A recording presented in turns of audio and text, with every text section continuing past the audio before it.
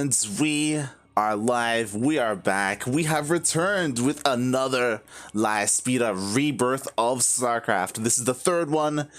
We've had 3 of them already, but the first one of the year of 2021. I'm, of course, Light_VIP, and with me, it's no one right now. I'll have someone soon, maybe in game 2, hopefully in game 2. Yeah, we have plans. We have some exciting plans. It's kind of a meme. later on, hopefully around the semis or the finals, I'm gonna have to poke some people and make sure they remember and they don't sleep in, because the person in question is currently playing Apex Legends. So you can take a guess at who that is. But enough of that. Here in the top right, we have the green Zerg player. He is, of course, representing Rebirth Esports, the main sponsor of this tournament, which is why it is called, of course, Rebirth of StarCraft. We have the Chilean, el Chileno. It is Loki. And I should have set up casting tool. And spawning in the bottom left of Pills of Gold LE as I quickly attempt to set this up. Beautiful. We have the Terran player. There's something about these Terrans. They're all over the place nowadays in Latino America. Here is another one. We have also representing Rebirth Esports. It is Zura.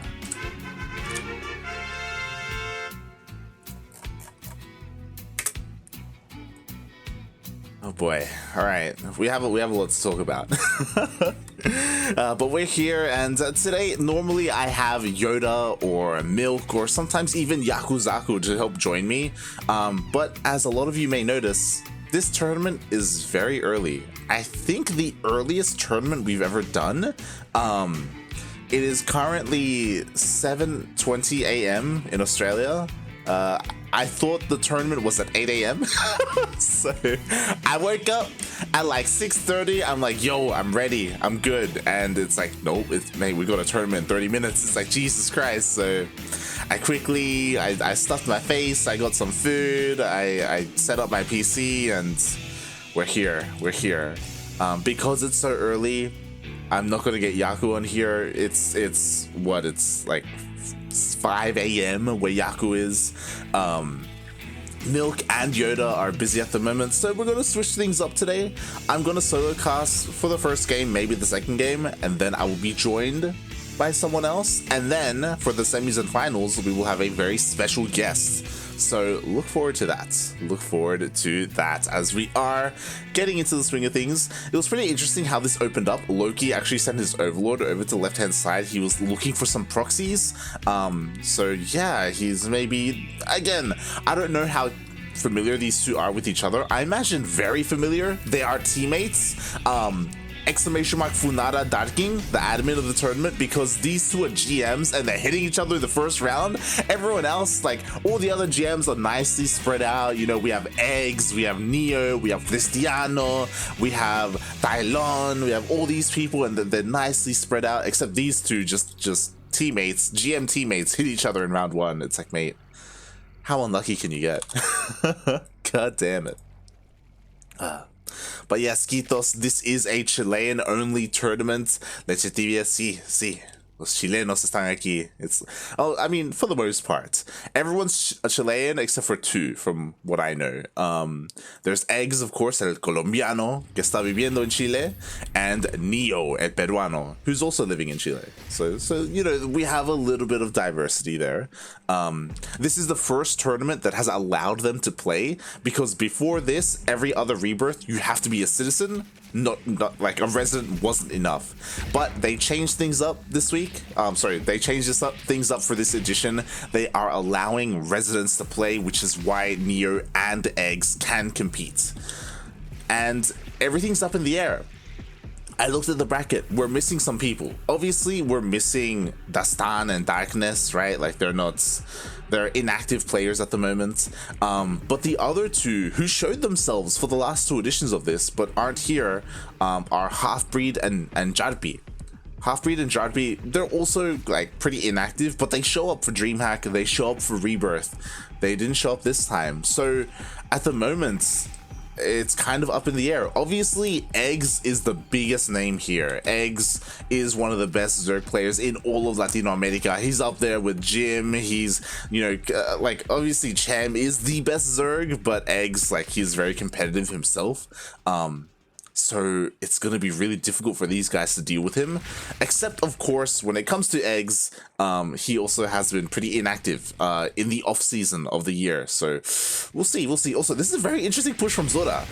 We have the Hellions, which is pretty normal, but we also have a Raven joining as well, and I mean, it's pretty smart because he's going to be able to clear up this creep, but it's not something we usually see. I guess we should talk about the game. We had a 1-1. Wait, what?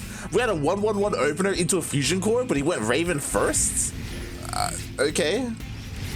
Fair enough. There we go. The BC is on the way. If we look at Loki's vision, he did scout the 1-1-1. He even saw the fusion core, so Loki has all the information he needs. That's why he has so many queens. That's why he's making even more queens for those injects to help chase down those BCs. So Loki has all the tools he needs. He should be fine as long as he isn't out of position. That's the goal of these Hellions here outside the main base, is to try and pull these queens away, so then that BC can kind of come in when the queens are distracted and like go into a main base, go into a third base and deal some damage. So we're just kind of waiting. Oh my god. Oh, Zura, no! We have mech today. Ay. This guy has been playing with Neo too much. So we got 2 more factories being thrown down. We got the armories being thrown down. Yamato is being researched. So Zura is committing heavily to this. Interesting. Zura also using the auto turret here. It's not going to find too much damage. Again, like, it's pretty hard to contend against all these queens. Ooh, at the same time, BC does go into the main base, and all the queens are going back to defend. Okay, he has some Ling Bane. He has a couple of Banelings, so these Hellions, if they dive into the mineral line, they're just gonna absolutely evaporate. 3 drones go down. Oh, almost 4. Not the worst thing, and okay, the BC does get pushed back. I do think he sent too many queens here to defend. Some of these queens would be good to push away these Hellions, but I guess he doesn't want to risk it. Ooh. Yeah, he actually wants to surround the Hellions. He's gonna go for it. Okay, he's sneaking some links around the south. We got some more links here as well, and if he can get us around, then he can just connect with those Banelings. Okay, step away. He's trying. Oh, he gets sandwiched. Nicely done. Loki catches all the Hellions here at the same time. Ooh, a Viking lands, but the queens are here. BC's trying to go in, but the queens are here. So the queens should be enough to defend. It is important to note Yamato has completed, so this BC at any moment can snipe a queen for free, which is pretty sick. As he is slowly chipping away at this base. This BC again shouldn't get too much done. I'm just quickly checking. I'm pretty surprised there's no more BCs in production. Even though he committed to Yamato. Oh, the queen almost goes down, forces a teleport. Ooh, teleports over to the left-hand side. And this base is really low, so if he target fires, he could kill the hatchery. Yo, there's no creep connecting the bases. The BC kills the hatchery. Wow.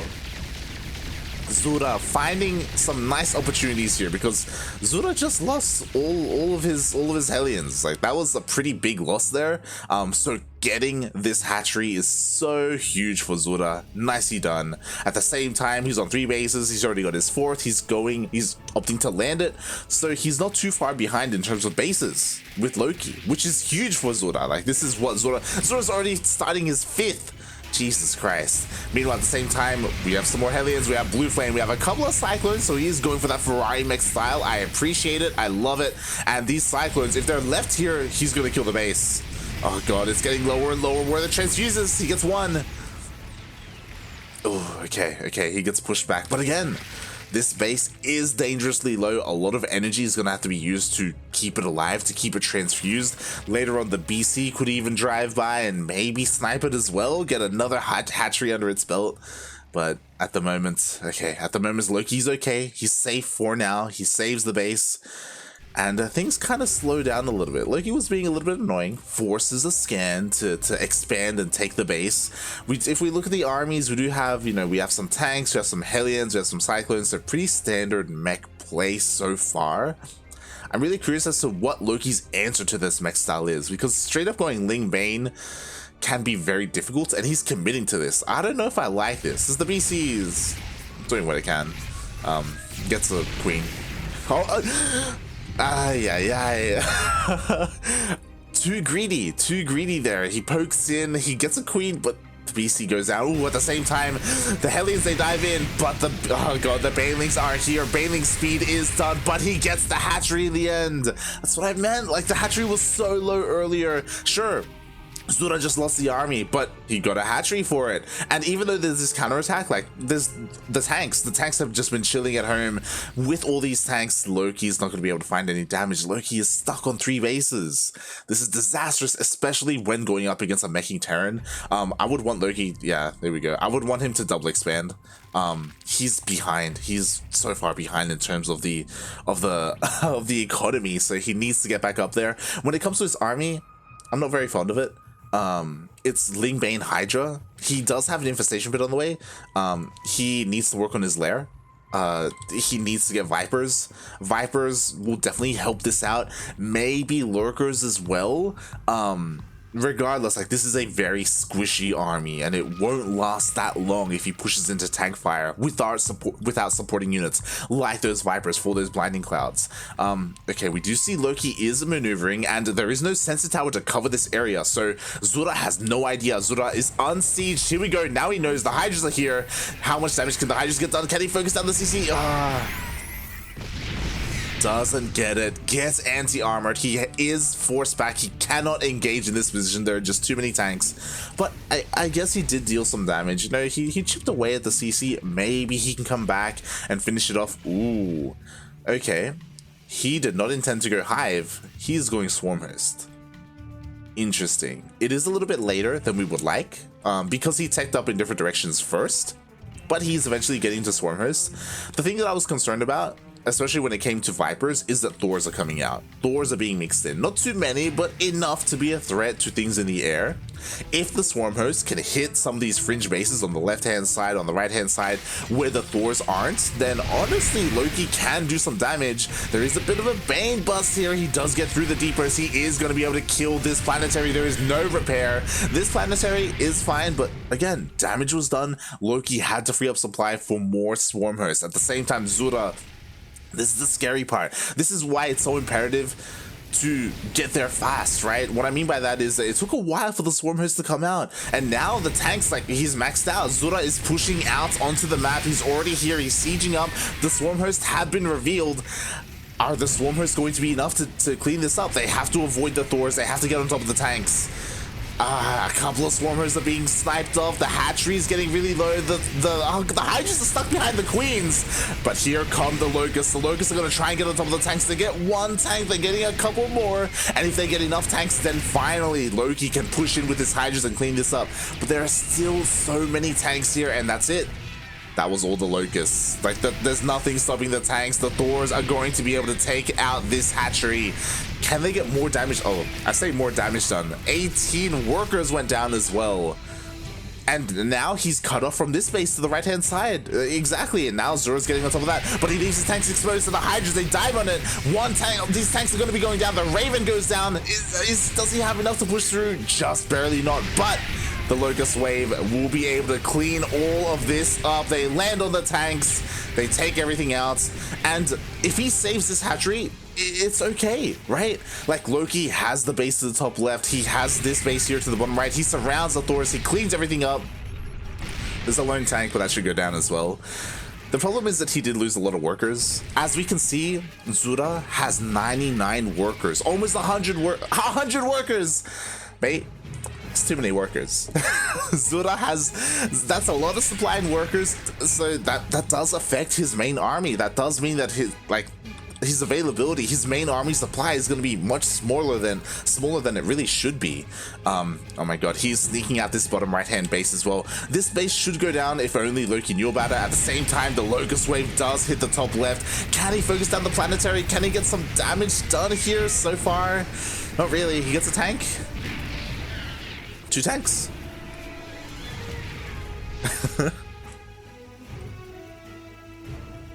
Okay, he does get 2 tanks in the end. Doesn't get any bases though, which is a bit of a shame. The Ling Hydra is getting ready to lay siege. Again, he doesn't realize about this planetary. Like, if only he knew, then he could easily take it out. But now there's a full wall here. There's, what, 8 tanks? Sorry, 7 tanks and 8th coming in as well. Like, Loki can't break this. Where's the Hive? Hive only just, it's not even done yet. He needs Vipers. Like, there's no anti-air. Go in, Blinding Cloud or Abduct, and all of this is dead, mate. Like, there's nothing here. Oh, the Locust Wave is going in. What's he gonna target? What's he gonna focus on? Looks like the Planetary. Okay. Planetary will go down. There we go. Planetary does go down. Was that worth a Locust Wave though? Like, that was pretty, not expensive, but I don't know if it was worth it because Zura is maxed out again. Moving out with all these tanks again. Blinding Cloud would be so good. Like, oh, like it's 1, 2, maybe 3 Blinding Clouds would cover all of this, and then you jump in with your Lings, right? But here come the tanks. He's pushing out once again. There's not that much buffer, which is good for Loki. There's no Hellions, no Cyclones. There's a single Thor. Here come the Locust Wave. The Locust Wave can deal a lot of damage if they don't go in immediately, but they do. Well, at the same time, the Hydras go in as well. The tanks are sieging up. The tanks absolutely annihilate all of the Hydras. The Locusts deal damage, but not enough. The tanks stand strong, and Loki just needs a little bit more time. It's okay if Loki loses the space. He's got a couple more. But I can only say that for so much longer. Loki did not remake his workers. Loki is still down. Less than 70 drones. Loses the hatchery, which again, it's okay. It's okay for now. The Locust Wave should recharge. As long as Loki is able to hold on to this space here, then he should be okay. With this Locust Wave, he should be fine. There it is. The Locust Wave is going to head out. We have Ling, Bane, Hydra. There should be a full surround here. Loki should be able to absolutely clean this up. There's a lot of shoots here. A lot of the Locusts were wasted. No. Go in. Go. Go, Loki. What are you doing? He's unsieged. What a waste of the Locusts. They were on A move and they landed a little bit too early. He's unsieged. He loses the hatchery and he doesn't jump on this. Like, this honestly, this army unsieged is so vulnerable, but in the end, Loki doesn't jump on it. His swarm hosts are getting caught out. He loses the base. He does finally have Vipers, which is nice, but a lot of damage has been done. Even if he cleans this up, he needs to do more of that. He needs to clean it up and then go across the map. At the same time, you got some Hellbats hitting the left-hand base. A lot of oh no, the Vipers are out of position. They all get moved out. This is a great opportunity for Zura to move forward. Zura isn't making Terran. He's just chilling. He's happy with his life. Oh my god, the Hellbats move in to intercept the Locusts. The Banelings are trying to crash in as well, but they aren't there for the Hellbats. Okay, Blinding Cloud is used. Is there enough on the ground? There are a couple of Hydras. They push through. Blinding Cloud runs out. He could have dealt with this earlier. But he unfortunately the execution, the engagement wasn't there on his side. And now Zura has his half of the map. He's rich. He's got all the money in the world. He's got 2k minerals, 2k bank. He unsieges, so this will get cleaned up. Loki has an opportunity here. He uses the Blinding Cloud, arguably unnecessary, but like he cleans up, which is fine. But oh god, with my shot. But okay, so Loki has to do something here. Another Locust Wave. Can he kill a base? Kill a goddamn base. Okay, here we go. Locust Wave comes in. It targets down the Planetary. Planetary should die. Oh my god. Never mind. Jesus Christ. These Locust Waves just haven't found any damage. The Hydras are pushing in, but there are Hellions here. Like, Imagine if the Locust Wave hit this base instead. The problem is that there are all these missile turrets to kill Locusts. There are 2 planetaries. Like, this is the worst place to send your Locusts, to send your Swarm Hosts. If he had sent it here to the bottom right, this would have been so much easier to clean up. And now the Hellions are cleaning up all the Hydras. There are Swarm Hosts, I guess. But we have BCs. We have BCs. This is the nail in the coffin. Finally, that fusion core, that Yamato comes into play. GG gets called. Zura takes game 1.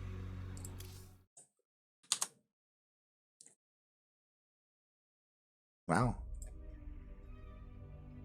And with that, do I have someone joining me?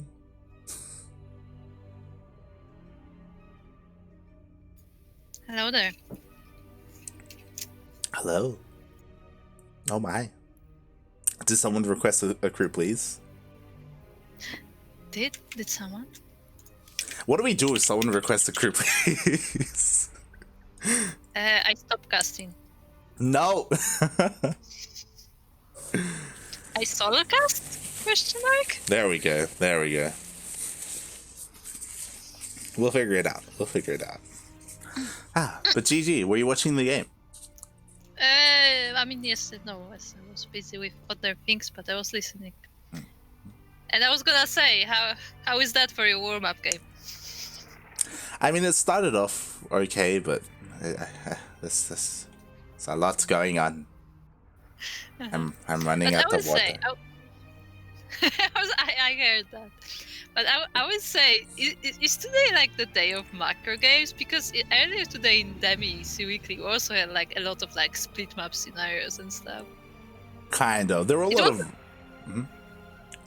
Like, they weren't necessarily like extremely long games, but like there was a lot of like very, very macro games. Yeah. I mean, when it comes to the Latin American Terrans, for some reason, a lot of them like mech. I mean, you say Terrans. But then you have Nano. Nano's Protoss. That's my point. He also knows mech. He does. But yeah, there's something about Zura, Neo as well. There's a lot of the Rebirth Terrans, they seem to be fond of mech, or maybe that's something they practice together, unfortunately. So, aye. Unfortunately, they practice together, too bad. The practice is fine, the mech, I'm not, I don't know about that one. It often happens with like players in the same team with share builds and stuff. So it makes sense. Yeah.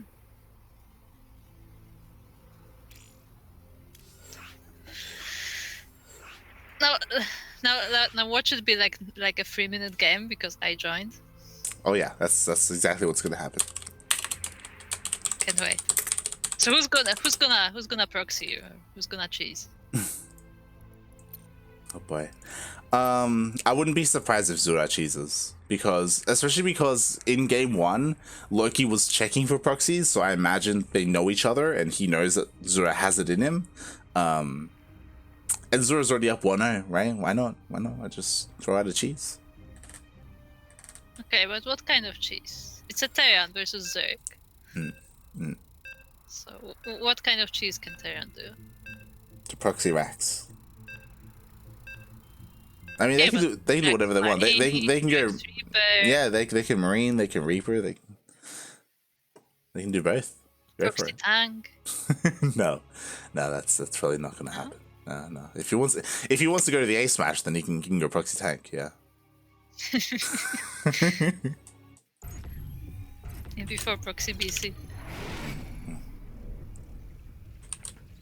Okay, take it away, Krupp. Oh, god damn it, I also have to do intros.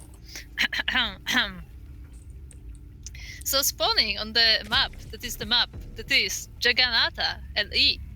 In the bottom left corner of Jagannatha LE, we have how appropriate, a very green player, the Zerg player, representing obviously Chile. We have Loki. And in the top right-hand corner of Jagannatha LE, we have his opponent, his teammate, the blue Terran player also representing Rebirth eSports. He is also from the land of Chile. It is Zura.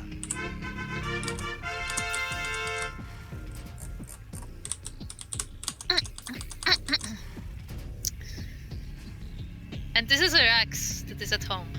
It is. It's at home. Very disappointed.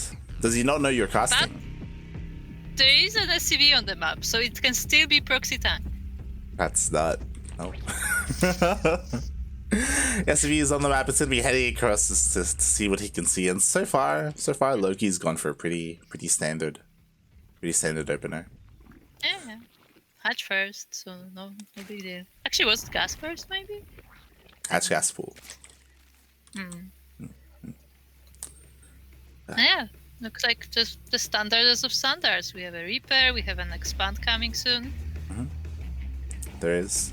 Also, you mentioned before, everyone exclamation mark Funara Vortex, because I thought Vortex would be adminning today, but apparently Vortex is casting a League of Legends tournament. Yep. Wow. I'm disappointed. I already fired him. I never hired him, but he's already fired. Yep, he's done. He's fired. No more duct tapes until he gets out of League of Legends. God damn it. Shaking my head. How could he do that? How could he do that to the Chileans? Taper is on the other side of the map. It is. Or it's not. No, okay. For a moment, I thought these things killed him, but no, it's fine. So everyone, of course, exclamation mark Funada Vortex, and hopefully we can get someone else along those lines to join us later on for the cast. But I'm really curious to see.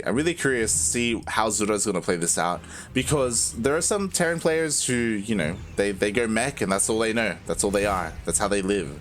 But there are others who can switch things up. I mean, he's going 4 Marines, which is only a bunker wharf, but it's still 4 Marines. So is he gonna switch it to mech afterwards?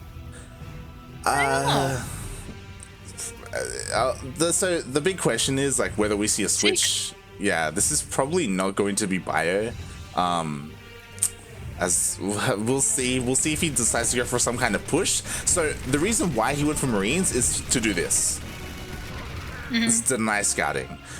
Because otherwise he would have a bunch of Hellions, sure, but can't really do much with it. There it is. He goes for the switch. He doesn't get the tech lab with the racks, and instead is going double starport. Ooh, are we going BCs? Yes, we're going BCs. There we go. So last game, he did open up with the Fusion Core, but it was a 1-1-1 into Fusion Core.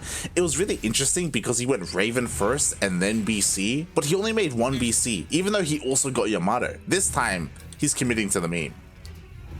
Interesting. So how many BCs? At least 2. Because he's gonna have 2 starports. But again, like that is why he invested in those Marines. So there's give and take here, right? Zura didn't make any Hellions, so Zura has no map control. Zura can't deny or confirm that there's a 3rd base. He can't deny any scouting. So Loki has, you know, even though Loki has free reign, he's not really doing much with it. And a lot of that is because he doesn't know what his opponent's doing. He scouted a 1-1-1. That's all he knows.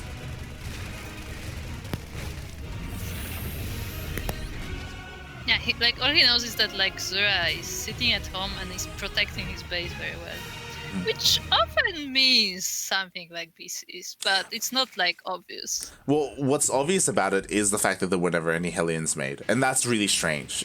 In this matchup, there are usually Hellions out on the map, so he's aware of that. We see he's preparing for starport units, like Spores on the way. He has a decent amount of Queens, so he can deal with 1 BC.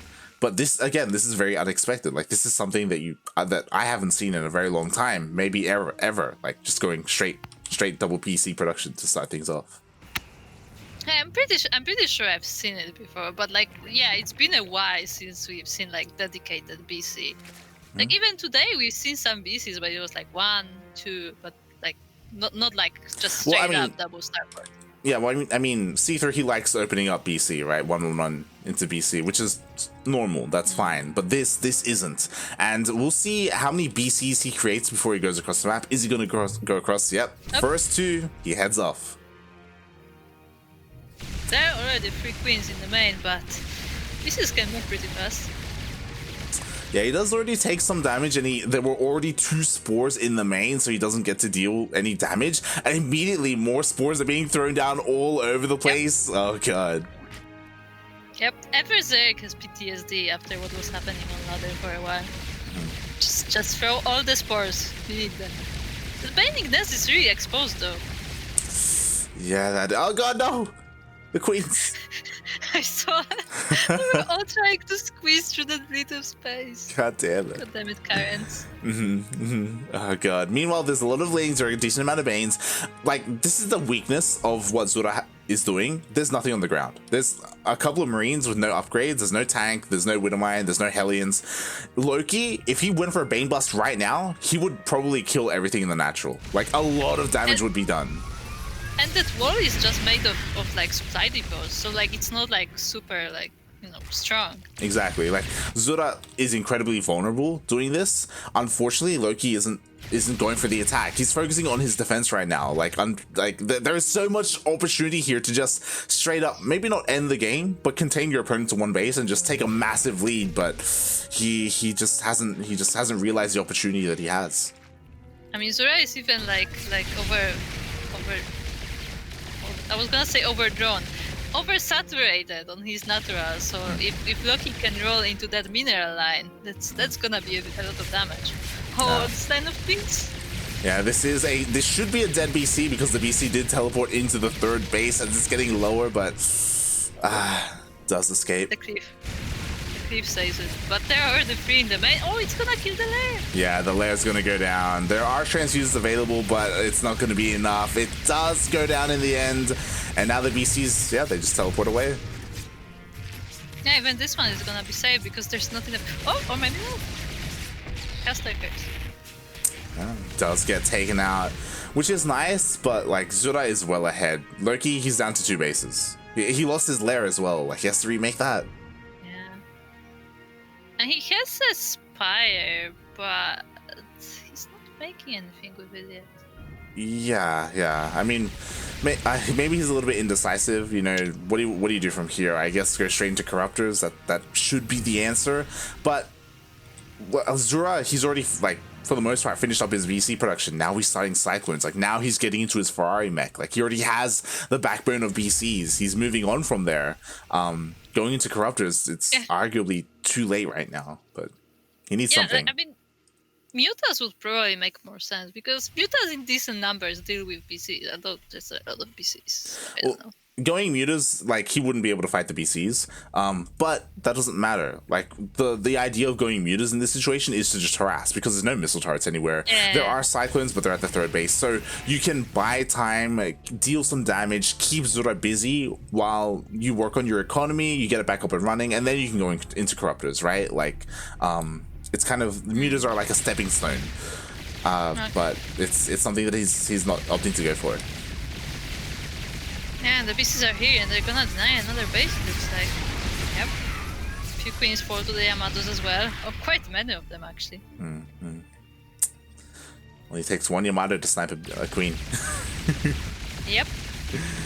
This base is under attack again. It's not a lair this time, so it's not as much of a loss. The Corruptors are here. They only managed to snipe 1 BC for all this damage. Yeah, that they do. At the same time, there was a bit of a Ling run by, or the engineering bay was being shot at for a little bit there. But in the end, the Ling run by didn't deal too much damage either. Again, like, there's so much places that are exposed that you can take advantage of, but yeah, Loki just hasn't been able to find them. His creep spread is okay, and that's something that I will commend him on. Over here on the right-hand side of the map, he's double expanding as well. He's actually triple expanding because he needs to. But he's so beaten down. He's so battered, so bruised. Like he doesn't. Yeah. I was gonna say he's expanding to your main, really expanding. That's the sad truth of it, you know. He just can't get his main up and running. Okay, he's trying to do something with these corruptors. It's if they were here a little bit sooner, they could have denied these upgrades, but the upgrades are gonna finish. Yeah. Feels bad. So close. Literally like 10 seconds earlier. Not even 10 seconds, and he would have gotten it. There's still this one though. He could get the one on the eGGz. I guess so. That's a little bit riskier, but he could go for it. Of course, he has to wait for Caustic Spray to come off of cooldown. So it will take some time. At the same time, the Ferrari mech is starting to clean up some of this creep. There's a water buy. Thanks. They don't have speed. Oh no. Hey, they still get some damage. Yeah. Better than his speed. But yeah, the speed is still on the way because the lair was denied earlier. Yeah. I mean, he does deal some damage, which is nice. Does he have enough to defend against the Hellion Cyclone? Problem is, now he has no more Banelings. And you kind of need Banelings to help defend against this. To be fair, even if he had them, he doesn't have... Oh, okay, Baneling speed did just finish up. With these Queens, maybe he can hold on, but the Cyclones are going to clean up so much of this. Yeah, he's just saving those roaches, like... All the transfusers go into the roaches on the front, but this is a scary army from Zura, and it's only gonna get stronger. Fun fact, there are Marines in there. Those are the Marines from the beginning of the game. They, he doesn't have stim. He doesn't have anything. No combat shields, nothing. Nope. He doesn't need those. Yeah. Come on. He has them there just so that he can say he didn't go full mech, you know? He went bio mech. Yes, this is biome. Oh god. Alright, Loki. Both players are maxed out, but of course Loki does have inflated supply with these roaches. He doesn't really have the ideal army to deal with what Zura has. He also doesn't have that the Banelings are in the middle of the army, so they're kinda stuck whenever Loki is trying to attack. Yeah, but we'll see, as there's still creep here, but it's gonna start receding now that it got cleaned up. Zura, now that he's maxed out, he's just going in. He's even got some tanks in here. Oh my. They're being dropped as well. Yeah, this is a scary mech army. The Queens are trying to do what they can. The Corruptors are here and they're gonna snipe some PCs, but that's all they can do really. Ooh, but the Banelings, they come from behind, they connect with the Cyclones and the Hellions, and Loki is able to clean up. At the same time, though, the BCs teleported away from the Corruptors and they went all the way into the base. Are they going to get another hatchery? Even if they do, though, they're all going to go down. No. Ooh. Yeah, and this army was actually cleaned up. I don't know how much reinforcements Zura has right now, because mech army is not easy to make. So Zura has been well ahead in workers this entire time. I just realized he hasn't been mining gas here. He is lacking in gas. After that Baneling run by, he never retook the gases. He sent all his SCVs to the minerals. So because of that, it's so difficult for him to reinforce. Like, he doesn't have his full production going right now. And now the Roach Ravager, it's on top of the factories. He's going to be able to take them out, and Loki can take this game. Oh, look. The Corruptors of the planetary. Beautiful. Yeah, they're on the planetary. Yeah, the Roach Ravager. The problem is that because of the planetaries, like, he's having a hard time engaging with them, so he won't be able to finish things off here. Maybe the space over here is a little bit vulnerable, but in the end, Loki does rotate around. There are swarm hosts on the way, which is great. Like, swarm hosts can definitely help out right now, especially since the BCs are reset, like, and there's no more coming out. Yeah, the one problem with Loki's army was that, like, it was mostly Ravagers, so every time, like, a tank was shooting them or the planetary, like, a lot of them were falling. But yeah, he's switching to Swarmor's house, so we're gonna see how that works out. Yeah, and there are Banelings as well. There are Banelings, and he could just right-click on the CC and kill it. Oh god. Doesn't even need to. 24 SCVs go down. Every single SCV here on this base does fall. And now Zura's stuck on 3 bases. Like barely even 3 bases, since he's almost mined out in his main and in his natural. Yeah, I mean, one thing you can definitely say about Mech is that it's very costly composition. Up. There you go.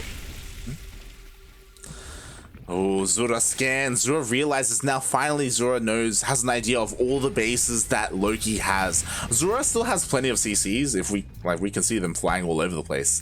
So he can retake the bases, but Zura needs time. And the problem is that Loki isn't ending it. Not just that, like Loki also has a bunch of dead supply in these corruptors. Like he's struggling to find any damage with them. So even though he's ahead in supply, he's not really ahead in supply. The tanks are forcing him back as well. I mean, the corruptors are useful for taking down like planetaries and stuff because they can be shot by them. But that's a lot of corruptors that aren't doing much. Yeah. Also, Zura does have a lot of CCs, but like actually the bases he has that like are pretty much mined out, even like the one on the bottom. But he is taking the new one in the corner, so that's gonna be useful. Yeah. And the hard part about using your corruptors is that there are plenty of missile turrets all over the place to like protect your bases, so it can be so difficult to get any damage done. Exactly. But the problem is that like that's a lot of APM, and it's been a while since he's been able to use his corruptors in any way, right? Like he hasn't been able to find some way to use them. Oh, he does catch a couple of Hellions here and there. Oh god, the swarm hosts. No, the swarm hosts. They're barely running away. One of them falls. But this is a very scary place. The swarm hosts are gonna get caught again? Not just the swarm host, this Roach Ravager, it's kind of caught here as well. All the tanks siege up, and all this Roach Ravager is going to go down unless he can somehow escape. Go, right away. The investors are just running. They're like hiding behind the army, like, nope, not us. Leave us alone. No, they're gonna go down. The Cyclones are here. The infestors go down. They almost made it. They were the last to go down. The corruptors are trying. They're trying to find some damage. They find an angle, kind of. Please go to the one base that doesn't have turrets. Please. He can't find it. He's lost. It's the one that's on the very front. Loki, no. All the corruptors go down to the I mean, he freed up this fly. True. I guess. I'm sure there would have been a better way to do that. One survives. One survives. Meanwhile, there's a bit of a Baneling run by being set up as well. The rest of the army is here on the left-hand side of the map, and Zura is completely out of position. I just realized, Zura, something that he is missing is sensor towers. There's no sensor towers anywhere, so he has no idea where the army is. That is very true. Yo, and this base is low. You can just right-click it. Go for it. There are so many workers there. Look at all the workers. Oh, the Banelings are rolling in. 37. Nice. Okay. This army is very small now.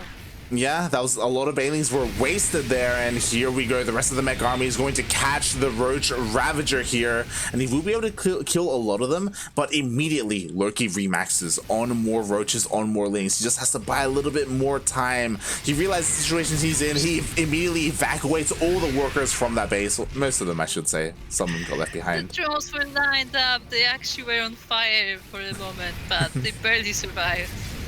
Oh, that they did. But here we go. Zura is sieging upon these bases. Both of these hatcheries, they are under threat. Immediately, the workers are pulled again. Loki's like, nah, we gotta get out of here. I mean, the good part is that Loki actually has like other bases to pull to, I guess. Like he Look.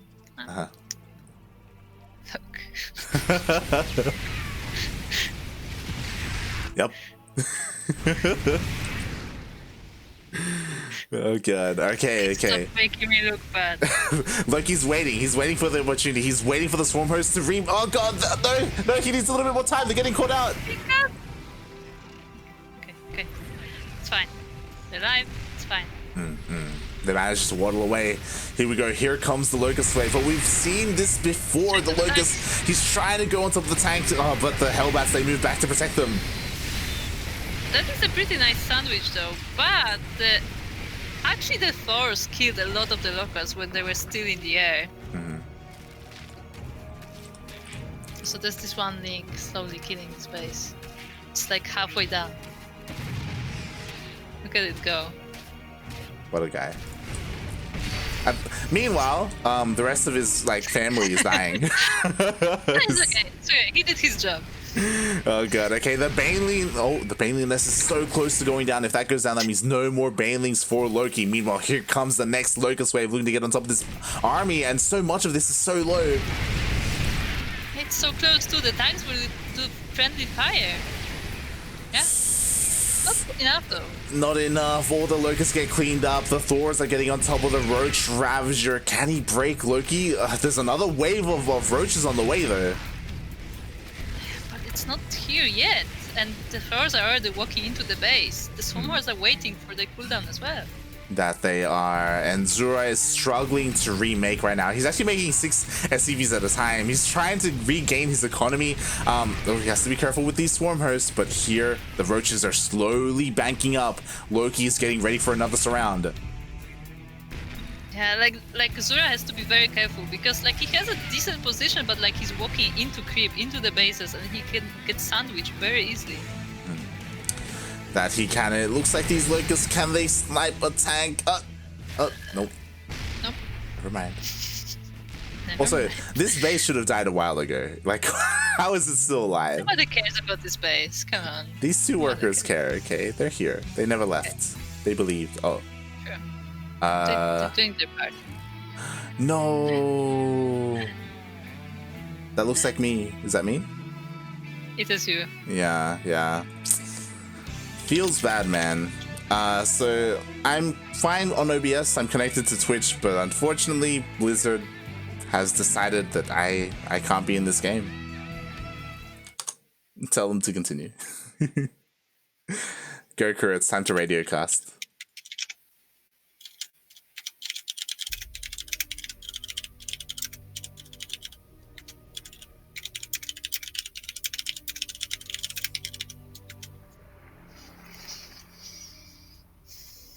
I mean, I'm waiting for it to drop. Also, can I?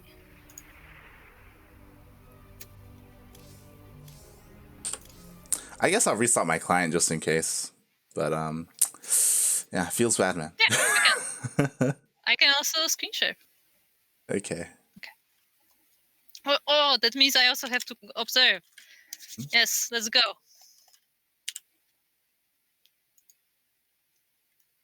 Okay. I don't have my setup ready.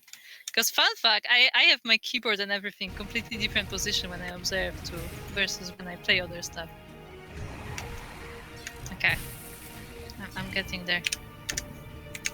Okay, we have another Locust Wave going straight into this undefended base. Though there aren't any minerals here anymore anyway, and there's barely any gas mining. So even though this planetary falls down, it wasn't that important for Zura, but these new bases...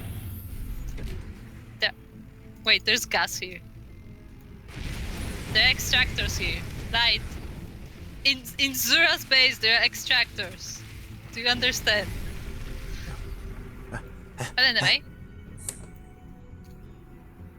Can you see?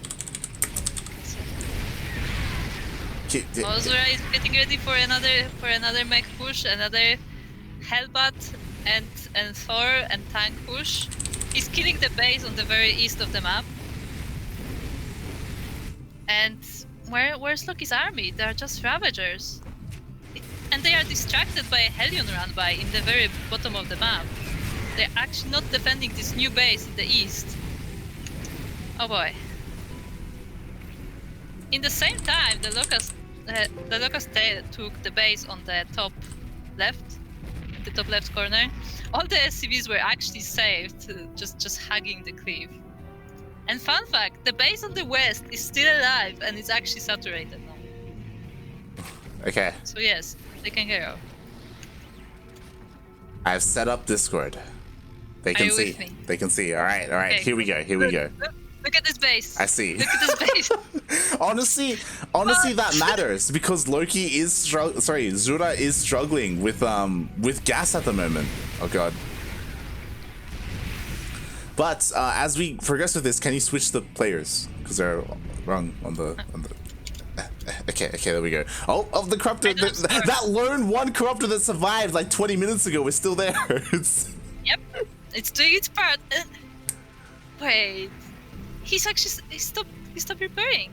He needs to like throw down in the storm. Meanwhile, at the same time, the main army of Zura is pushing into creep right now, and there are no banelings here. The bailing nest is still being made. The locust wave is not ready. Yeah, and there's just a lot of ravagers that are trying to buy this army, but Zura is dodging pretty well. He's just walking in. Look at all these hellbats, they're just waddling in. He is just pushing forward. The tanks are slowly forging forward. Again, the bailing nest, it's not going to finish. I mean, it's right in front of the mech army. It's finished. It's not gonna live long though. Exactly, it's not good. He doesn't have Zerglings to make banelings. Oh, he doesn't. And even though Loki has this massive bank, I mean, he's going to try and collapse upon this army again. Yeah, even the overlords are joining the fight, but all these ravagers, can they clean up this army? They are so close actually, but the Thors have a lot of damage. Yeah, they can't break through the Thors. They can't get to that juicy center of tanks in the back line. And Zura, despite being down in supply this entire time, is slowly breaking Loki. But he doesn't have enough. He doesn't have enough to push through. So he's kind of just stuck out here. And here comes the next Locust Wave. Yeah, we see it time and time again where Zura is like trying to get into the base of Loki, but every time like he just doesn't have enough to finish it. Oh, the swarmers are moving in. Oh, okay, the move fine. command on the roaches. He almost killed both of those tanks, but again, see the roaches, they move past everything and they go down for free. Oh no, the rally. We've all done that before. Oh god. Yeah, it looked like he all army move commanded, unfortunately. In the meantime. Oh god, there is a bit of a Ling run by here, and he is dealing a lot of damage, again hindering the economy of Zura. Zura down to 20 workers compared to Loki's 40. But at the same time, Loki, he still can't break this. Here's another Locust Wave. Eventually, Loki can clean this up with his Locusts. Yeah, the tanks are well spread, so that's helping him a lot. But eventually we'll clean this up. Yeah, that all the Thors go down. There's only naked tanks here. A couple of Hellions join in as well. It looks like there's just barely enough for Zura to hold on.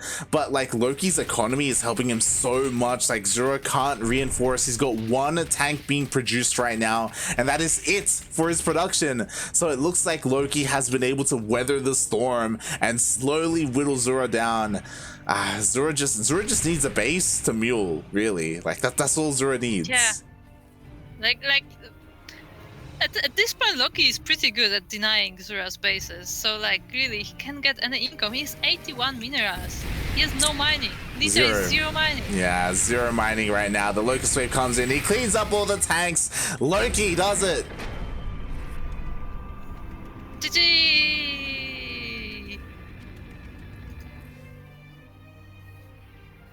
Yes, I throw my hands in the air when I do that. GG.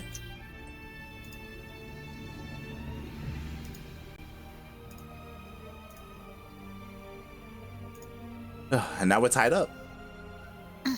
You can. Oh, it was tied up. You can stop screen sharing now. I don't know how. How do I? Okay. Wait. No, okay, it's good. It's good. Okay. There we go.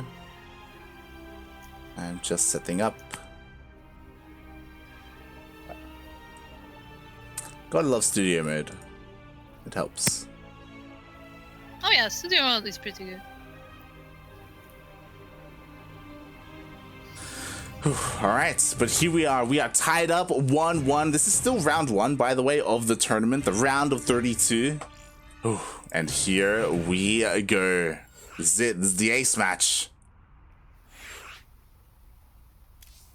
How fitting that the very first round of the Rebirth of StarCraft is 2 Rebirth players having such a great series. Such a close series. Yeah, that's what it's a shame. It's a shame that these two. It's a shame that these two meet in the first round. You know, of course, I see Vortex in the chat. Remember, everyone! Exclamation mark Funada Vortex for not being here to admin, for not being here to help seed. God damn. Yep, Funara Vortex. It's clearly his fault. You know, I'm just catching up on the chat. Nia Shaggy, ¿cuándo es Lama Dorada 2? En unos meses, Es muy pronto, es muy pronto? It's too soon. It's too soon for another Lama Dorada. But we do plan on hosting another one this year at some point.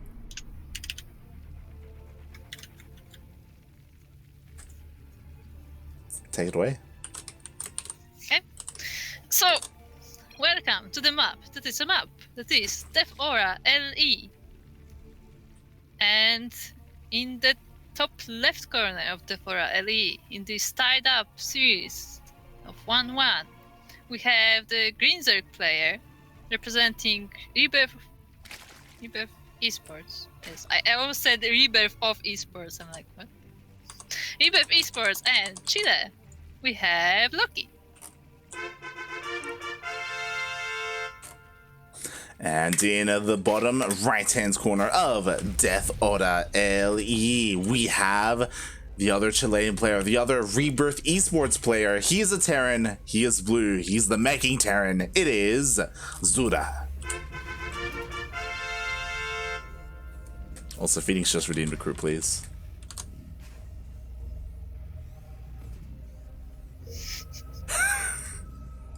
What does that mean? Does that mean Croup solo casts? Does that mean that Croup doesn't cast? Does that mean that Phoenix is fired? It does. It does mean that, actually, yeah. S in the chat for Phoenix. See, he's now fired. He's no longer a part of the CranKy Ducklings. Oh, God. Speaking of which, Phoenix, we need to talk. Oh, God. Yeah, once again, very standard. We have a hatch first, we have a Reaper expand. Like, all good, all good. Everybody's very chill today. Yeah, Zura opts not to go for that proxy. Meanwhile, Loki was checking around his bases just in case there was one, making sure he's perfectly safe and sound in the ace match. Yeah, it's good to be safe. Wait, where is? Okay, it's expanding. I'm like, where is this drone with gas going?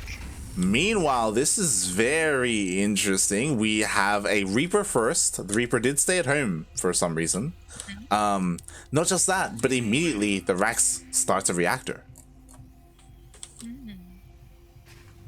So this is very reminiscent to the previous game where we saw Zura make a bunch of Marines to nice scouting to go for that hidden tech that we saw.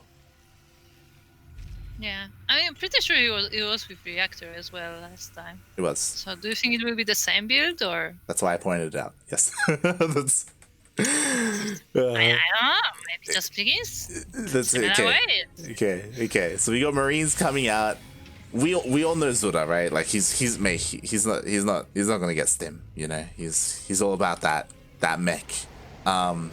But like we'll see, because this is gonna be the second time that Zura does this. So Loki should be aware. Luca D supply should be aware of this, and he should be a little bit more on top of his scouting? Question mark. I guess. I mean, last time he was trying to scout, but he was just denied. But look at the Overlord; it's already behind the natural. He actually left it behind just so the Marines don't find it. Yeah, and what I mean by like being more adamant with his scouting, it's important to note it happened 25 minutes ago. But the last game started on Jagannatha with Loki losing his main base twice to BCs. You know, like It was a bad start for Loki. It was. I honestly didn't expect Loki to actually get out, manage to flip this game and actually win it. Like, Yeah, like yeah. it did not look good for him. It didn't. I mean, it wasn't. It straight up wasn't good for him. It's just that he was able to trade efficiently to find these good moments, these good engagements, and he was able to claw his way back in. So that's really impressive that he's stuck in it. So we'll see what happens here, because Loki's opening up with the Roach Warren, which makes sense because he knows Zura likes his mech style. Yeah, there would probably be mech. Yeah, but just like game number 1, which I know you didn't cast, but in game number 1, Zura went for a Raven first. Yeah, it's the Raven variation. We have the Hellion on the way as well. So 1 Hellion on a reactor. Okay. Yeah, and so it's a bit more standard, I would say. Kind of. Again, the Raven is very not standard. It's a unit that you don't typically see in this matchup. And what's interesting about the way that Zura plays this out is that he gets the Raven just for creep denial. He pairs up the Raven with all these Hellions, and he just skirts around the edges of the creep and just cleans up all the tumors. Yeah, it's very interesting. And yeah, after this, we have as he's trying to kill an Overlord, Overlord does survive, but it will get taken out. And this is important because Zura is still throwing down that fusion core. Yep, this is still gonna be BCs. We don't know how many. Wait, what if it's actually not BCs? So it's not going to be live range. That's what you mean. Why not? In game 1, when Zura did this, it was just 1 BC. Hopefully we see more than that, because it was a big investment. In game 1, he went 1 BC and he got Yamato as well, and it was like, oh my god, like really, you're investing that much into 1 BC? So we'll see how much he commits. Yeah, I feel like 2 BCs is pretty solid for like harassment and stuff, because you can switch them around or put 2 of them together, like one defends the other. Yeah. Nice denial. I like this thing. It's such a simple thing, but it's so annoying. And he's doing it again, so he is getting Yamato. Is he gonna make more than 1 BC? I hope so, but the problem is that he's got 3 fact products. Like he's investing in other places pretty heavily. It's gonna be his flagship. It's his Hyperion. Okay, he has to be like well equipped, but it's not gonna be the only one. It's the command ship. Got by Hyperion.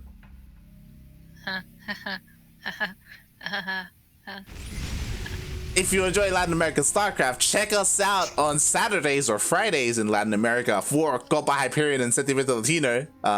Those are open to all Latin American players, not just Chilenos. Here's the BC. BC's half dead. Yamato's halfway done. There's only 1 BC. Funara Zura. Look, it's his flagship. It's gonna lead him to victory, and he needs to be well equipped. And he's gonna lose his flagship before Yamato finishes. Look, it's alive. Shaking my head. It went through all the queens that were in the base, but it's alive. We got more factories on the way. We got Macfield accelerators on the way as well. Oh boy. Okay, and again, this BC is playing with fire. It's fine. It's perfectly fine. It's perfectly operational. Like, it's gonna get a queen because of Yamato, but at the cost of its life, it's.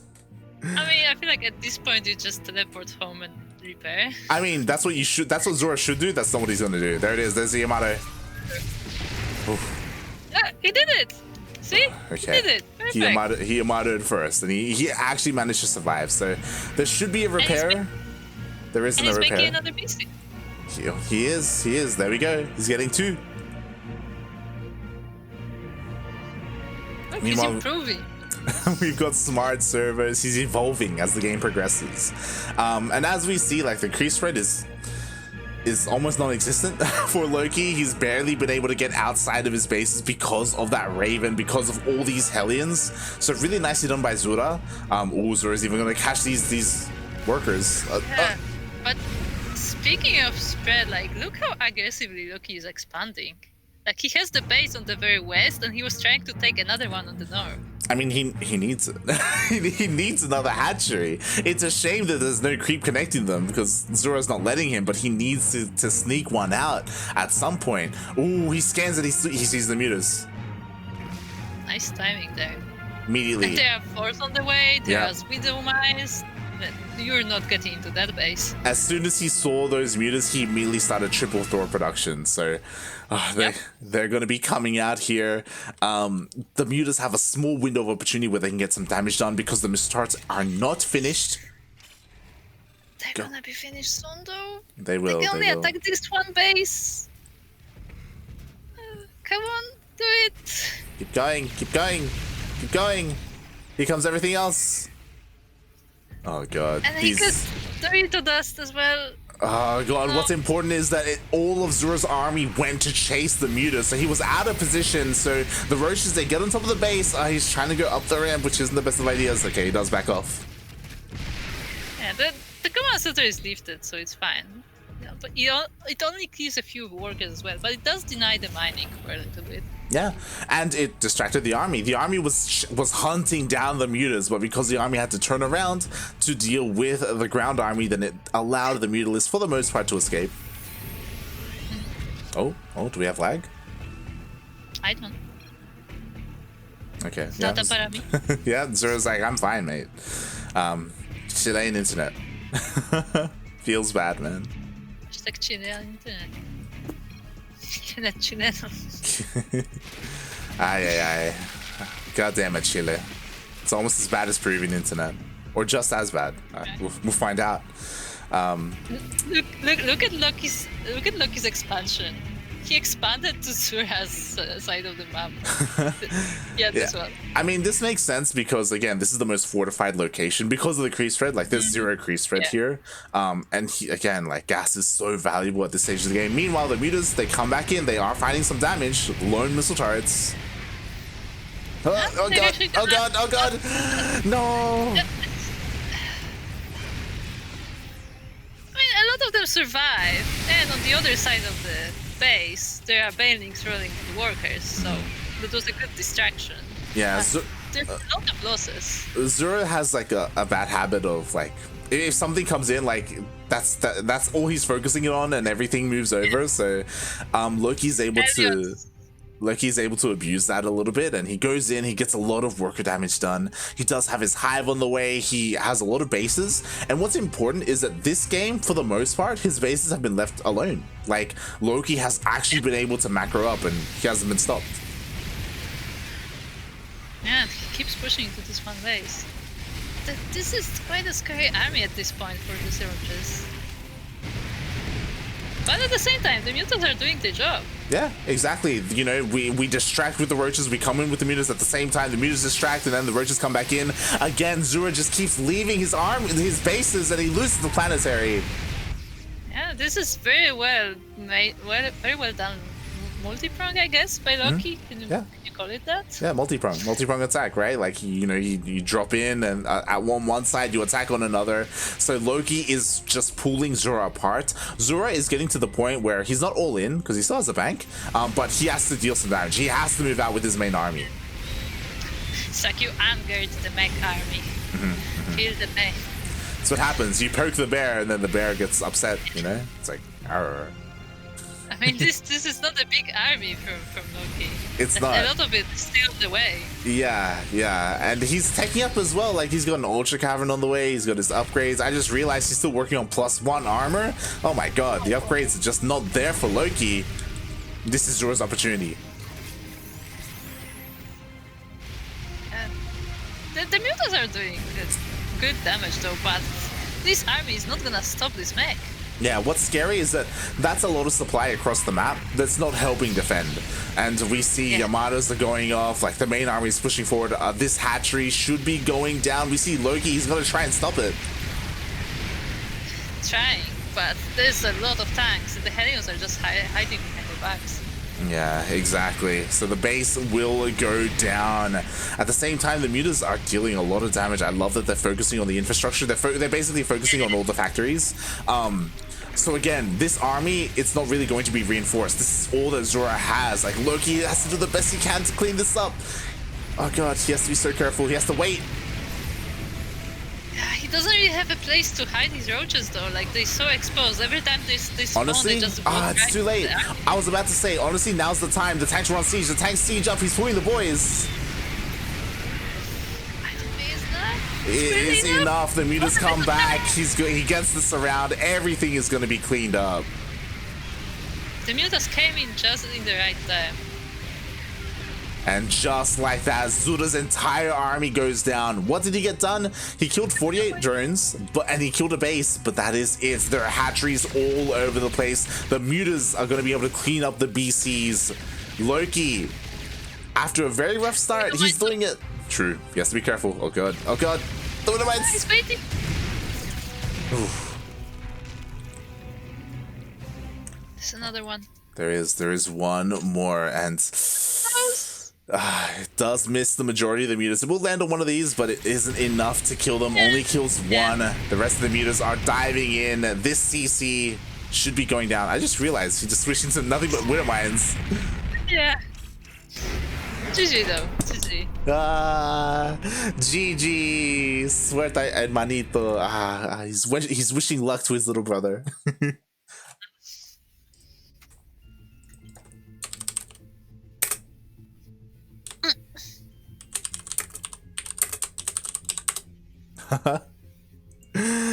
GG, well played. Loki, after a rough start, he moves on. He takes down his fellow Rebirth brethren and moves on to face Tailon. Oh. What can you tell me about Tailon? We have casted him on this channel before.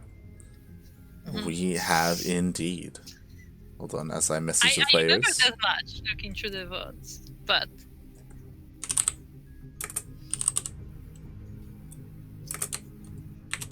so should I really? No, I'm not gonna cast on my own. I'm not good enough. I don't think that's a good idea. I don't think that's a good idea. Yeah. Not just for that, but I know like your voice and stuff like that can struggle sometimes. Like. Yeah.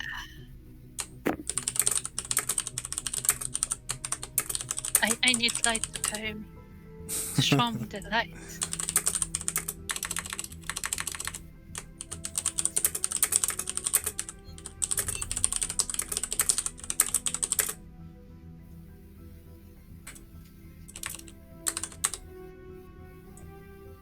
Okay, well, the next series will be Loki versus Tailon. It looks like Swap will also be joining us.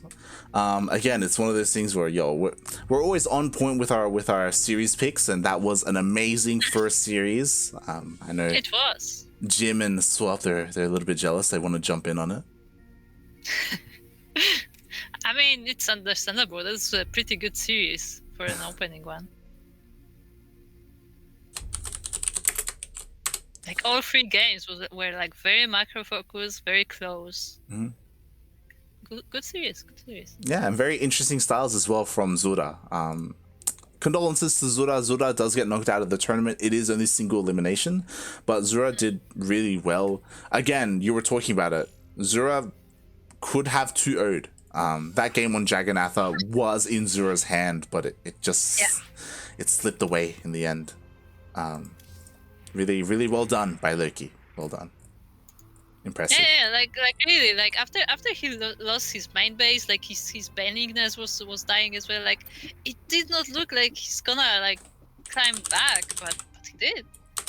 Like it was very impressive. Very, very impressive. As I'm quickly looking to see, where is he? Ducklings get in as well. Oh no, he's gonna lag out, isn't he? He probably will. Ah, God. Alright, here we go. We are getting ready. Meanwhile, everyone, !B in the chat if you want to have a look at that bracket. It was a pretty big one. Round of 64 brackets. There were 30-something players. And it looks like the rest of the tournament has advanced on. There's a lot of updates going on. Choro Carlos doing well, which is nice. Neo is up against Cinder, which is a pretty good matchup as well. You know, much love to Neo. Hope he's doing well. Yeah, I've seen you've been casting a lot of Neo lately. Yeah, the past like 2 weeks we've had Neo's been he's been signing up for everything. So. True.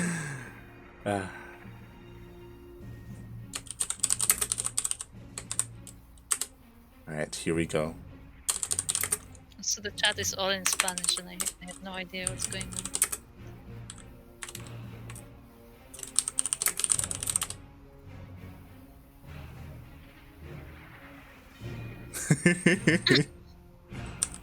What? What does that mean?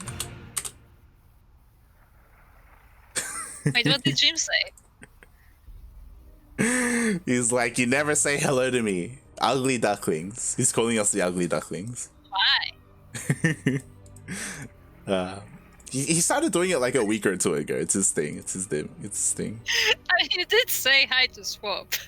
I did. I said hi to Swap. Look, normally Jim's not here in the chat, okay? I mean, true, I've seen him being late for a few lobbies. That did happen.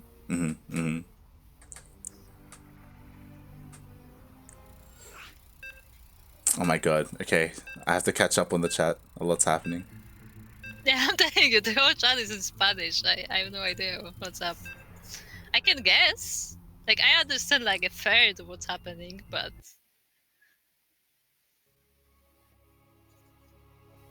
Cristiano's in the chat. So the winner of this series will go up against Cristiano. Y Cristiano está diciendo que después de eso, that after this, like, eGGz is the big name in the bracket, you know. Like, Loki is looking really good. Cristiano is GM as well, but eGGz is the big fish in this pond. The big duck, if you will. Wait, eGGz is playing? Yeah. If you were listening, eGGz and Neo are playing because they are residents of Chile. Because this tournament, they changed it to accept residents as well, not just citizens. I was gonna say, when did eGGz get married? Right? Funada eGGz. Se necesita casar, man. Put a ring on it. Right, go for it. Kind of funny when we're booking the cast. But anyway, welcome to the map. That is the map. Pillars of Gold, LE, where in the top right of the map, we have the well-known now Green Zerg, representing Rebirth eSports and Chile. We have the Green Zerg Loki. Bienvenido, Facebook, bienvenido. Alright, here we go. Here is his oponente. El primero, the first Protoss of the stream, representing Team Unidos por el Vicio. It is el chileno, the blue Chilean. It is Tailon.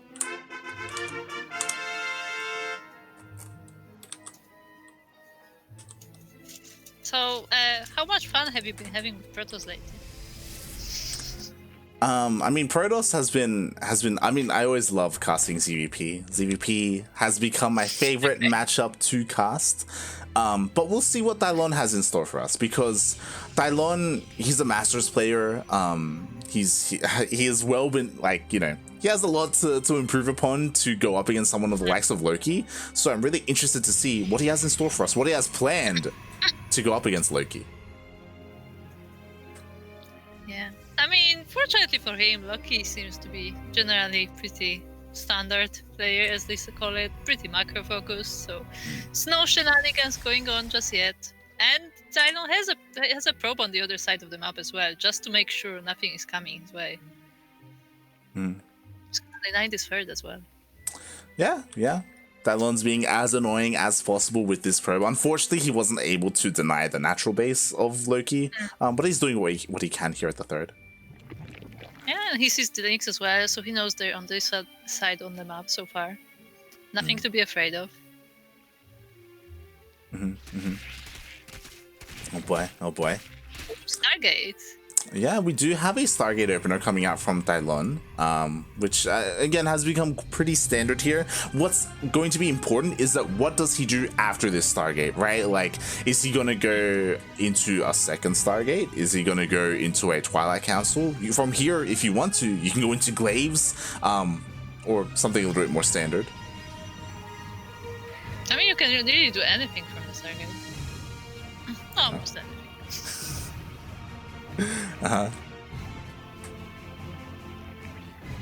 I've seen a lot of Void Rays today, so I'm feeling Void Rays, but probably not. Probably not. I feel like this is gonna be Oracle first. Right? We'll see. There we go. Oh. Void Ray first. Okay. And what I do like from Loki, as you know, he is attempting to deal with these adepts, is that he is going into pneumatized carapace as well. So he is going to be making sure that he scouts his opponents and that he sees what his opponent is doing. Again, this is the first time that I'm going to be seeing Loki in a ZVP. So does he try to end the game early? Is he the kind of player to go for the German taxi, or does he like playing a more straight up standard game with like Hydra, Lurker, Viper? I feel like Loki will be playing the straight up game. Like he seems like the kind of player who just likes this like macro games with big armies and like control of battles. Seems to be his thing. Yeah, and I mean, so he has pneumatized carapace, so he goes in. He doesn't see much. He doesn't see much. Yeah, he confirms the Stargate, I guess. Immediately starts lair. Yeah, true, very true. That's the thing. Like we see that Tailon went for the expansion, but his adept gets surrounded. Nice. He won't be able to deny this expansion, but still, it's a nice catch. Very nice catch. We have the Void Ray that's sneaking around. There is a Queen to meet him at the same time the Oracle dives in. There's no Spore. Oh, there's no Queen either. The Queen is going to fight the Void Ray. Maybe all the Queens were on one hotkey, so he sent all the Queens to help defend against the Void Ray, but then the Oracle dove in. 4 drones went down.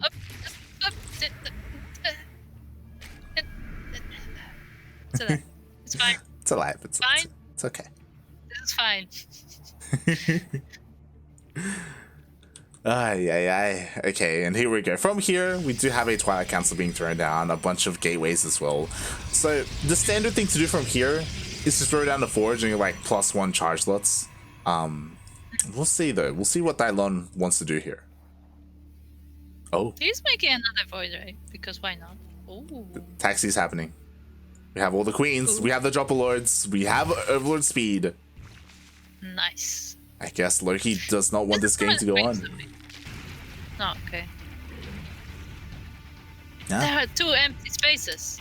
Why are there no more units in this Overlord? This is not efficient. So what's important is that it can be risky doing this, but he is avoiding the Void Rays. The Void Rays, they're hitting the base. They don't know that the Queens are heading across the map. So this is a good thing for Loki, because this is the big threat, heading across the map to attempt to end the game. Yeah, the bad thing is that the Queens can't help defending against the Void Rays, so if they start attacking the base, it may not go very well. Yeah, the thing is that Tailon should be recalling. Like he needs these at home, and there it is. Like, the recall does get used. The creep is being spread. This third base should be going down. We'll see. Overcharge is being used. Yeah, these adepts are trying to do what they can, but they can't hold all of this army. The Void Rays are sneaking from the back, but the Queens are ready. And there's no shield batteries in range. Yeah, exactly. And because of that, this like overcharge has already been used up. This base should be going down. There are 3 gonna be 4. There is 4 Void Rays, but there are so many Queens here, so much energy for transfuse, so they can go toe to toe with them. I feel like there needs to be more shield batteries than the natural. You see that he put the Queen into the Overlord to save it, just like you would do if like a War Priest or like with a Medivac.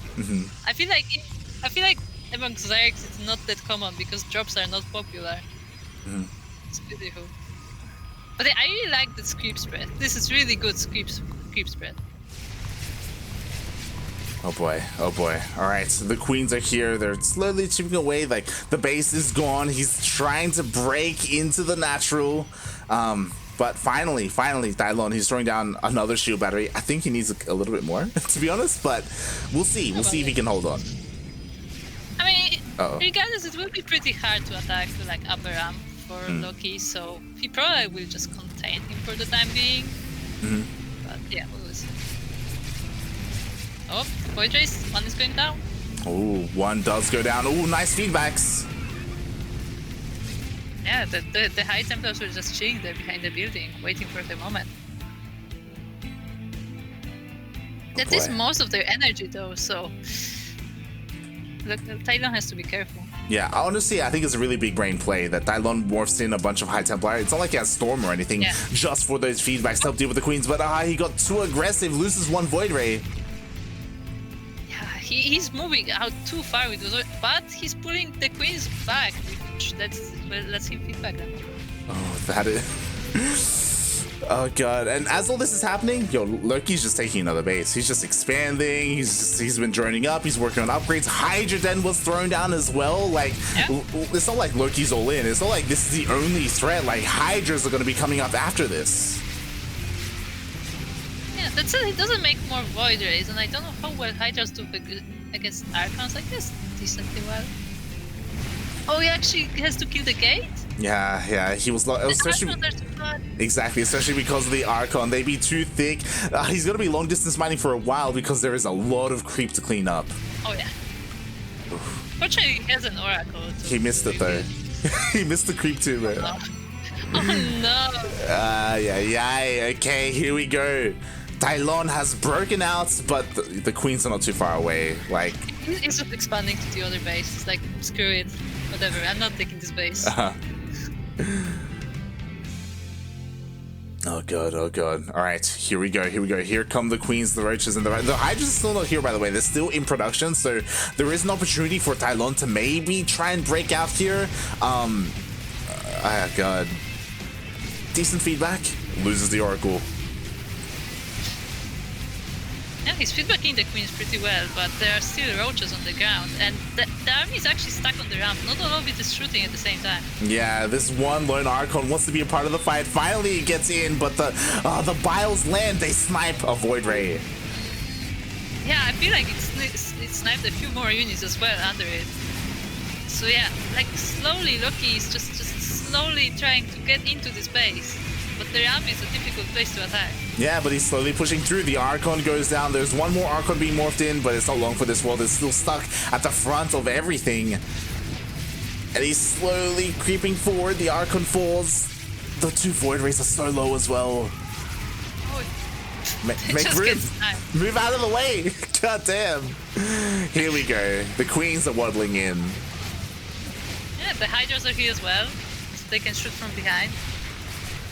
Everything is getting stuck on the drum, be it Zerg or Protoss. Yeah, a lot of the units are attacking buildings as well. The Cybercore falls. This overcharge has been holding the line for quite some time, so maybe Tailon can hold on a little bit more with these Stalkers, with the Warpins as well. Yeah, there are reinforcements coming though, and this is all the Stalkers he has right now. He's losing a lot of workers as well, so even if he would be able to hold, like, it would be very hard to like build an economy. Yeah, incredibly difficult. GG gets called.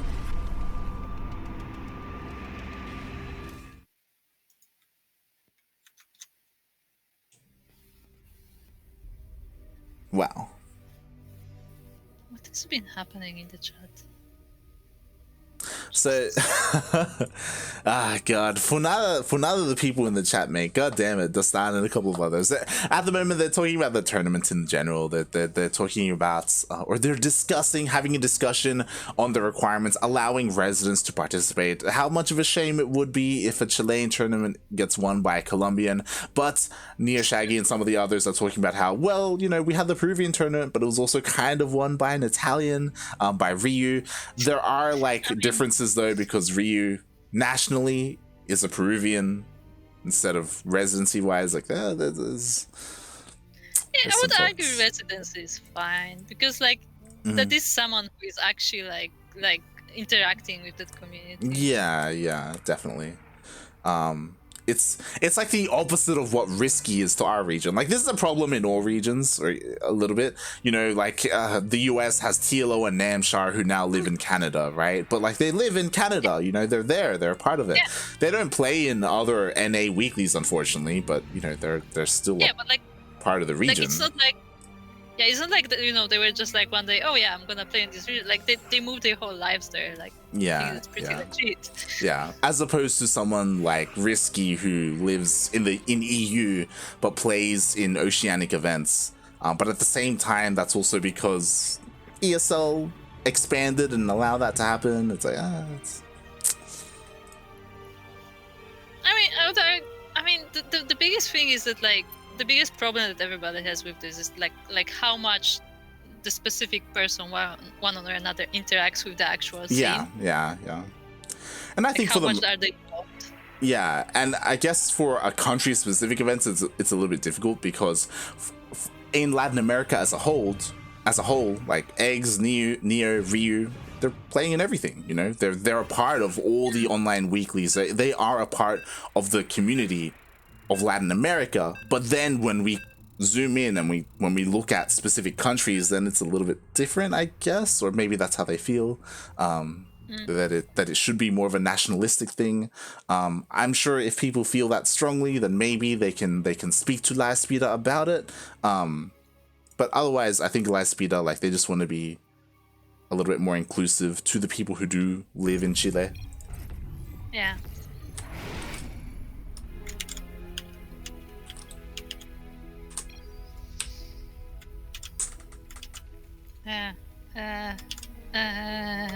Lucky one, right? Lucky. He did. Okay. I was setting up the scores.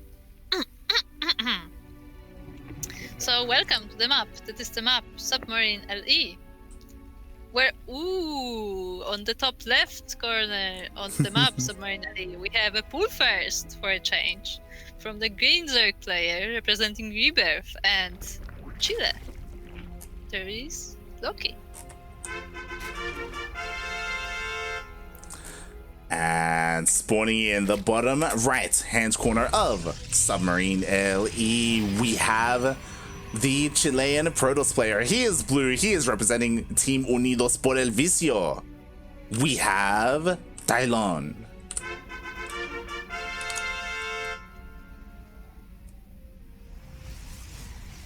This is the first time Loki is going full first. I'm impressed. And there's no wall. There is a probe though. There's a probe. There is a probe, and what's important is that Tailon is probe scouting, so he sees that there is no natural, he sees the timing on the pool, he knows that it is a 12 pool. Now Tailon has to respond, he has to wall off. He does. Oh, that probe goes down. But he delays the links a little bit with the probe. But yeah, Tailon, he panicked a little bit. He misplaced the wall, so he had to cancel it. He threw it down again. He is chroning out his Zealot, so he should have the Zealot out in time. This is Submarine, so the links will get here a little bit faster than on other maps. Yeah, the Zealot is out, but hold position. No! Okay. So the thing is that even though you have the Zealot out, you need to pull a couple of workers because there are enough links here to bust through this. You can risk it microing like this, but you have to be so careful not to be surrounded. Yeah, I mean, like, eventually they're gonna shoot through these buildings, regardless. Oh yeah. Thankfully, it isn't the cyber core that's exposed, it's a gateway, so Warp Gate is fine for now. For now. I mean, the next thing is that they will surround the cyber core, right? Mm-hmm. Or not.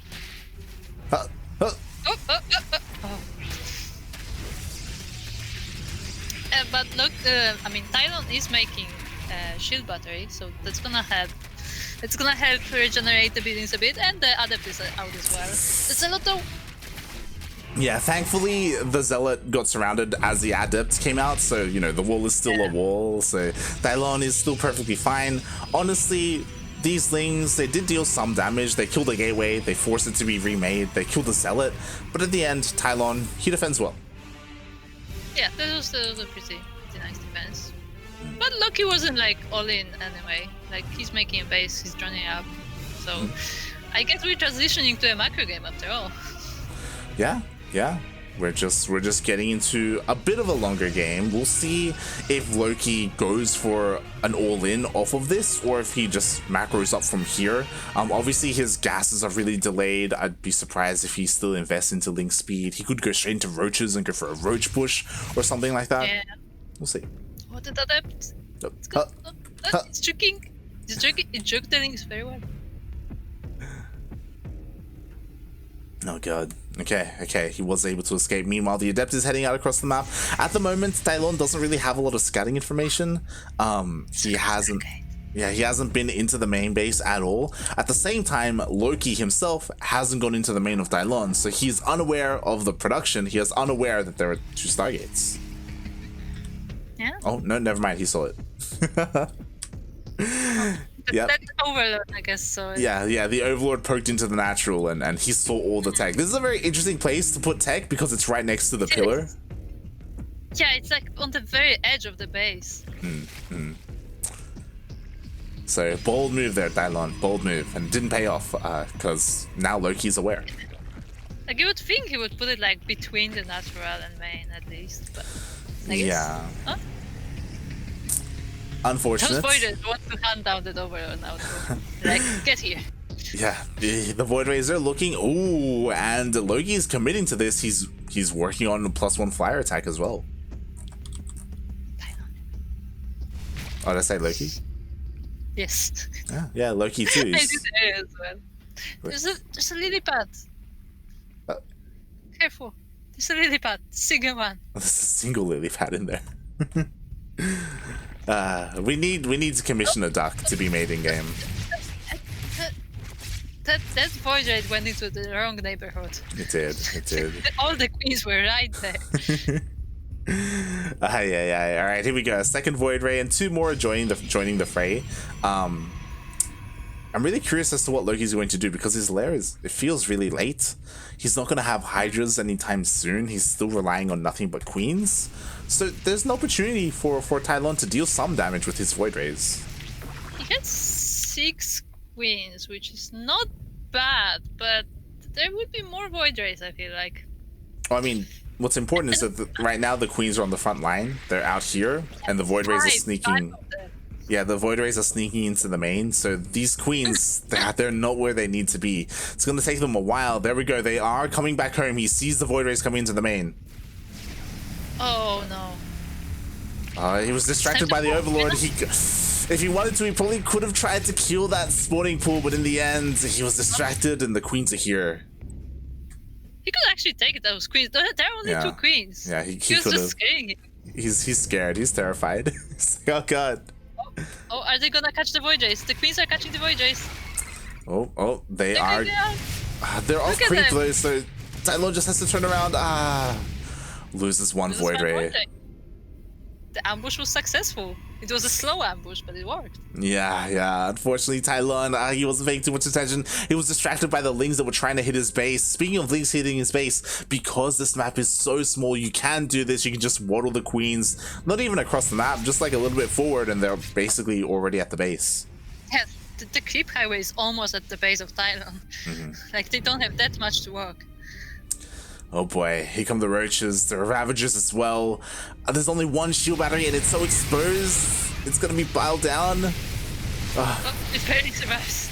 Barely, but for how much longer? Here come the queens. Force fields are decent, forcing a bunch of like awkward body blocking. One queen gets all the transfusions. It's gonna survive everything. Oh, never mind. It does go down. Overcharge is being used. There was a shield battery in the mineral line, so it will help this out. But look at this concave. I don't know if these Void Rays can hold on. Yeah, the shield battery is gone now, and there are so many queens. Just more is coming. And while the Ravagers are taking care of everything on the ground, the queens are shielding like from the Void Rays. All the probes have to be evacuated. There is quite a number of Void Rays, and the queens are off creep, so it will be harder to micro them, but the base is going down. Yeah, the pace goes down. We've been here before. Tailon is on 1 base once again. This time though, honestly, he has a lot of Void Rays, and a lot of the energy for Transfuse has been used up. There are only 3 queens left. If Tailon wanted to, he probably could jump on this army. But more queens are joining. That's only 5 though. That's still less than Void Rays, and one of them gets focused. There's not much energy for Transfuses. Yeah, and here we go. The queens are going to be going down, but behind this, as long as he dodges the biles, they do land. The Hydrogen just finished up, and they are on the way. Yeah, like Loki just has to buy the time for the Hydrogen. Oh no. He like does. All these Voiders are very, very damaged. Like all of them have full damage pretty much. Yeah, so, pretty much. Yeah. So we And have there like are no shield batteries to protect them here. So these Void Rays, like at the moment there isn't that much anti-air, so maybe he can try and take this hatchery out. He does realize that, okay, there aren't too many Hydras here, I'm going to try and clean them up. He does lose one Void Ray. The problem is the longer he waits, the more anti-air Loki gets. Yeah, and he activates the Pulsar Beam? No, No, not Pulsar Beam, the other one. Anion Pulse Crystal? No. Yeah, that's the upgrade.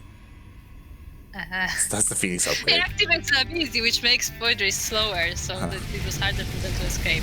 Was my point. And there are still only 4 Hydras in this army, actually. I would expect much more Hydras by this point. I mean, they're on the way. Like, they're in production. Yeah. The problem is that because of how low health these Void Rays are, like, it doesn't even matter that there's barely any Hydras. Like, he's picking off Void Rays every single time he goes in. More Void Rays do fall.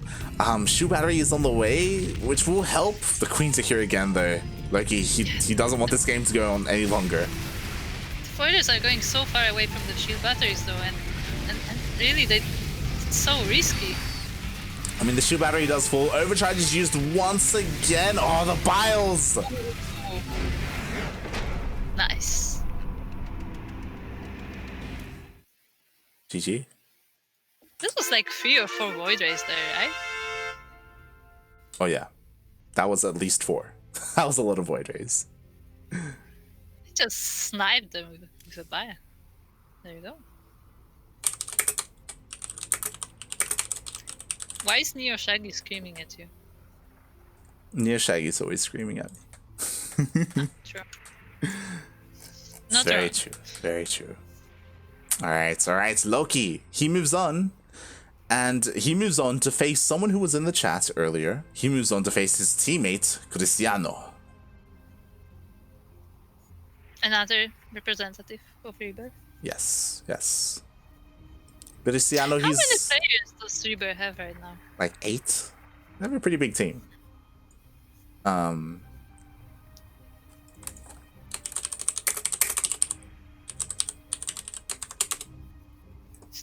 Alright, so as we get ready for our next series, again, Cristiano, he's always in the chat, he's always cheering for his Rebirth boys, you know, whether it's in Copa Hyperion or Sentimiento Latino or Battle of the Americas.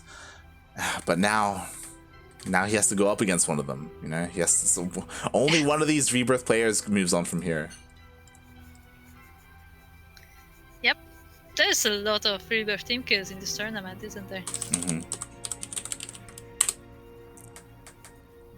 It's both a good thing and a bad thing, right? It's good because, like, you know, the Rebirth players they're gonna go far regardless. Like, most likely there will be a lot of Rebirth players in the semis, and there should be one in the finals as well. But it's just a shame that they have to knock each other out. Yeah, definitely. But do you think Loki can take this tournament? It's hard. It's hard to say. I think I would favor Neo over Loki. I think. We'll see. And again, like, I don't even know how this next series is going to go, because Loki versus Cristiano. Again, they're both GMs. Yeah. Yeah, but you say about Neo, but we already saw Loki versus Mech. Mm-hmm. So, you know, he has some experience with fighting Mech. So he might go pretty far. It's also kind of. The thing is, though, like, Neo has a very different style of mech. He has the disgusting style of mech. Zura went battle mech. You know, Cyclones, Hellions. Neo goes full on just turtle mech. He's La Tortuga, you know. Tortuga.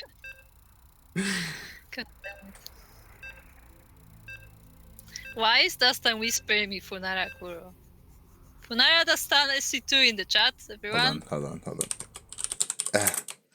Funara Dastan. There we go. There you go. 130. 130, what's nice number? Beautiful.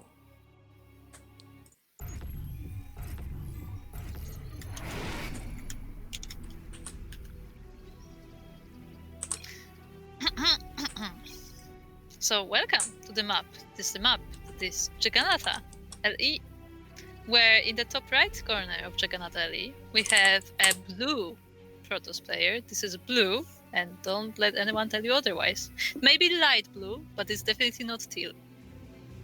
Anyway, we have the blue Protoss player representing Rebirth and cheering for all the Rebirth players every time.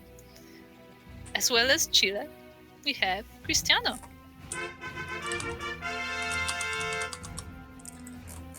And spawning in the bottom left-hand corner of Jagannatha LE, going for, I believe it was, an early pool, a 12 pool even. We have the Chilean Zerg player. He is green. He is also representing Team Rebirth eSports.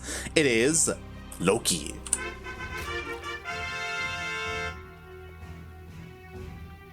Loki is done. It's like, enough micro games. Time to go for all the poolers. I had enough of this. This is too tiring. It's time for pool first. Yeah.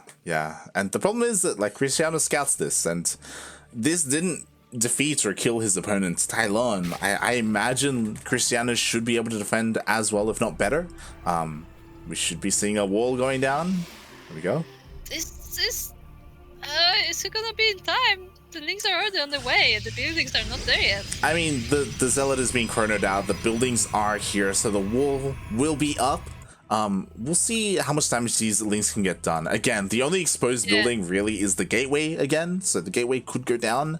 The core is exposed as well. Like, it's more to the front than on submarine. True. So he could try and chip away at it, but the problem is that oh god, the Zealot has to be so careful not to get surrounded. They're both biting each other. Okay. We're fine. Or are we? Has to be careful.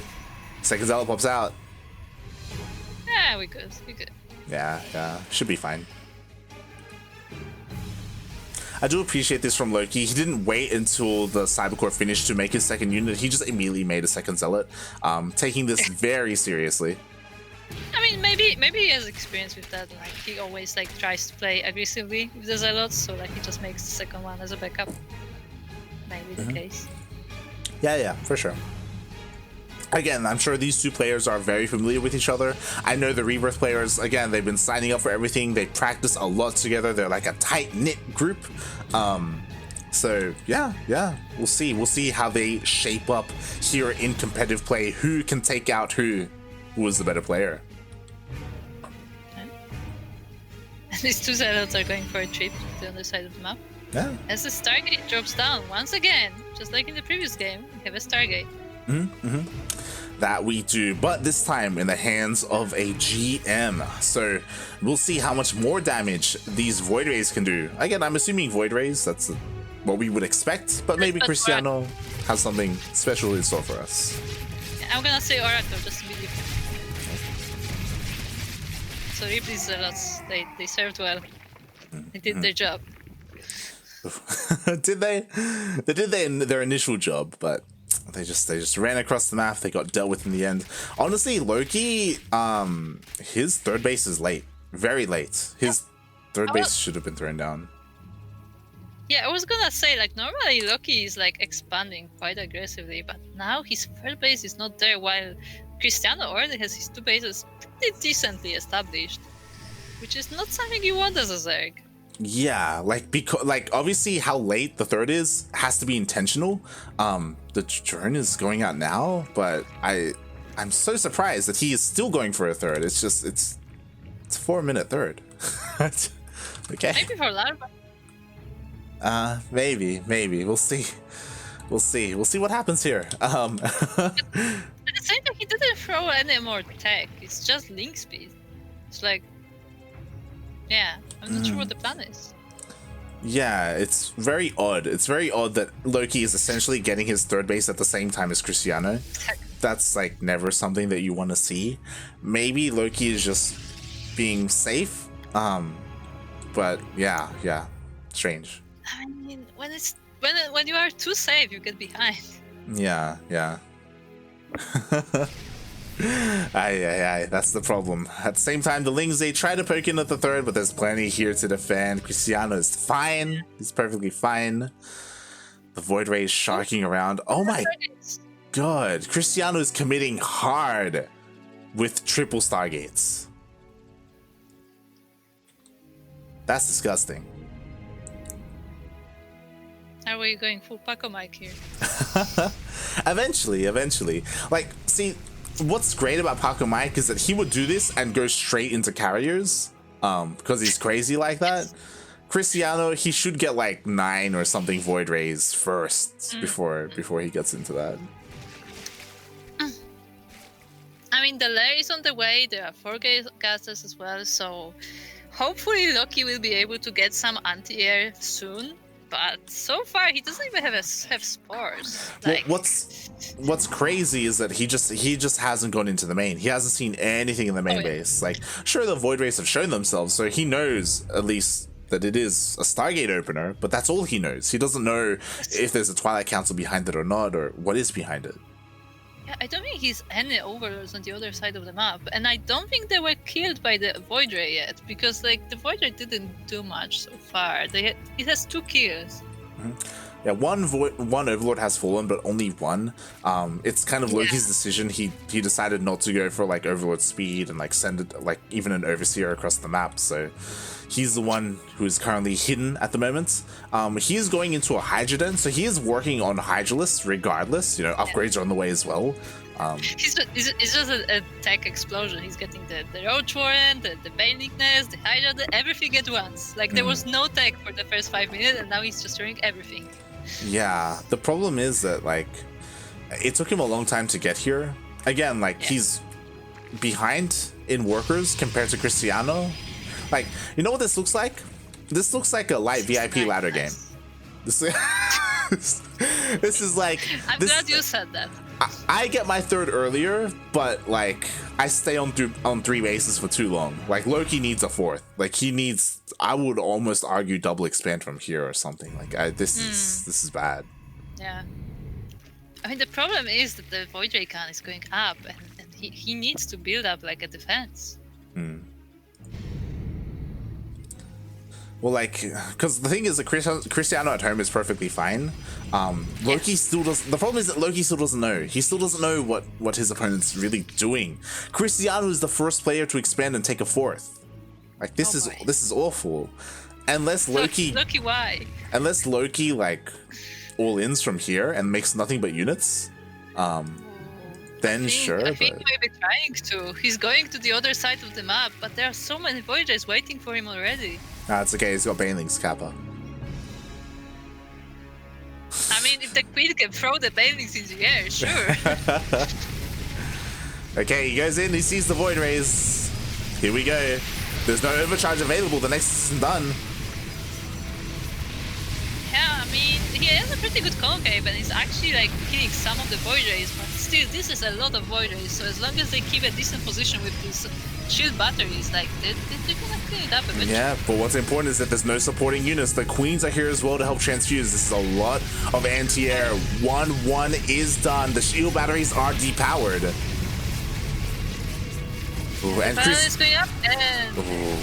Yeah, the pylon finishes, the Nexus finishes, overcharge gets used. Oh my god, the timing! Yeah, it's so crashed, but the Voyagers are still falling. All the shield batteries go down. I'm not sure if the Hydras or the Banelings or what.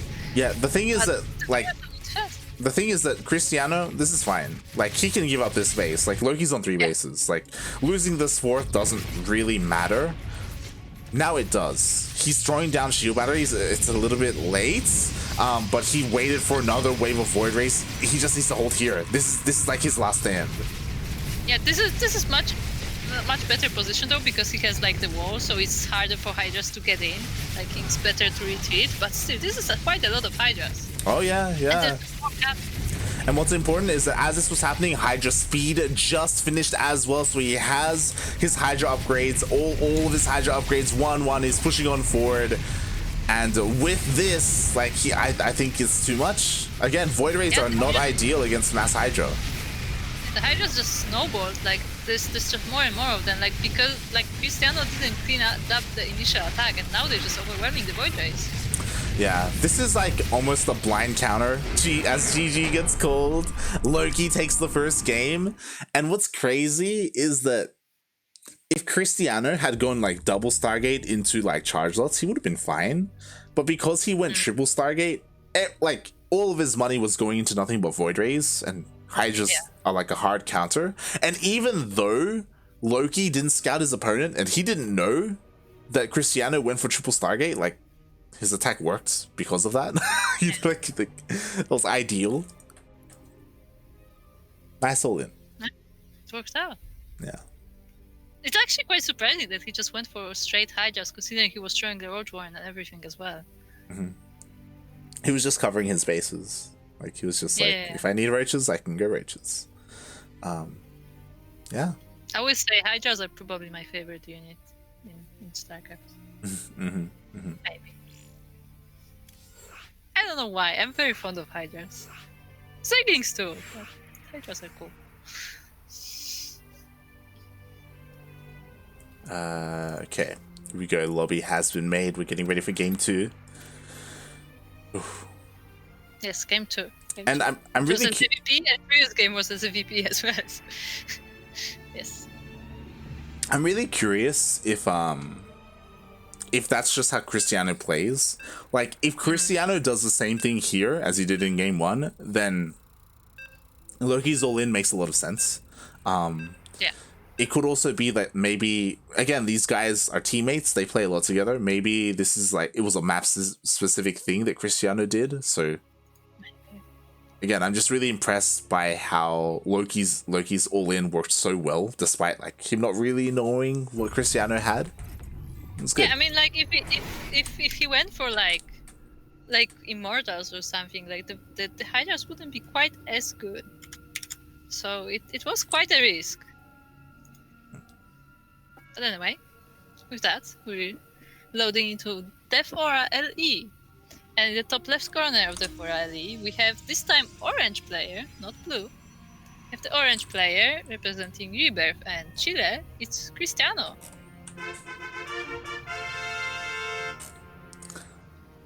And spawning in the bottom right hand corner of Death Aura LE, we have the green Zerg player representing Rebirth eSports, also Chilean, El Chileno. We have already up 1-0 in this best of 3, Loki.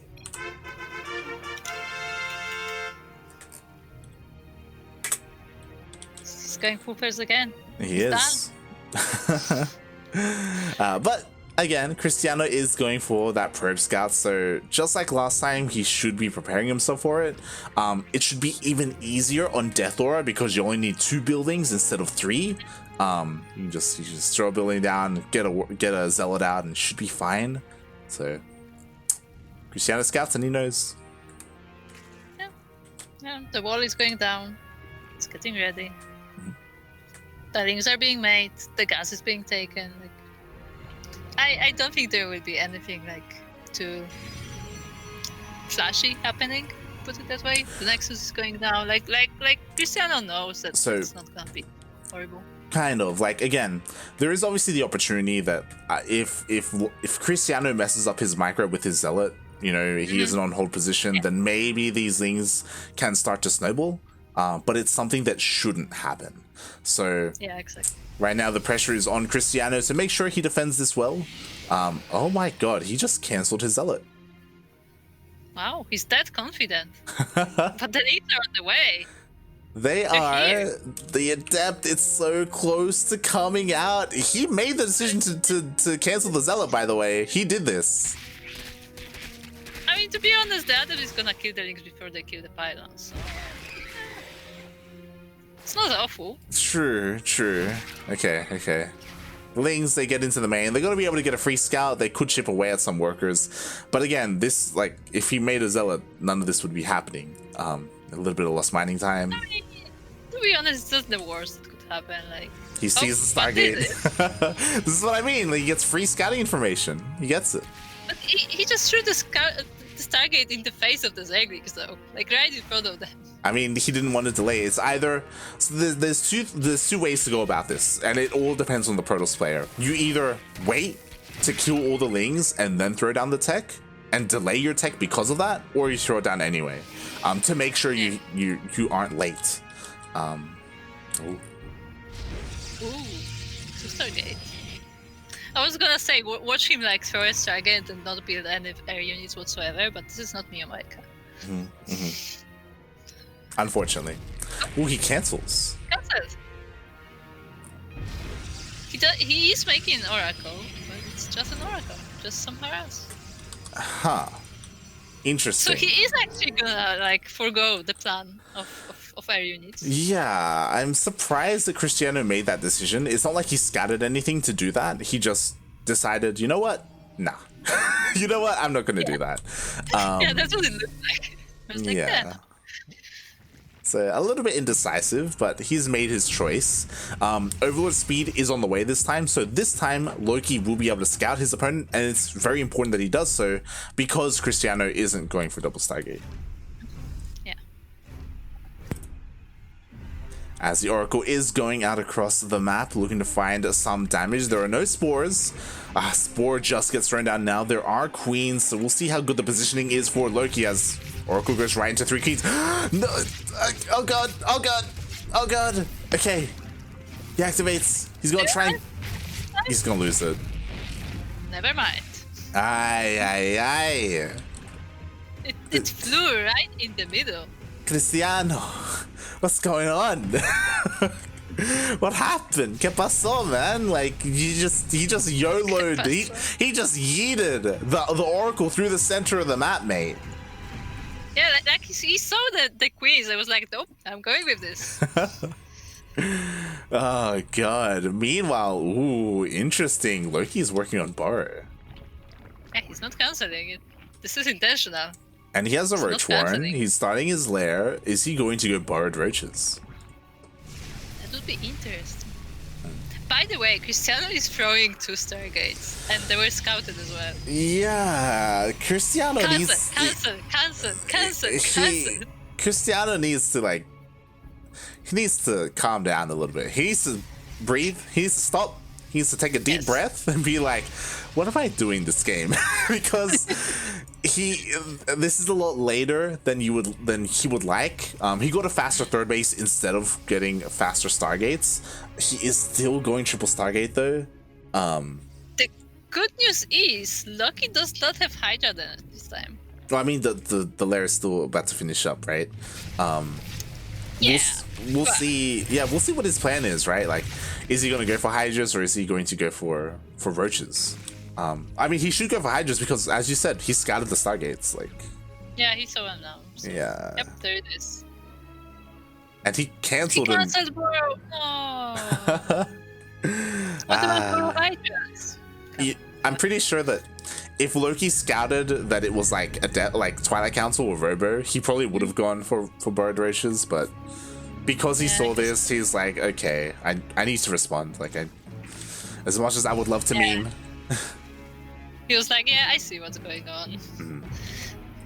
Ooh, there's a fleet beacon as well this time. Last time there was one as well. Fun fact, as Cristiano was dying, he was getting Flux Veins. He was getting Void Ray Speed. Oh boy. But the difference between this game and last game is that Loki has much better economy. Like, he's already working on the 4th base. Yeah. Loki is looking a lot better there. Oh, he was focusing down the creep term a little bit there, unfortunately, but he does push away the Void Ray. Hydras are coming out. Upgrades are on the way. All the upgrades. He starts borrowing. I don't know what he's... I don't know, mate. This turn need to be more decisive. And there it is. Just like last time, Cristiano is working on Flux Veins. He's not going straight into carriers. He's investing in his Void Rays. At the same time, interesting, he's working on Shield upgrade as well. I mean, why not? It applies to everything. It does. I imagine that's probably why he's doing it, to also help out his Void Rays. He has a pretty nice defensive position here at his 3rd. His 4th, a little bit exposed, so Loki could be looking to hit there as he does clean up the rocks.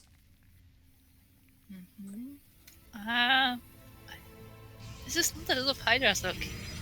I mean, he's reinforcing. He's making nothing but Hydras, so it's gonna get larger. Yeah. He's waddling his queens across the map as well. So what's scary for Cristiano? Yeah, and what's scary for Cristiano is that he doesn't have your typical supportive units. He doesn't have Storm with High Templar, he doesn't have Archons, he doesn't have Charge Lots. Yeah. It's just pure Void Ray right now, and immediately one of them gets sniped. They're far away from the shield batteries, and the adepts are not here either. And the Hydras get the high ground. They get the high ground, but the shield batteries are finishing up. If he waits a little bit longer, then Overcharge will also be available there as well. Yeah, I think he's just zoning out the Void Rays, and he's really just attacking the third base. Oh, I mean, here we go. The Void Rays are pushing up the ramp.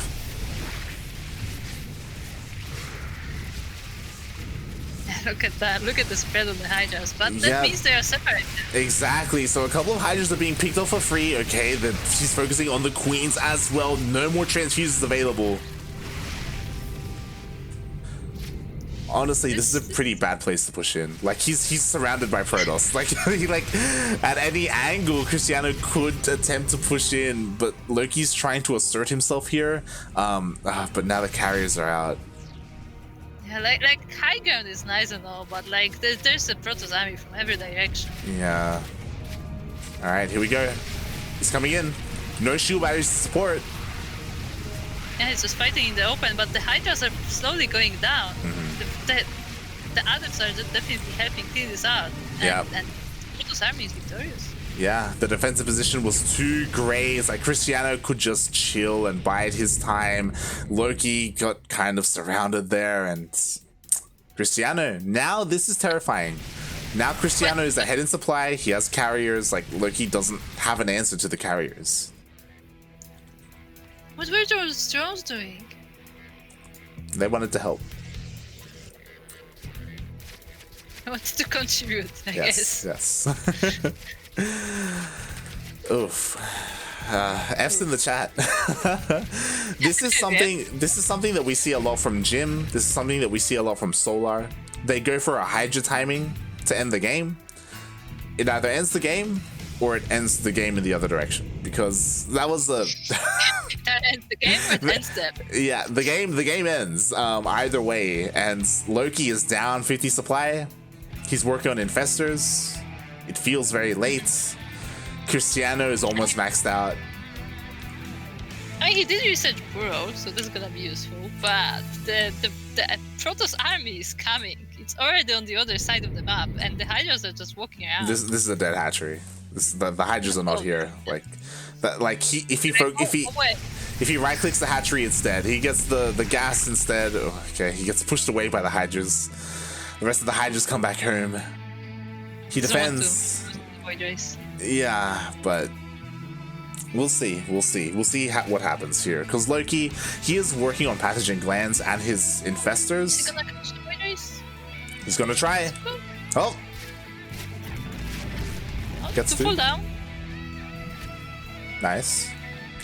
And what I will say that, like, luckily for Loki, Cristiano still doesn't have a Twilight Council. He doesn't have a Templar Archives. He doesn't have Storm. He doesn't have High Templar for Storm. That, like, High Templar shut this down. Storm feedbacks for the Infestors, like, they do so well to support this army. Because Cristiano doesn't have them, Loki still has a chance. That said, the Storm just started, so it's gonna be there, but it's not gonna be there in time. That's the question. We'll see. Hydras are getting ready. Such a big battle. Oh, the Funga. Not bad. Yeah, nice fungal. The majority of the Void Rays go down, but the carriers are pushing forward. Are there enough Hydras to kill all the interceptors? They killed most of them, but there are still few left, and the adepts are taking care of them while they're busy with the interceptors. Oh god, all the interceptors are dead. Is it enough? Or are the carriers just gonna get away? Oh god. This was just enough to clean up all the interceptors, and the adepts alone weren't able to defeat the army, but this is dangerously close. That was straight up better for Cristiano. Cristiano, he just traded interceptors. Sure, he lost his Void Rays, but he wanted to get rid of them anyway. None of the carriers died, and that's terrifying. So many Hydras went down in that fight. Oh god, he's trying to remake as many Hydras as he can. He's getting a little bit more energy in his Infestors. He's gonna get a nice concave. Yeah, but Oh the, god, the, the Storm is done. carriers already regenerated all the interceptors. He's not doing the storm yet. He's not using the Storm. He's targeting the infestors because they're the bigger danger right now. Yep, and the carriers are reigning supreme. There is the Storm, beautiful Storm.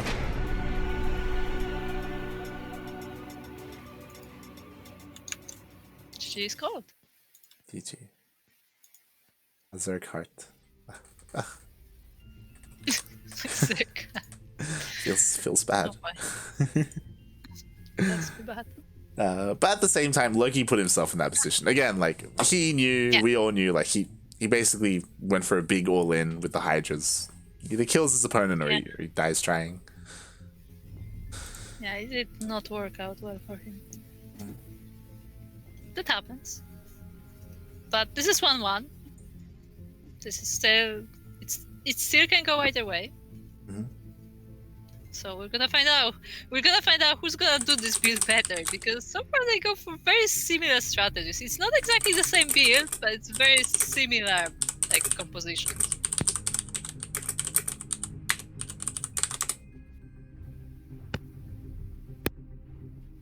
Oh boy. So Slight is fear typing. I am. Our guest co-caster is confirming that he is ready for the next series. And I just wanted to inquire, since there was a group please requested for the first game, do you wanna be in there? With the special co-caster? Yes. God, I'm scared.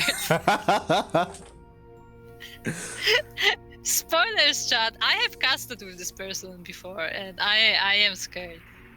Yeah, he's a pretty bad caster, but it's fine. Like, you know. Should I carry him? Yep. I mean, you have to, right? So it's either you carry him or he falls on his face. Somebody has to. Yeah, true. Oh boy. Okay.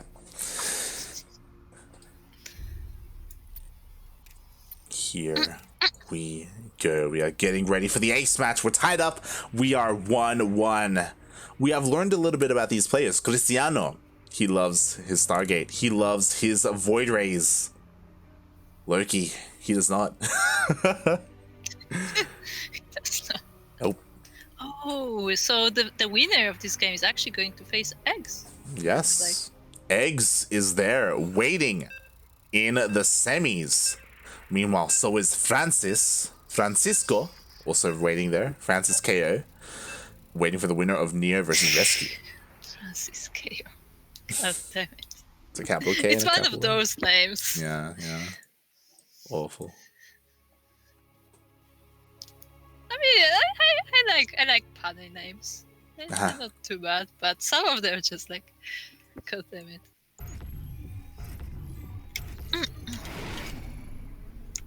But anyway, enough of that, because now we are on the map that is Lightshade, LE.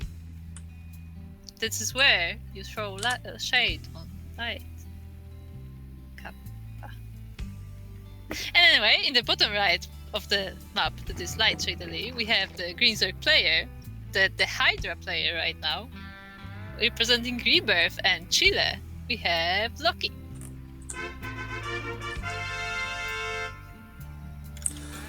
And spawning in the top left-hand corner of Lightshade LE, we have the other Chilean, Chileno, El Naranjo, the orange Protoss. He is, of course, representing Rebirth eSports as well. Tied up 1-1. It is Cristiano. Oh my god. Look at that. Forge It's first. It's a cannon rush. Let's go. Oh my. Loki's ready for it.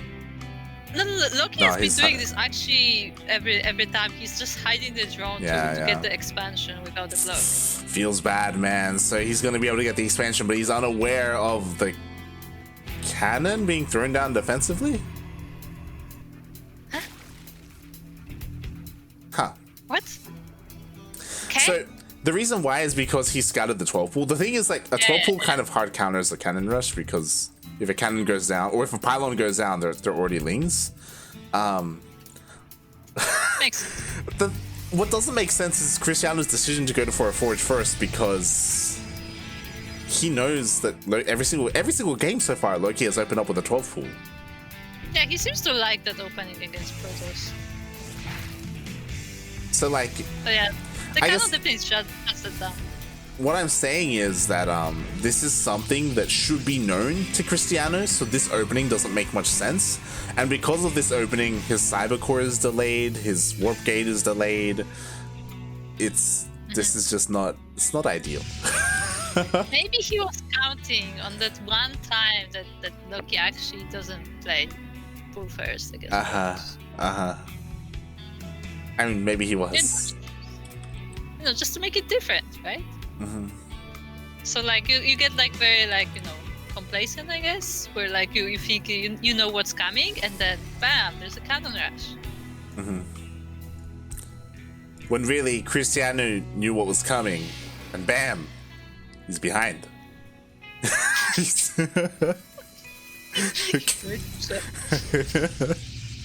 All right, here we go. Ooh, Cristiano is switching things up. I like it. I would like it even more if he goes charge, and if he uses the forge for +1. Or if he goes, or if he goes Blink Stalkers and uses the forge for +. I just want him to use the forge. That's all I want. Yeah. And he's clicking it. He's clicking. No, he's not clicking. Never mind. I thought he clicked it for a moment. Never mind. What if, I guess Great Adepts are not as popular nowadays? No, it is Great Adepts. There you go. Okay, he's just not going to use the forge. Fair enough. Use the forge. Okay, alright, so because he's opened up like this, it is a lot easier for Loki to get in for a scout if he wants to. He does have an Overlord here, nothing shoots up. So I guess the cannon shoots up, so he will have to like... True. There's a Stalker there as well. Unfortunately, there's no Overlord here on the right-hand side, so he can't dive in. Yeah. But he is working on Overlord speed, so... He switched to Blink.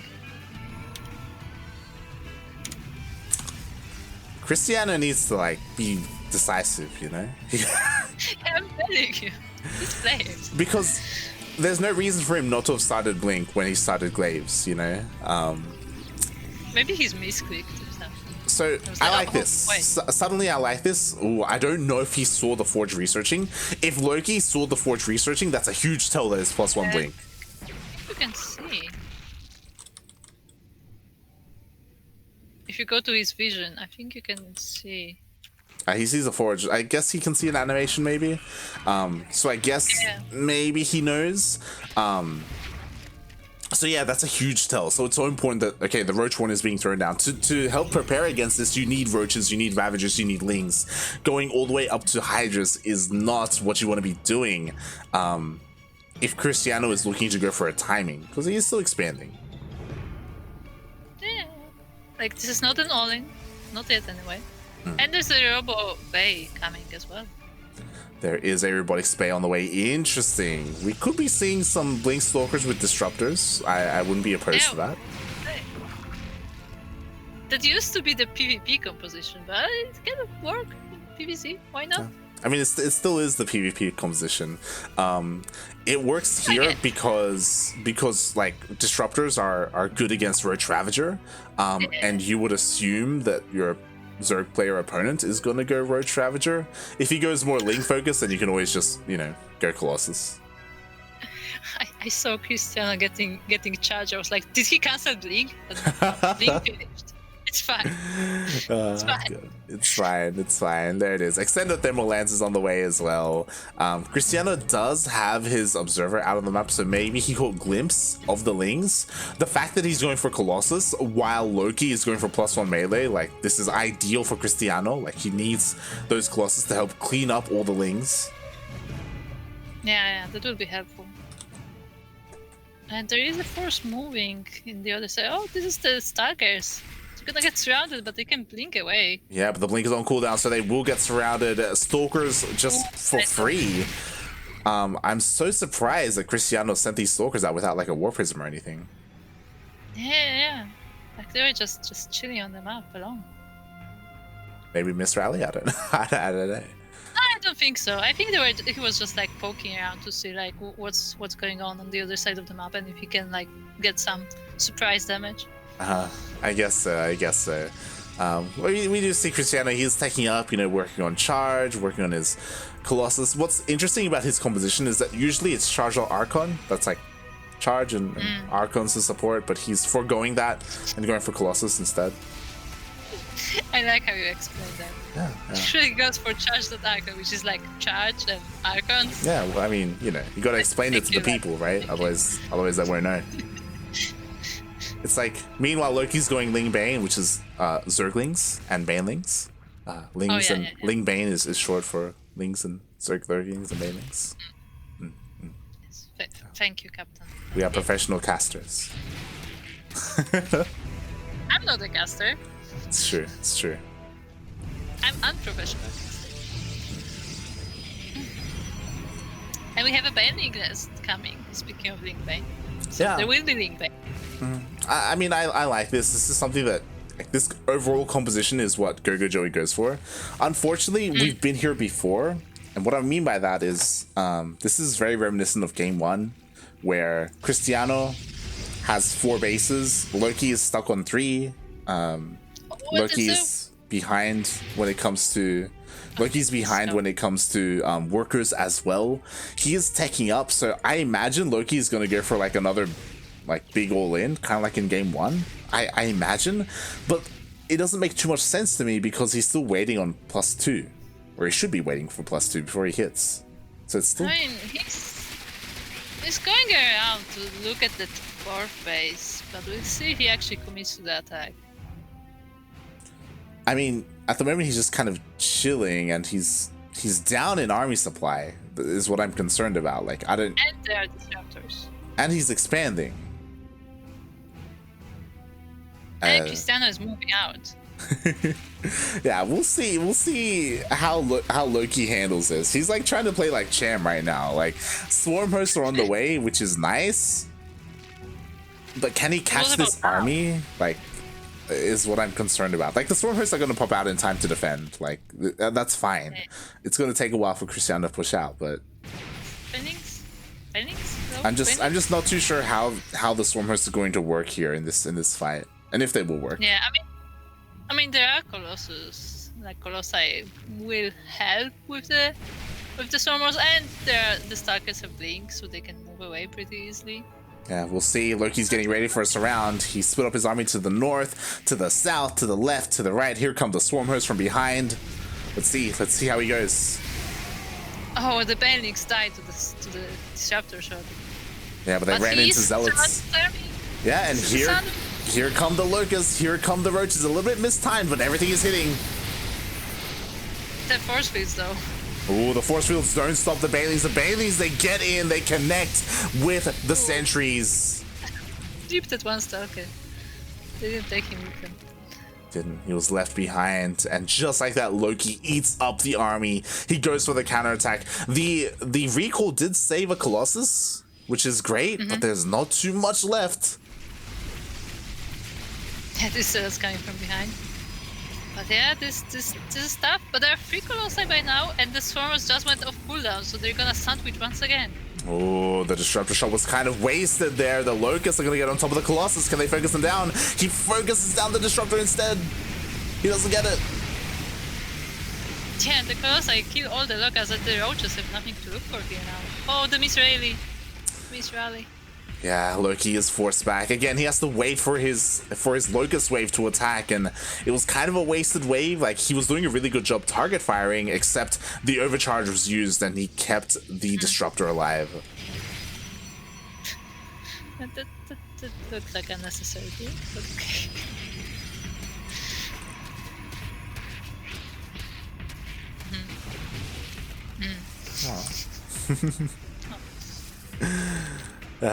I don't know about you, but I always enjoy like this when like a single link is like attacking a CC or something. Like, it's always so funny. Oh, but speaking of links, there is a run by on the bottom. It looks like it's a Locust spy, if you will. As the Swarm hosts, they were waiting to use their Locust, and I mean, he can try and target down the Nexus. But you know what this means? This means that the Locust Wave is not ready for the attack. Yeah. Oh god. It's gonna go down. It's gonna go down. And it's down. But at the same time, I feel like it's gonna be base for a base. Yeah, it's more than that because Loki is splitting up his army. Like he's kind of segmenting off. He's trying to push in with the Broodlings. Oh, the Force Waves are used up though. Oh, they were used up. The Banelings do find juicy connections. The Biles land as well on top of the Colossus. Oh, this army is so low actually, but the Colossus stand tall. And that's enough to push Loki away for now. For now, what's important, the Locust Wave should be ready by now. There it is. It is ready. So Loki has them ready for the defense. And Cristiano shouldn't be able to push in here. He's going to try.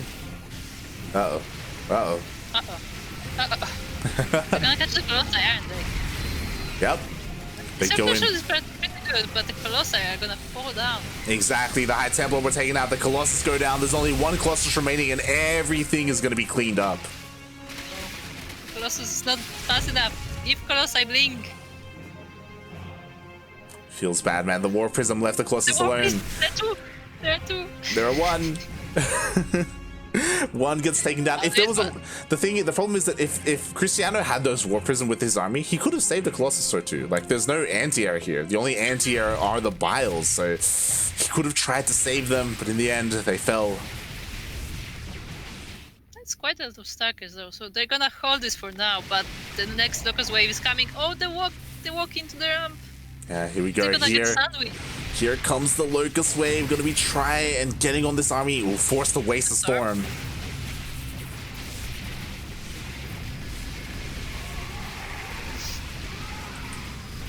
And all the cells are going down as well. It's just nothing but gateway units here again. There's no more Colossus. They're still in production on the way, but it is enough to push away the Roach Ravager. I mean, Zealots are pretty good versus Roaches, especially against Ravagers. Like, they fall fairly easily. But it is very close. This was business. There we go.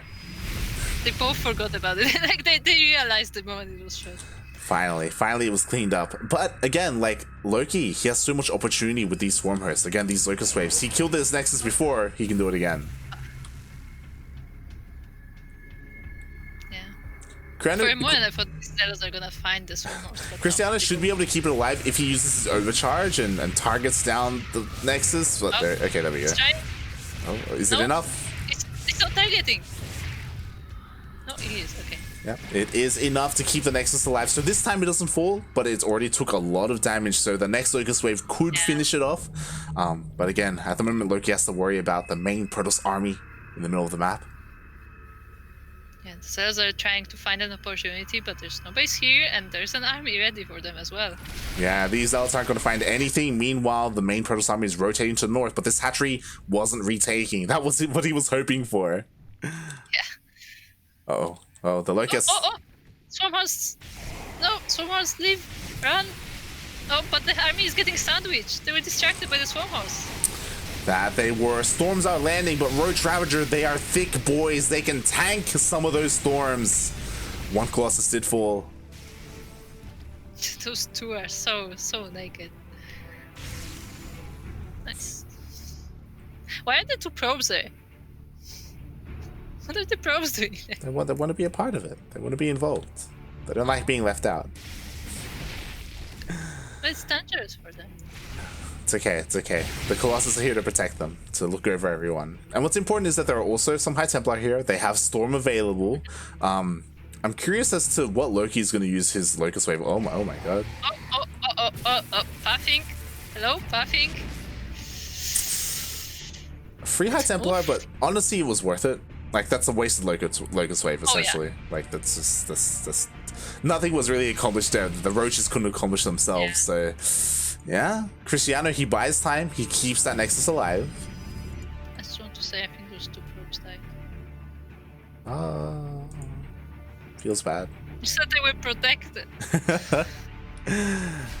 Oh god, but here we go. Protoss army is moving in again. Bearing in mind, there's plenty of energy for Storm. Oh, that's sandwich. This is a pretty good CranKy for a Zerg. It's a CranKy, but it's not just around. You know, where's the Locust Wave? Yeah, the Ravagers actually have to run away. There are Archons now in the mix as well. Oh, here are the Swarm Horse, but they're kinda late. It's kind of mistimed. The Locust Wave is hitting without the Roach Ravager. Yeah. There are more Colossi on the way. There's 5 by now in this army, and Archons as well. I just realized, okay, 26 drones went down. Loki is down to 20 workers. Oh, true. What was that? The Zealot run by? It was a Zealot run by here to the southern base. Not just that, but it looks like he hasn't been remaking drones. He hasn't expanded, so he's stuck on 3 bases. Like, this is it when it comes to his army. This is all he has. Yeah, in the end, it comes down to the economy. And even though he's trying to get a really good CranKy on this army, like, this is all he gets. Alright, go for it. Here comes the surround. Yeah, the storms land on the army, and they're all just gonna survive quite a bit of it, but there's still army standing tall, and there are still 4 Colossi left out. Yeah, exactly. He traded as best he could, but GG gets caught. Cristiano moves on.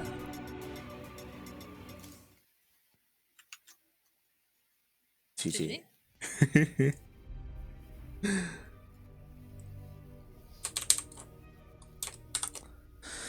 GG Loki. He was doing so well, but as you said, at the end of the day, he wasn't really expanding. His economy was awful. He only had 20 workers left. Like, he could only go on for so long. Yeah, I was getting worried when I saw that he wasn't rebuilding those bases, but like I didn't realize just how much behind he was. Exactly. Oh boy. But now we move on, and we are getting into our first semifinals. Which means it's time to bring the guy. Yep. So I quickly totally don't manage his privileges on Discord. Don't worry about it. Just like perfect production. Should be able to see the channel.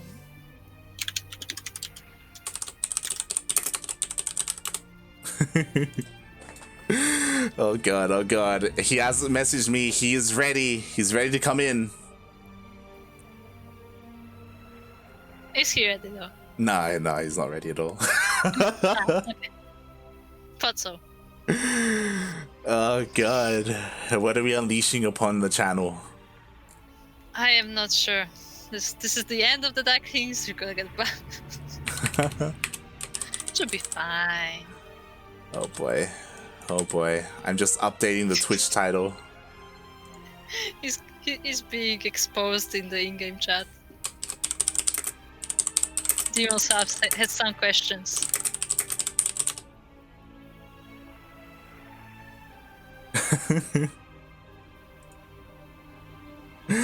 Oh god. Alright. Dastan, we need to get him into the call. He's in the game. Yeah, how is he supposed to cast if he's not in the call? Jump into the voice channel. Alright, we are getting into the first semifinals. And hopefully we will be joined. Here he is, everyone. Welcome to the CranKy Ducklings for the very first time. El que siempre la come. Aquí tenemos Dastan. Hey, what's up, guys? How you doing? I'm so happy to be here, guys. Dastan, we miss you. I miss you too. Because Kuro always ignore me, so go away. Bye. Enjoy, have fun. Oh god. It's a joke. Dastan. Oh man, I was tweeting about the Cristiano's gameplay. Oh man, Ooh. why? He was picking light shade. Why? It's a very bad map for Protoss. But he won. He won anyway. Like, he made it through. Yeah. Yeah, because the Colossi and Boyris are OP. So it's the process. So, Yeah. Look. Yeah.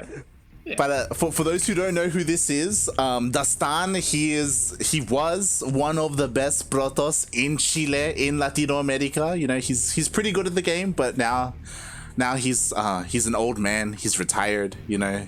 Why old? What are you talking about? I'm a Apex player. Take Oh, it. So, yeah. what do you think is your all?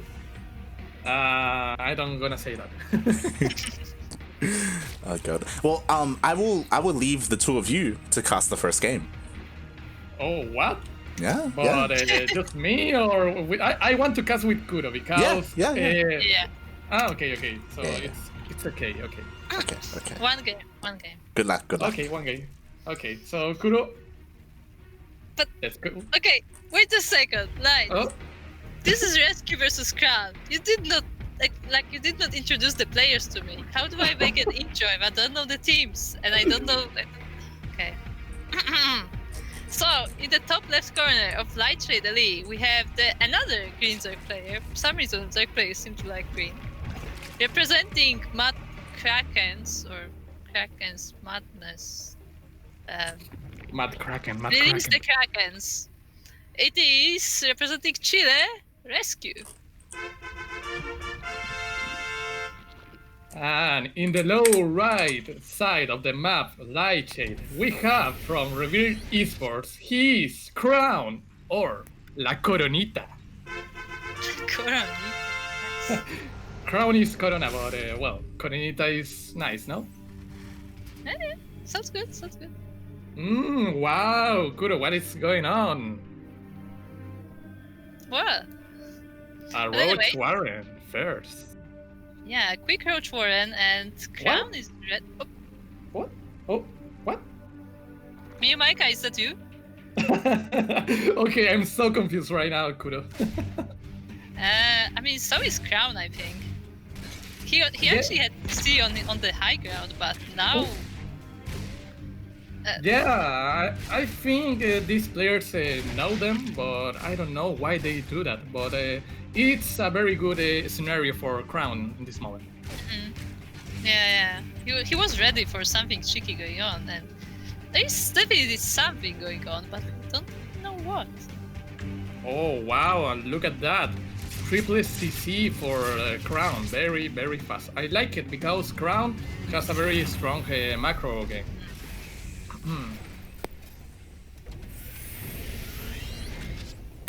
Look at that light. Like, Dastan joins and immediately my voice goes out. Perfect timing. What? But anyways, yeah, Triple CC before start. Are you blaming me? Yes, Funara Dastan for my No, voice no, goes no, out. no. The only person that we need to Funara here is Kuro. Funara, 16 squats and sekis. That's too hard to type. Easy is Funara. I hate your name in Twitch.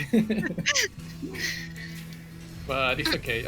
Okay, so very fast Helion opener for Crown. So I like this a lot because Rescue doesn't have anything right now. Yeah. I don't know why he gave up on the Roach Warren. Maybe because he didn't scout him. Like, why did he change his mind? I don't know. Maybe a mistake. I don't think so, but could be. But I guess we're getting a regular macro. Oh, but this is Cloak. Kuro, I'm so confused right now because I don't know. These players are making some decisions, but already changed it. I don't know. I mean, it's not as bad as the previous game when we saw Blades, and then we saw Blink, and then we saw Charge, and then we saw Stargate. Never mind. In this game, we have Banshees, and there's no defense so far. The Lair is on the way. There's Baneling Nest. There are no spores going down, and Crown. I mean, Rescue hasn't scouted this, but the link is coming in. At least he's making a lot of links, so he will prepare for the Helions, but I don't know about the Banshees. 6 queens, that's okay, but that's you say, no score at the moment. Yeah, and he still hasn't seen it. Like, he still can't get into the main. He doesn't have an overlord in position, I don't think, so... But anyways, I always hate this map against Zerg because it's so open, so if Rescue can survive until the mid game, he will be fine, but here it goes, Kuro, a very, very strong attack for Crown. Yeah, the Banshee is really a distraction. The Hellbats are what's gonna deal the damage. Yeah, only 5 Bailings at the moment. Yeah, there are only queens to defend really, and they're focusing on the Banshee. Oh, the split, Crown, no split. He's eating the Bailing, so it's so bad for Crown now. I think this is a defense. Solid, but there are still 2 Banshees. They're taking damage, so that 1 Banshee is so low. Yeah, but well, it's a lot of queens. He's making more queens, Bailing, Speed, Evolution Chambers. He's very good now, Rescue. He's very good. Yeah. And what do we have for Crown? He's going for Steam, so this is not gonna be Meg. Wait, what? We're done with Meg for today. Maybe. Wait, what? Why he's upgrading the armor for Mech? Why? For tanks. I'm gonna say it's tanks. But it works? Why? Look. I don't play Tailon. but you cast a lot, Kuro. You know a lot about the game. Oh, that's a nice concept. Yeah. Think it, but they did. And there's a Spire on the way. Oh, no cancel. No cancel. So it's very good for Crown at this moment. But the queens, what? Please. Okay. Goodbye, Banshees. The Banshees doesn't pay Kuro, no? I mean, the cancel was good, but I don't know if good enough. But there's a Linger. It's gonna get cleaned up by Hellbats really fast. Yeah. I don't know. I think Crown has a very good timing at 8-minute market, but I don't know. He needs a very good split, and he don't split as good as the first attack, huh? That it didn't. But how many Banlings do we have? There are 3 Banlings. A lot of them are on the way. Yeah. The queens are here to defend, so are they gonna defend? Oh god, no split, Kuro, okay, no split, so Crown is getting crushed. Wow. But, well, was a very bad attack for Crown, but he has a very, very solid macro, so he's doing it great. Yeah? It wasn't too bad, but I assume Mutas will be coming next, and I don't know if he's prepared for that. Yeah. He doesn't have any turrets. No turrets, so it's very bad for now. Yeah, no turrets, and he was focused on Hellbats, so like he doesn't have too much anti-air. Oh, PP. And there's a maybe lag? Maybe Chilean internet? I don't know. No, he's like, wait a minute. Why does this Tailon have no Marines? Yeah. Hey, Kuro. How are you doing with the cast? You are casting at the most in the history of CranKy, no? I think I casted the whole tournament before. Once. I think I casted the tournament once. What and tournament? I casted some team matches. One of our tournaments, I think. I don't remember that. Maybe. I'm not sure. But these Marines are getting cleaned up by Zerglings as well. Yeah. Good. And the Mutas are on the way.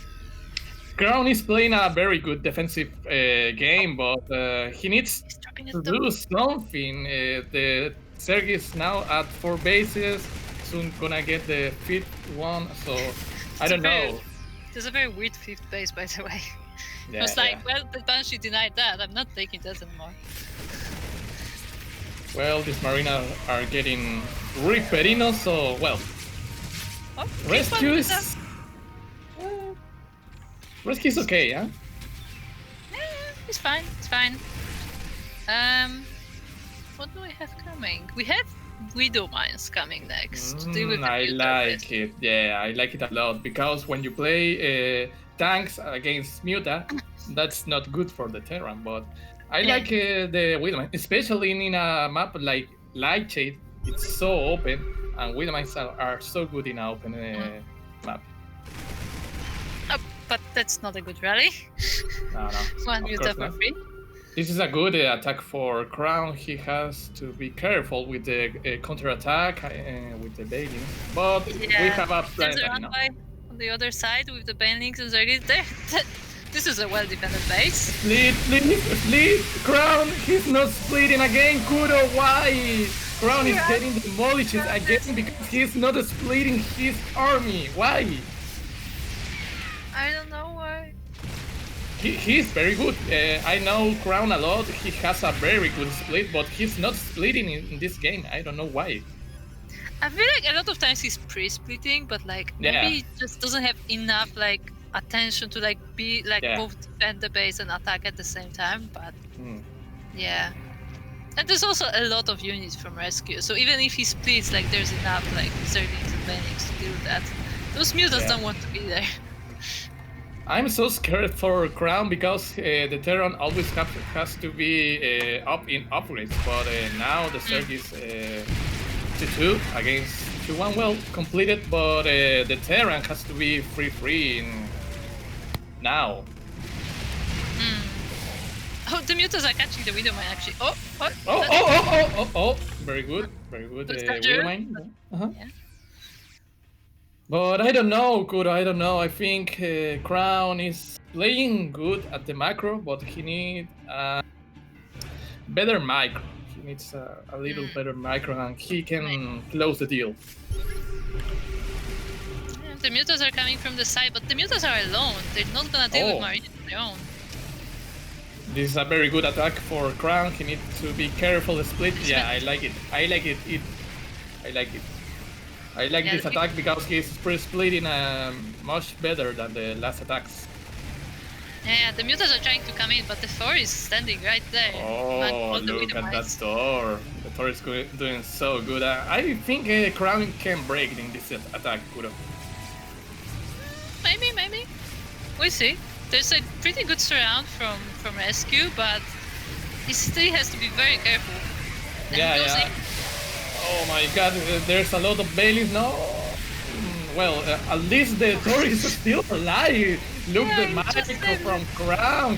What the fuck, the mutant? No! Well, did you see that micro? Yeah. It's all the mutants are... Oh wow, he's winning! Kuro, how he's winning? Wow. There you go. All the queens stayed alive, like the transfusers helped a lot and they were able to clean up. Oh, that medivac, no, it scares me.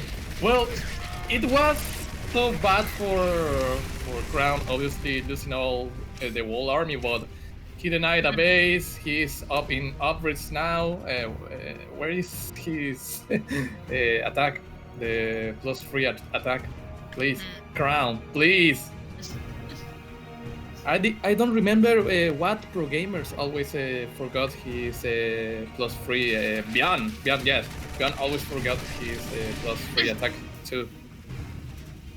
Maybe he just wins before that happens, so he doesn't have to practice. I like that drop at the bottom left.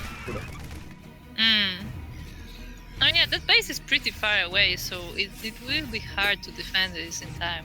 Like most of the army is on the north.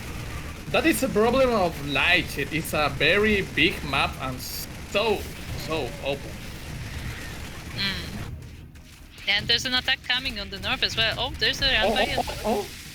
The Bailings could kill all the Wheelmines, but that's very few Marines. Yeah, that's not a very big attack. No. I wonder where's the army of Crown. He has a lot of bio in all the map. Yeah, he split it in like small groups all over the map, it looks like. Just like harassing over in different parts of the map. Yeah. I like it, but he's doing nothing. I mean, Zerg just rebuilds and Spectre. Oh, that medivac is so low. Wow, we have a lot of command centers coming up for Crown. He's killing these 6 hatchery, 6 hatchery. So I think the game is so good for Crown at this moment. Sure. Yeah. He's up in supply actually, and there are ultras coming. Yeah, ultras. He has a lot of Marauders. Yeah, 10 Marauders. He is okay with the Ultra. So I think Rescue needs some Fungals or something like that to win this game, or maybe so many Bailings. and he's not making Bailins right now. I mean, he's making a few, but this is a decently sized army, and it's pre-split as well. Yeah, I like it. Yeah, he has to be careful with that. Bailins. This is a very good attack for Crown again, and Crown is doing it, Kuro. Yeah, he's breaking this position. The north base is gonna go down, and Rescue has to regroup his force, and he's working on infestors. He's already making the upgrades for them, but they're not here. They're not in the fight. Yeah, 4 Ultra is on the way, and he was defending a counter attack against Crown. Very good. Well, I think this is over good.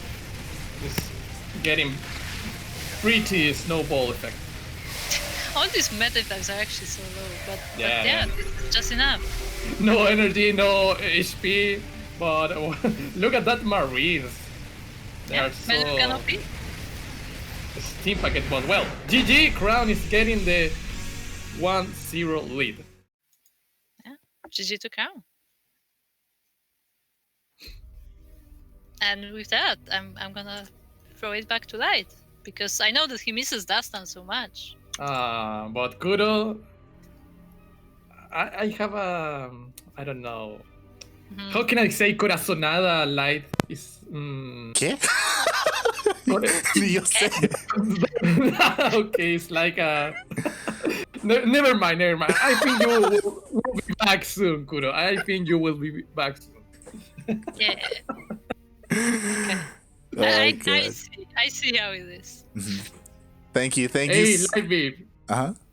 Yeah, thank you very much, Kuro. Sorry. Yeah, I was gonna say the same. Thank you so much, Kuro, for joining us for the cast. Especially because, as Dastan said, you casted a lot today. Because there was no one else. Like there was no Yaku, there was no Milk, there was no Yoda. Like todos estaban ocupado. Like everyone was busy. So I needed someone. So Kuro stepped up and yeah, I was wondering why is Lai inviting me to cast this Eve and why. The only thing that I was thinking was, okay, Kuro needs to cast and Kuro don't want to cast, so okay, it's fine. What do you mean? Hey, look, Dastan, you're not playing in Rebirth. This is the tournament of your people, your country. Like you have to be here, no? Hey, we have a lot of Protoss there to play this whole thing. Supremo, we have to Funara Supremo because he doesn't play the event. Why, Supremo? Why? Wow. Wow. Oh my god. Nothing like throwing the blame to someone else, right? Oh god. But anyways, with that, I'm gonna leave you guys to it. So enjoy the rest of the tournament, everyone. And bye, Kuro. Bye. Bye. Gracias, everyone. Funara Kuro in the chats for the last time. Because yeah, like Funara Kuro, please. Funara 16 squad Sanseki. Yeah, Sanseki. Yeah. So, well, welcome everyone to the semifinals of Rebirth of StarCraft. Oh, what? She leaves. Yeah. She'll be leaving us for now. But we are here again. Gracias. Thank you so much, Dastan, for coming on and casting for the first time with us in English. I appreciate it. No problem. The people is blaming me because I'm not casting with patience. Con quién? With who? Maximo, Facebook, all that. What? They want me to cast a little more Chilean. What? Why? I don't know. They know only one Dastan, the Dastan that always screams, that always speaking in Chilean. So, but I can, guys, because this is the CranKy Ducklings channel, but I can make some Spanish with a live. Look, I bring the stand on here para gritar, all right? Like that's the kind. Okay. So let's if go. I can do that, so let's fucking go! Like, yeah. Let's do it. Let's get hype, mate. This is it. This is the los semifinales, man. This is the best, the best in all of Chile, right here. All of Chile and other countries. Maybe some Colombia, maybe. maybe some Peruvians, but we're fine. We're fine, no? Yeah, feels bad, man. Neo no está aquí. He got taken out. But I have to say something. I think I'm not sure. Neo has the nationality. I think. Yeah.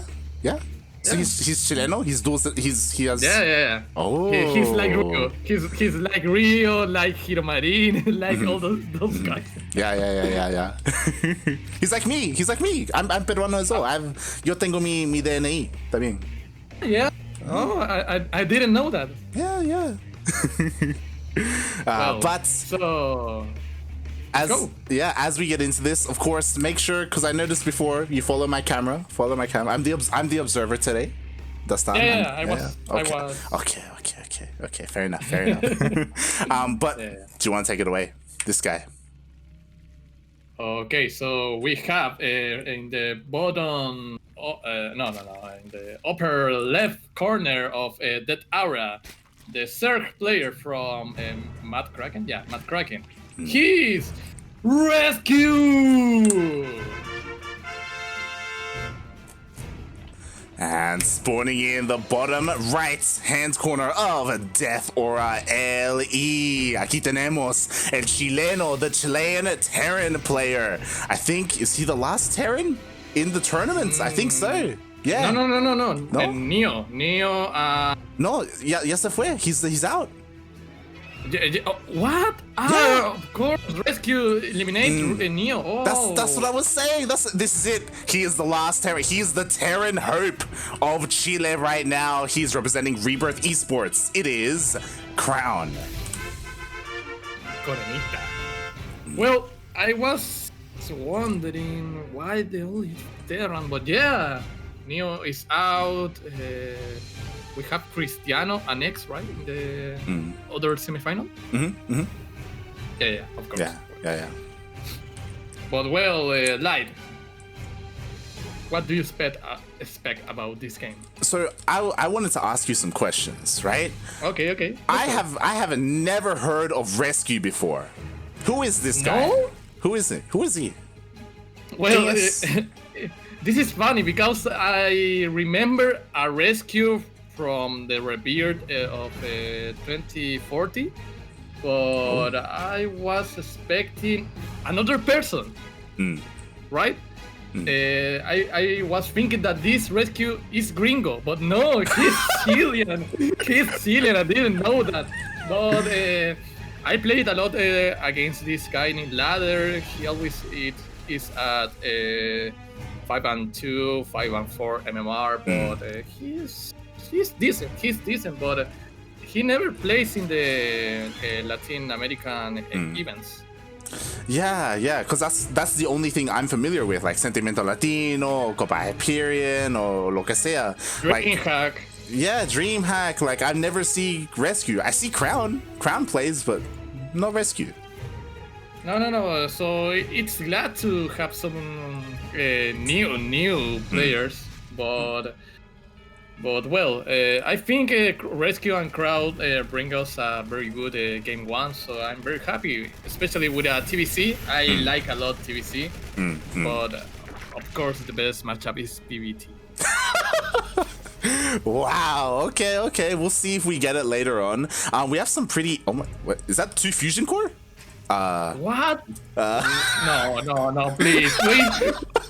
Why? This is so cute. Coronita, ¿por qué? Why Kuro is not casting this game? Why this is a Kuro game? Oh god. Okay, feels bad, man. So Crown, he is going double fusion core. What's interesting, Rescue, we didn't get to mention it. He went for a very fast Roach Warren. But he's not doing roaches. What is going on? I'm so confused. I'm so confused right now. Like the first game, I'm so confused right now. These build orders are unique? I think Chileno. so, but yeah. So these builds are so flighty. I can't go with this. So flighty, but ojo. Crown is not rescue is not running. Yeah, it was really weird because Rescue is ahead in workers, and I thought he was gonna go for like a Roach all in or something like that, right? Because the Roach one was very, very fast, but he's just journeying up. He's working on his lair. He's getting a Bailey nest. I don't know what he's doing, mate. Yeah. Oh my God, chat, please. Gente, no le enseñen cosas malas a ser troll.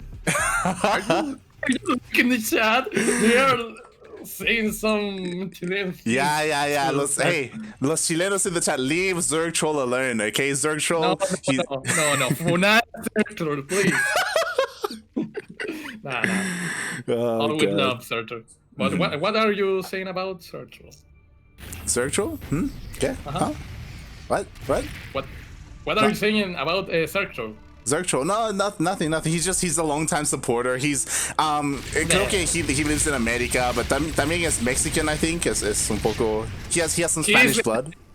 He's a Mexican gringo like Starkiller. Yes. Like Yoda. Yes. Yoda is Mexican? Yeah, he's Mexican. Oh, I didn't know that. Wow. Yo, the spores aren't done. This is a lot of damage. Yeah.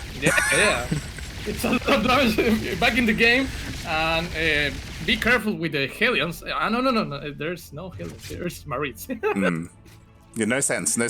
Because that's the normal thing, right? Normally we have Hellions and BCs, but yeah. I don't like this from Crown. This tank could be eliminated so easily. Oh yeah, with like a couple of biles, like there's not much to defend, so he turns around. Meanwhile, this BC already... Oh god! BC, please, Crown, please! Queens are there. Eight queens. Oh my god. That's a lot of queens, mate. That's a lot. I mean, regardless, I'm surprised that Crown dealt so much damage. That actually was... It was off center. It wasn't right. I mean, in the wrong place. It's gonna die. Oh god. Oh, no cancel. Why rescue? Why the same thing at the last game? Why? But well, we have a lot of action everywhere, like counterattacks, attacks from Crown, little attacks from Crown, and look at that Bailings. I think that Bailings is not gonna do anything. We'll see. I mean, Bathing Speed is about to finish up in a couple of seconds, so they can roll in. But there is a tank. Crown. There's a tank. Yeah, he should be okay. This is so weird from Red.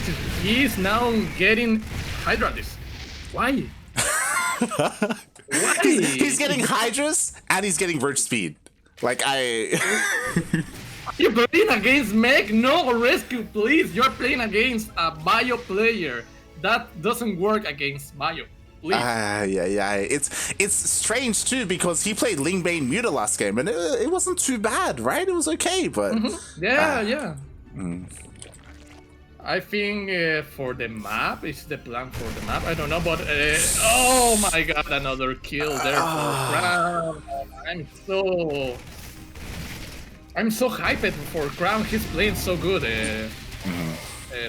I mean, he's got to do it for his Chilean Terrans. Like, I don't know if you were watching before, but we casted a lot of Rebirth Terran players. They were all over the place, but they were knocking each other out, you know? Zura. Yeah, Zura. Sí, so Zura's playing very good. I remember that I played against Zura like 1 year ago. He was like 4 and 6 MMR, and I think he's GM right now. I don't know. He's GM. Well, I have to say something. He's GM de cartón. Do you know that's the meaning? Yeah, I can guess. He's a GM, but like, not really. You know, fake GM maybe. Yeah, fake GM. Oh my god, that build! Oh wow, that was so close. Like, yeah, it's always the same at the at the opening of the season when lower players get GM and Yeah. I don't know. It's sad because oh my god, I'm GM, guys. I posted it in my social medias, but 2 or 3 days later, well, I was dreaming. I was like Oliver from Super Campeones. Yeah, but to be fair, like Zura played really well against Loki. Like they went all the way to the ace match. Like they were looking good. Yeah. I think this is a good. Oh my god! Always the bios. Oh my god, that was so close. Well, I have a question. Okay. Where are the hydraulics? Where are they? We have upgrades. We even have a lurker den. We have a lurker den, and there's no hydras. There's no anti-air. Why? It's like to get a Robo Bay and to make Colossi or There's no bailings either. Like this is just a move, right? Like the Terran doesn't even need to split. What is going to cancel again? What is going on? Crown is again. Rescue is playing good, but he's making a lot of big mistakes. Yeah, his decision making, right? Like he's getting lurker range, you know? He's working his lurker upgrades, but he doesn't have hydras. He has a couple of banelings, but he loses another base. We got a drop to the north. That hatchery is slowly getting lower. He's losing another hatchery. Yeah, this is so bad for Rescue. Oh my god, maybe the hatchery is going down. Oh, what? I didn't see that with the cruiser. I didn't see it. It's in the top of the hatchery, so very good multitasking from Crown. Yeah, he's got BCs all over the place. The main army is pushing on forward. Oh, the splits! He doesn't even need to. Oh, wow, very good splits now from Crown. He's getting rolled, this bailing army, but oh my god, there's a lot of circle. There's a lot of Zerg. Very overstimmed. No energy on these medevacs, so eventually Rescue will hold. I don't know, this game is crazy. It's a lot of exchange, but I think... Yo, Crown is down in supply, yo. Like, his macro is slipping up a little bit. Yeah, slipping out, but I don't know. He has a 4 base, but this counter attack from Rescue is gonna be so big. Like... Oh, yeah. Oh, I canceled. This time I canceled. Not he knows to cancel. It's okay. But as you were saying, this planetary should go down. We'll see. The Bailings crushing the Marauders. That's so good for Crown, but the planetary goes.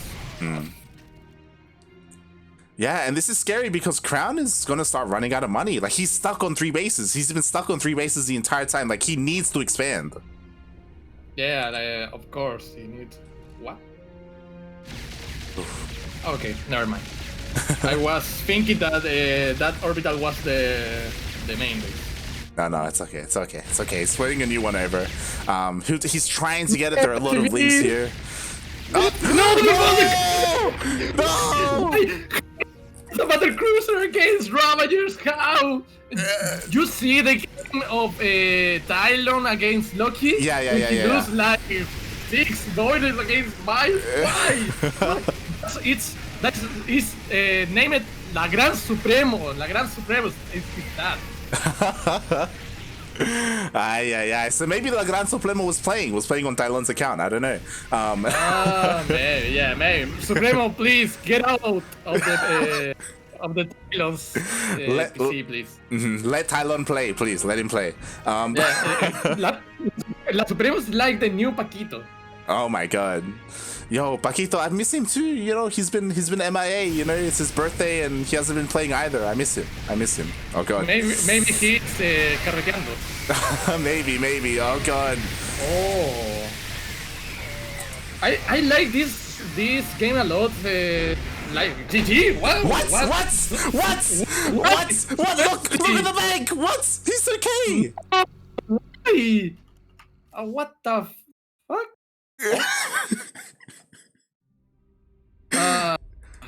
I don't know, like he has a lot of possibilities to win that game. Yeah, he does. GG, I guess. Like, to be fair, like Rescue was struggling a lot to get another base. He kept losing his bases all over the place. He couldn't expand.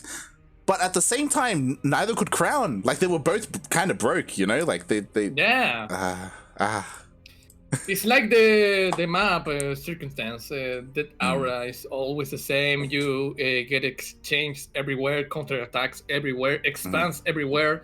But I don't know. Maybe he was feeling the pressure. Yeah, I guess so. yeah. I guess so. GG, I guess. Crown was looking good there, but it was definitely possible for Rescue to bring it back and maybe take it to the ace match, but GG. Yeah. Oh well. So we are jumping up on the second semifinal so fast. Yeah, El Huevito, he was waiting for us. He's been waiting. El Huevito contra CristianoX. What do you think about this semifinal? So, let's be real here. When we came into the tournament, everyone is looking at eGGz. You know, eGGz he's the best, right? To be fair, he's out of practice. You know, he's been playing a lot of Age of Empires. He's been playing a lot of League of Legends. I don't know how much he's been laddering, right? I don't know what level he's at. So we'll see. Do you know? Have you been keeping in touch with eGGz? Excuse me, I was texting or something during the chat. Dastan trolling in the chat. Ah, God. But yeah, like, do you know if eGGz has been playing a lot recently, or not so much, or? He's playing a lot of League of Legends. Yeah. He's playing a lot. Maybe, I don't know, 4 days at the week. 2 days at the week he's playing StarCraft, and 1 day he's trolling.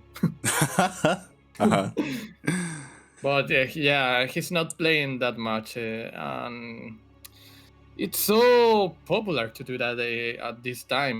The people is playing a lot of League of Legends, not playing StarCraft at all. Yeah. I don't know. It's sad. Definitely.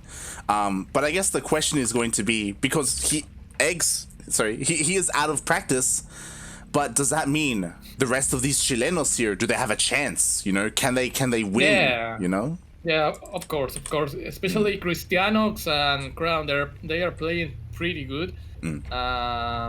X, I think he can die against 1 or 2 cheeses and then lose some macro games. So I think they have a possibility.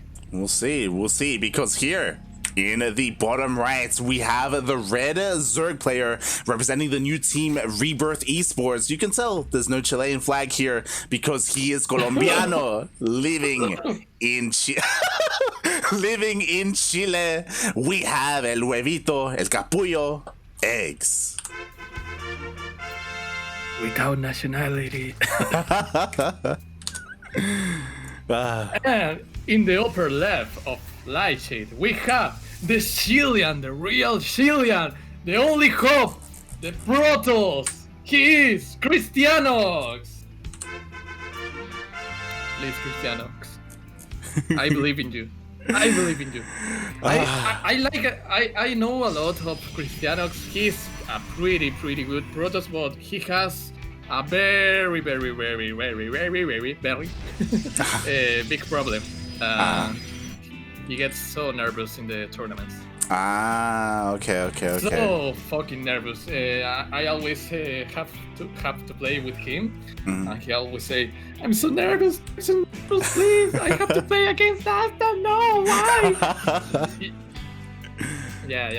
It's sad because you want to have a good competition, you know, and you want that your opponent gives us the all. The 100%.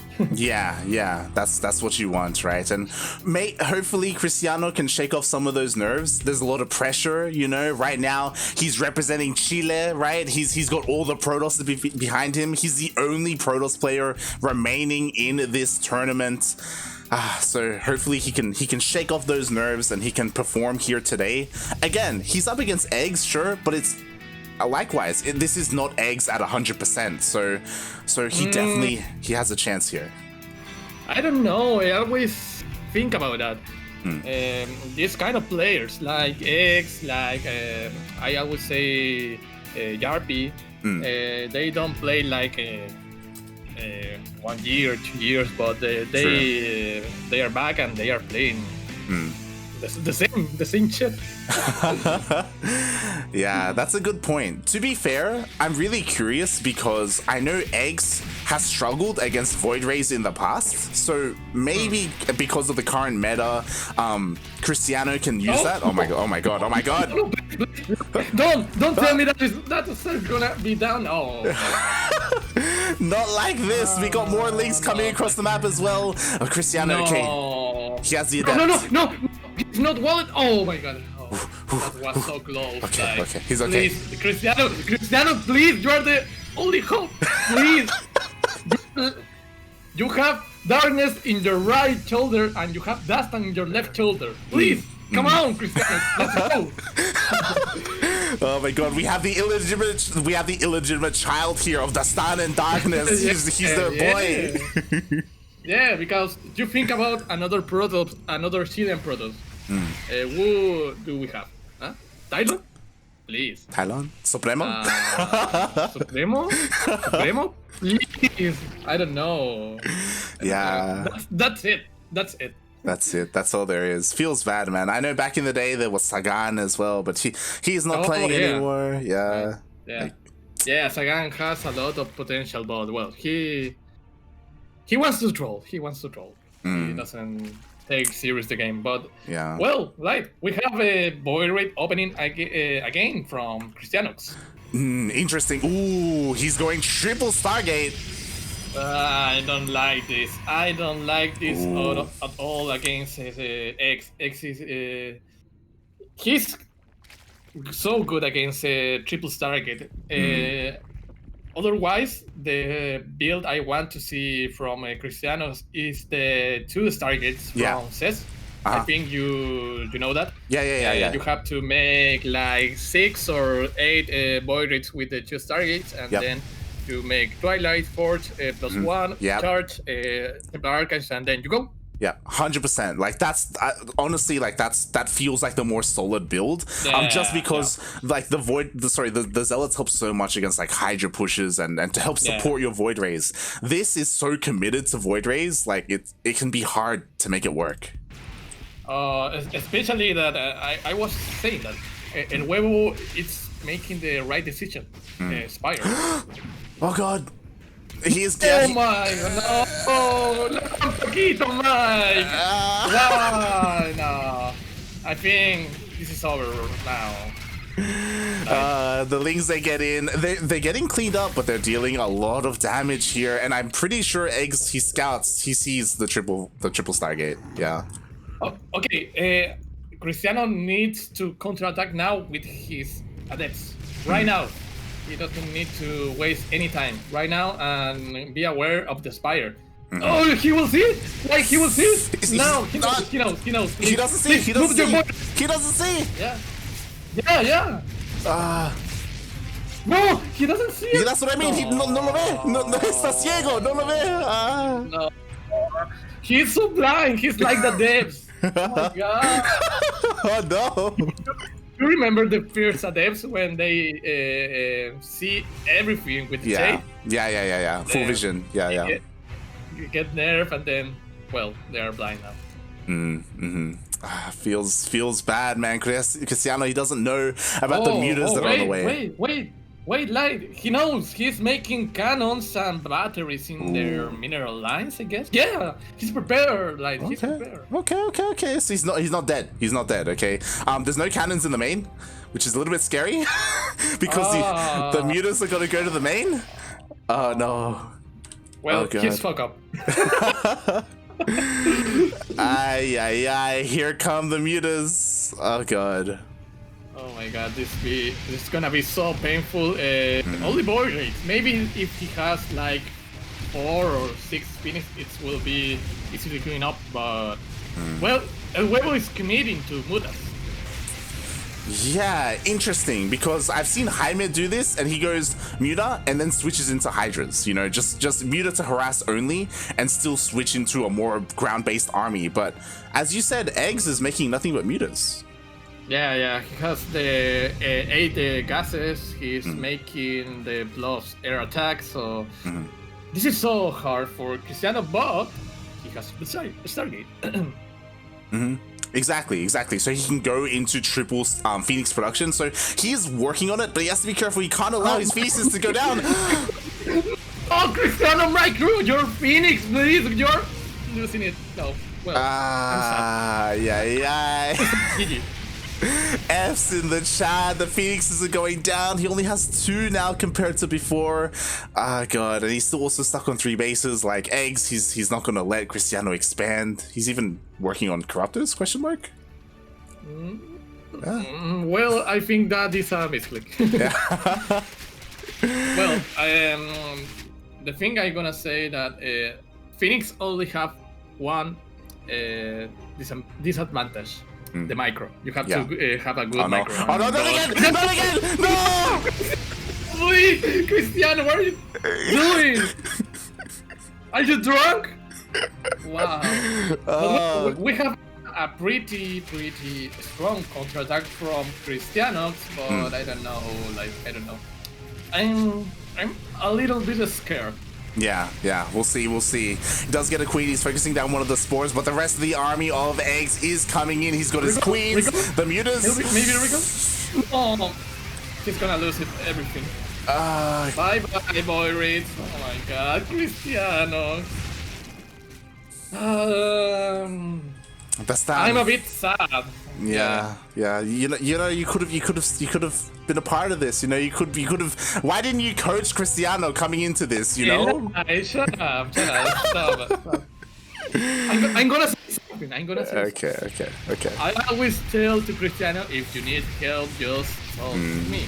I can never do that, so I have to search for it. No, of course. Yeah. Cool. I mean, Cristiano, he's here. He's trying to do the best that he can, but he's lost so much already. eGGz, he's close to maxing out, and What does Cristiano do from here? Especially because El Huevo is so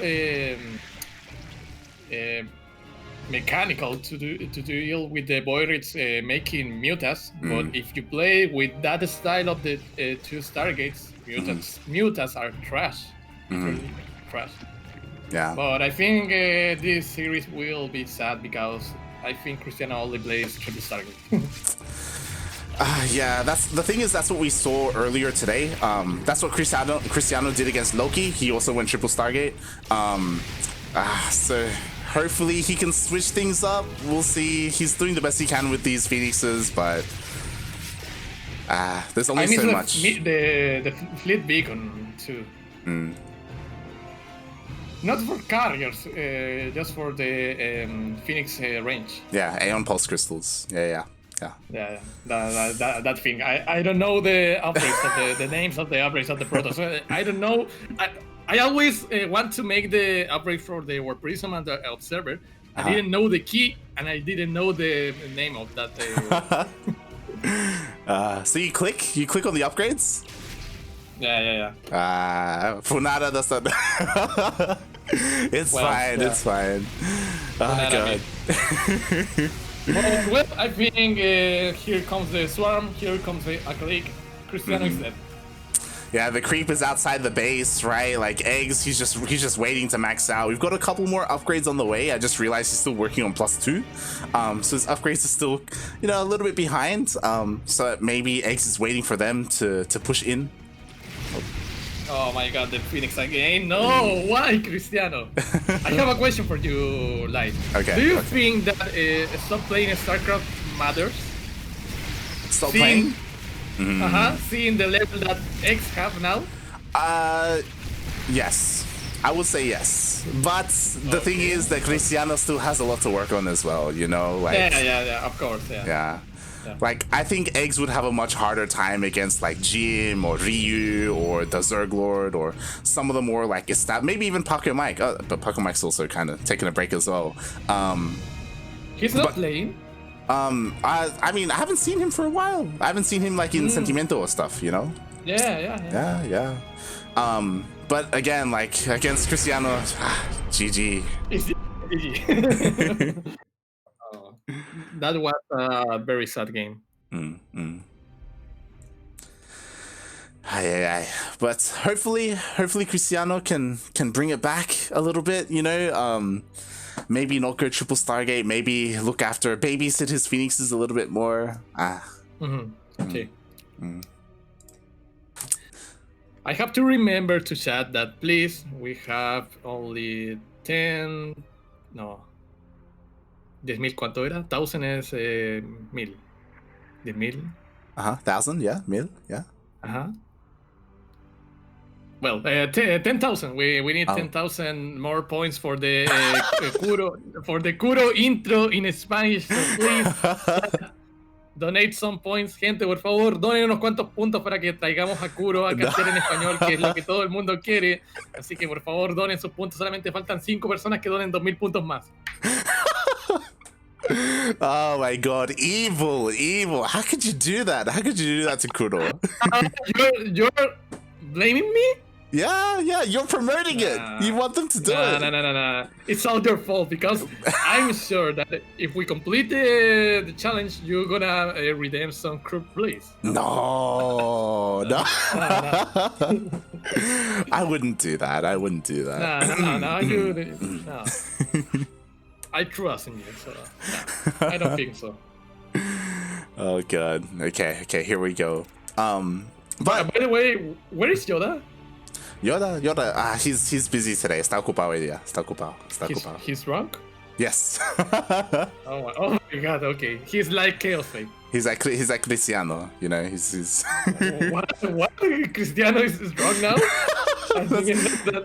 That's what you said. That's what you said. Oh god. No, you're a liar.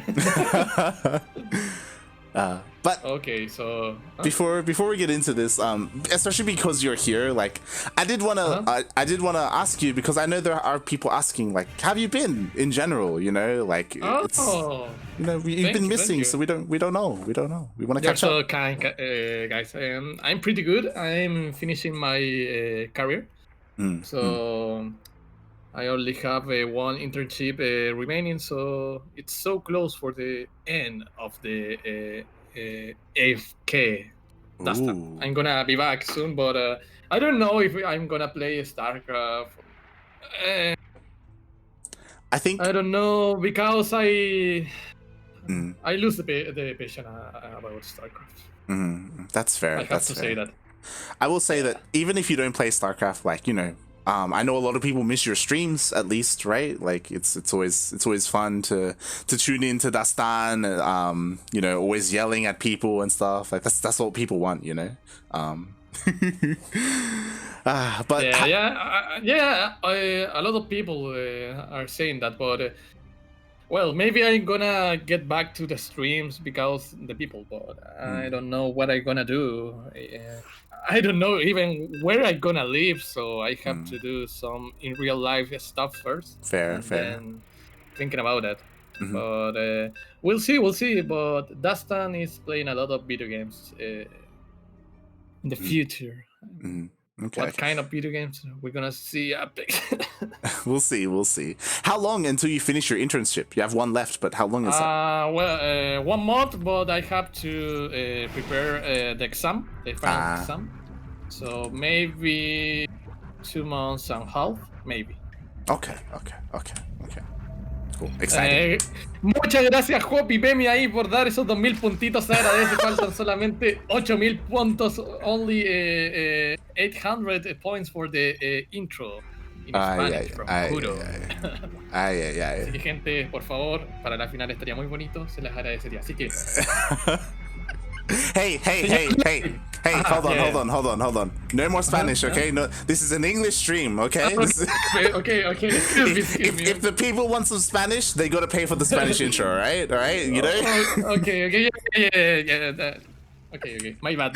But well, here in the upper left of that area, we have El Huevo. He's bailarín. He's a dancer. No. The dancer is Darkness, no? Yeah, he's El Capullo. El Capullo. He is El Capullo. He is Sebastián Latorre, ex from Colombia, playing a Chilean tournament. And spawning in the bottom right hand corner of Death Aura LE. Aquí tenemos the only Protoss player left. He's already down 0-1 in this series. He needs your energy, people, to bring it back here. He is representing Rebirth eSports, the main sponsor of this tournament. Representing Chile, it is Cristiano. So, people, please, we need our Tulas. We need Tulas in the chat, so that's gonna give some energy to Cristiano. So, spam some Tulas in the chat, please. Thank you. Wow, what is this? What is this proof? What the fuck? Ooh, interesting. I like it. If he throws down the pylon, I don't know where he's going. I don't know. He's searching for a proxy. What? Wow, he's scared. What? What? Wait, no. What the? Okay. Hey. The pool of X is just a bit early. He's making like 2 or 3 seconds early, but fast final council. Do you think DT? Yeah. DT? It has to be DT. Yeah. But, wow. Could be Glaives. Could. But I think DT is the best option. Yeah. DT is what makes sense. As oh my god, so many. Oh my god, I like this so much. But look at that Zerlings. The Zerlings, please. Yeah. They don't have to scout. The Overlord don't gonna see any natural. Exactly. It's a bit unfortunate, the Stalker isn't here to help deny this Overlord, so it will see that the base is missing, so he will know something is up. Yeah, but how El Huevo is gonna respond? Oh my god! The DTs! Please. This is a game that Kuro needs to cast, okay? No. Of course, she's not gonna do that, but this is a game from Kuro. I've never seen this. Proxy, like 4-gate and a Dark Shrine and Glaives is everything. My god. Oh, and El Huevo don't gonna see it. So this is very good for Cristiano. Of course, he's gonna have the Roach Warren, gonna produce some Roach... Here's the scout. Eggs, he finds it, he sees everything, he sees the Dark Shrine. Yeah, that's the sad part. Maybe you can find the proxy, maybe a pylon, but the Dark Shrine is everything. Yeah, maybe it would have been better to keep the proxy gateways here, but maybe the Dark Shrine at home somewhere? Yeah. In that pylon in the main. The pylon in the main could be at the left, and then you're gonna have a very good spot for that Dark Shrine. Yeah. But, here we go. So, Eggs, he knows he already has spores for detection. He's working on his roaches as well. Cristiano, he's all in. Can he make some magic happen? I don't think so. We have some spores for Eggs. I think the Link's gonna get down so fast, but he has to be very careful with the DT. The bars, no, please don't make the same mistake. And yeah, I like this from Cristiano, but he needs to do something. Yeah, and I don't mind this, right? Like, there's already detection, so I guess make an Archon, right, to help with your army. But we have a big problem. Cristiano doesn't have anything to kill the roaches. The roaches can survive a lot against that adepts. Yeah, they definitely can. The Lings are actually going around as well, maybe looking to try and... I don't think it's a good idea to go to the main. Maybe the pylons is a very good idea. Oh yeah. Oh, can he maybe get on top of one of these Ravagers? Ravager finishes. Maybe a Jade. He needs a Jade to the main base, maybe, so he can do anything, but now he's not doing anything. Cristiano is out, and eGGz is going to the finals. I'm sad because Cristiano could do something, but he doesn't Jade, he doesn't, I don't know. Maybe transitions for something, but well, nice try. That is for Cristiano. I am a bit sad because Cristiano always is nervous against that kind of players. Maybe if he can play some solid macro, I think he can win against X. But well, he needs some more experience. Yeah, that's the thing, right? That's the thing about a lot of these semi-finalists and quarterfinalists. Like, that's what I'm excited about, because from what I've seen, a lot of the new Rebirth players, they're very motivated to play and compete in as much as they can, right? Like Cristiano, like Crown, like Davo, Neo, like all these guys, like they're playing a lot. So it's really cool to see them make it far like this. This is something that they couldn't do in previous years. Yeah, and I think that is the goal for these events, maybe to get some good players, some new good players, because always is in Chile, El Oscurito, El Asesino, I don't know if Yarpi have a meaning in Spanish, but Yarpi or Jens. What do you think about the name? Do you like more Yarpi or Jens? Jadpi sounds better. Yeah. Jens is like the jeans that you wear, you know. But Killer, I like Killer, but Halfrey, come on, man. Yeah, but they're not it's here. Like, yeah, it's sad because I was expecting a finals between Halfrey and Jens.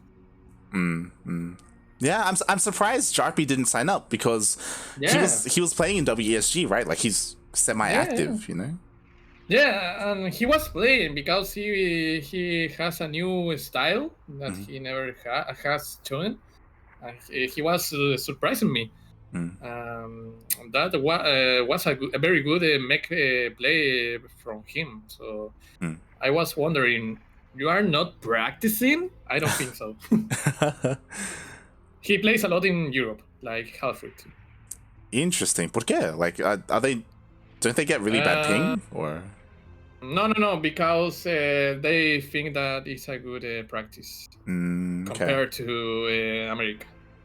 But I don't know. Nowadays, North America server has a lot of good players. Like, I don't know, Patty Mac, Nina.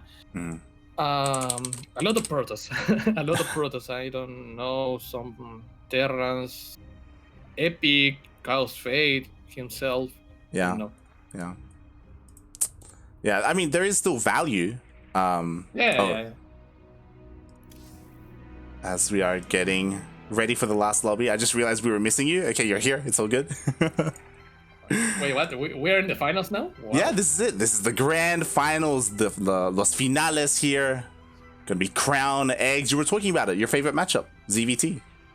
Yeah. It will be so interesting because X, well, it's X, and Crown is playing very good.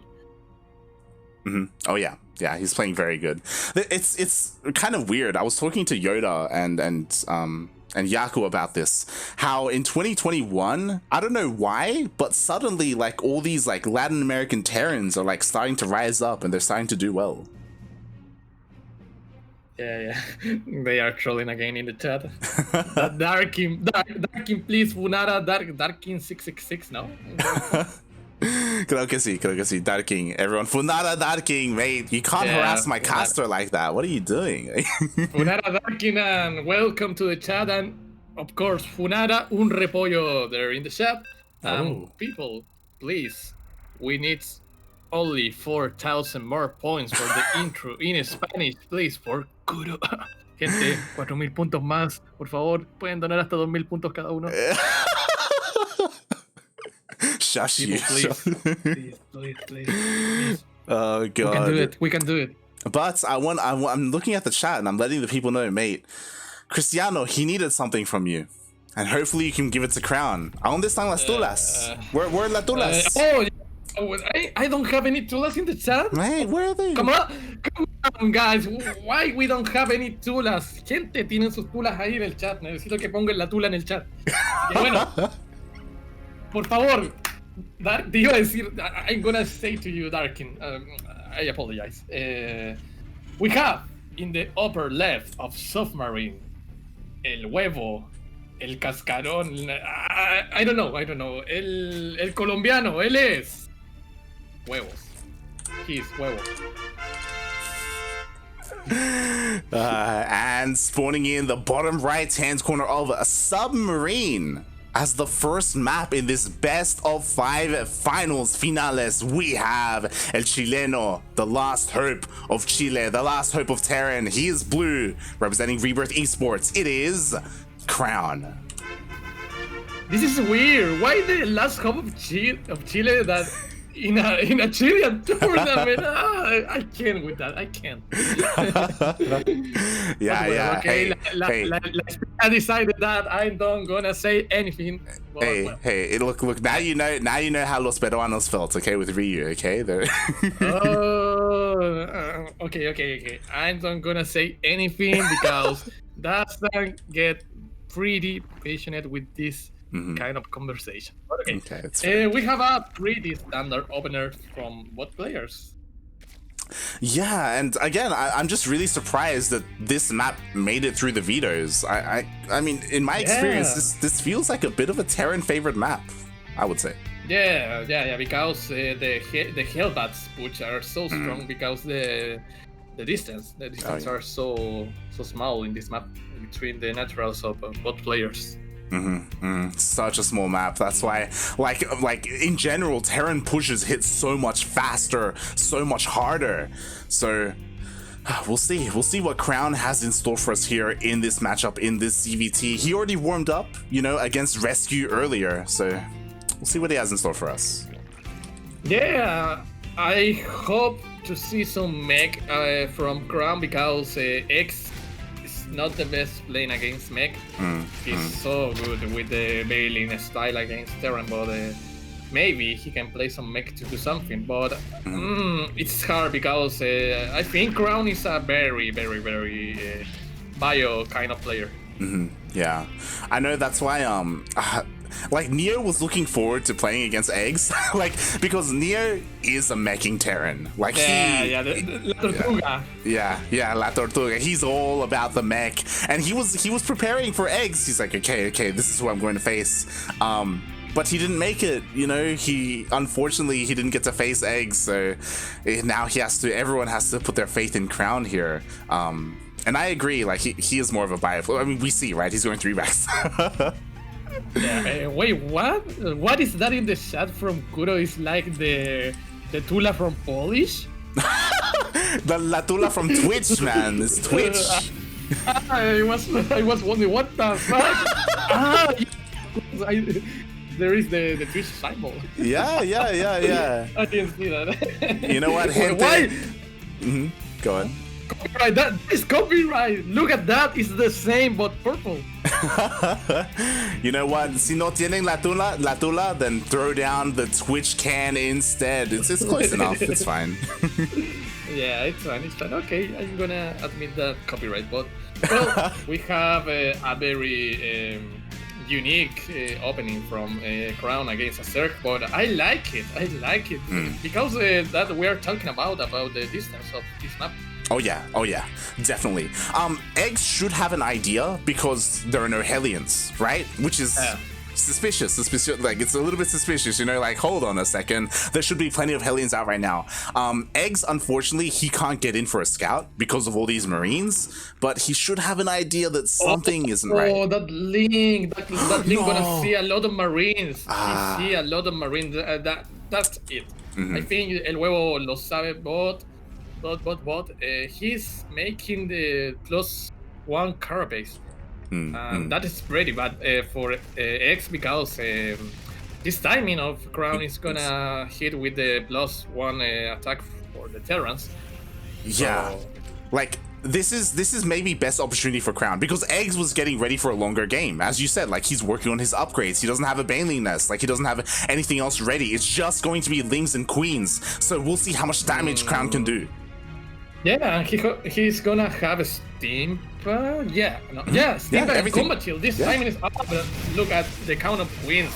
Like, there is a lot of Queens, and that's gonna be a defense, I guess. Oh, yeah, there are enough Queens, enough Lings. It looks like he only loses 1 Queen and cleans up. Yeah, that is sad because it was a good idea, but that was a lot of Queens.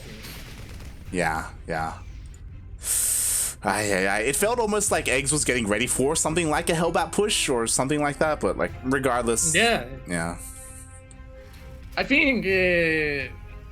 Well, I don't know. I don't know if these guys know a lot from each other, but if so, I think that's why eGGz opened like that. But that was pretty good for him. Oh yeah, he defended beautifully. Now like 1-1 is finishing up, so he's gonna have those upgrades, he's expanding, he's taking his lair, he's looking perfectly fine, and now Crown is a little bit on the back foot because he invested a lot in that attack and it needed to do more. Okay, chat, there is Darkin, Funara Darkin 65, please, in the chat. And this is good for Crown, this is good, a good trade, a good position. I like it for Crown. Yeah. Really good here. Well, here comes the problem. Yeah. Especially because it's only bio. Like he delayed his factory production for so long, so there's like no tank, there's no widow mine. This is so bad. Of course, if Crown defended well, he will be good, but I don't know if he can defend. No. No, why you get out like that with your bio? Oh god. The Veilings are going for the SCVs. Oh god. Oh, pretty good targeting from Crown. Please, the Veiling. Oh my god, he's doing well, but I don't know. The Veiling. Okay, that's. But I don't know. I think Crown is dead. Yeah, the Lings, they get into the natural. There's nothing here. All these SCVs are going to go down. There's a couple of Marines on the way, but it's not going to be enough. Sad. Was a good idea, but I think eGGz blind countered it so well. Yeah, he did. GG. Again, I do think that Crown has the right idea, you know? Like, he should be going for some kind of timings like this. And, you know, this is it's a best of 5, so that was only game 1. Yeah. I would prefer the Hellbat push, but it's okay. Any new idea, it's okay, I think. And, someone login here in StarCraft. Someone call it darkness. Oh, what are you doing, Diego? Oh, no, I know what he's doing. He's maybe recording some videos for his channel. Oh god, that's another thing that I haven't asked you about, but you know, you caught us up a little bit with yourself. What's happening with Darkness? Like, I have no idea how far along he is with his studies, like if it's like another year or 2 years, or I don't. Well, you know? He is making the whole thing online, but he has time. He's playing some games. He's trolling, but I think he's like me. He doesn't have the same passion about StarCraft, so that's why he's not playing. He gets so stressed out with the tournament. So I don't know. We have talked about it, and it's hard to be in the scene of StarCraft nowadays. Okay, it's a shame. We're tired. All of us are tired. I don't know how so many people are now wanted to be GM or be good in StarCraft. I think okay, it's nice, but I don't know if it's the right moment. I don't know. That's fair. I mean, we miss you, obviously, and we wish you the best, you know, both you and Darkness as well, in whatever you do, you know, whether it's StarCraft related or not StarCraft related, that's fine. Always we have you in our thoughts. But yeah, of course, like we will still be here, doing the best that we can with whatever we can, you know, working with Espira, running events like this, trying to do what we can for the scene, for the community. Like, personally, I'm excited for the Chilean scene. I'm specifically, I'm excited for the Rebirth team because Rebirth eSports, they formed a team at the start of the year, and so far it's still pretty early, but all their players, like they are motivated to practice and get good. And are very, very good players. They have a lot of time because now we have some free time until March. Yep. So yeah, they have a lot of time to play. Vacations are good, my friend. All right, let's get into this. Yeah. Okay, now it's your time to be first. Okay, here in the top left, we have the Chilean Terran player. He is red. He is representing Team Rebirth Esports. Currently down 0-1, but of course, this is our best of 5. It is Crown. And in the bottom right corner of the aura, again, we are getting only light shit on the aura. We have from Rebirth Esports 2, El Huevo is up 1 game. From Colombia and Linares? I didn't know. I don't remember where he's living right now with Karim. He's ex. Linares, near from Linares. I don't remember. Look, you just reminded me, and everyone exclamation mark Funara Dastan. I remember a while ago, a couple of months ago, you promised for a couple of things. One, cooking stream. Okay. Where's the cooking? And you were going to show La Karen and eggs, mate, how to cook, because that was something. I don't know. I don't know how they're alive, like eating what they eat. I don't know what's. I don't know what's. I don't even know, my friend. But what the fuck? Why he's dancing? My God. He's dancing? Extra, but well, yeah. And the second one. That's it, mate. I just want a cooking stream. That's all I want from Dastan, because you know that's content. That's contenido, you know. Okay. Let's do something. Okay. When I finish my career, let's go and have that cooking stream, okay? Oh, okay. I'll hold you to that. I'm gonna cook whatever you want. Oh, okay. If you want me to cook some kangaroo, I'm gonna do that. Oh God. Do you like seafood? Do you like seafood? Yeah, a lot, yeah. ¿Has cocinado ceviche antes? Ceviche. Yeah, of course, yeah. Okay. Ceviche. Okay, I'm gonna do that. Yeah, I like it. You kind of special ceviche, like I don't know, salmon or tuna or something like that. Salmon ceviche? ¿Qué? Yeah. Look, there is a lot of kinds of different ceviches. Okay. Not only the original ceviche with tuna. You can do it with a lot of the stuff.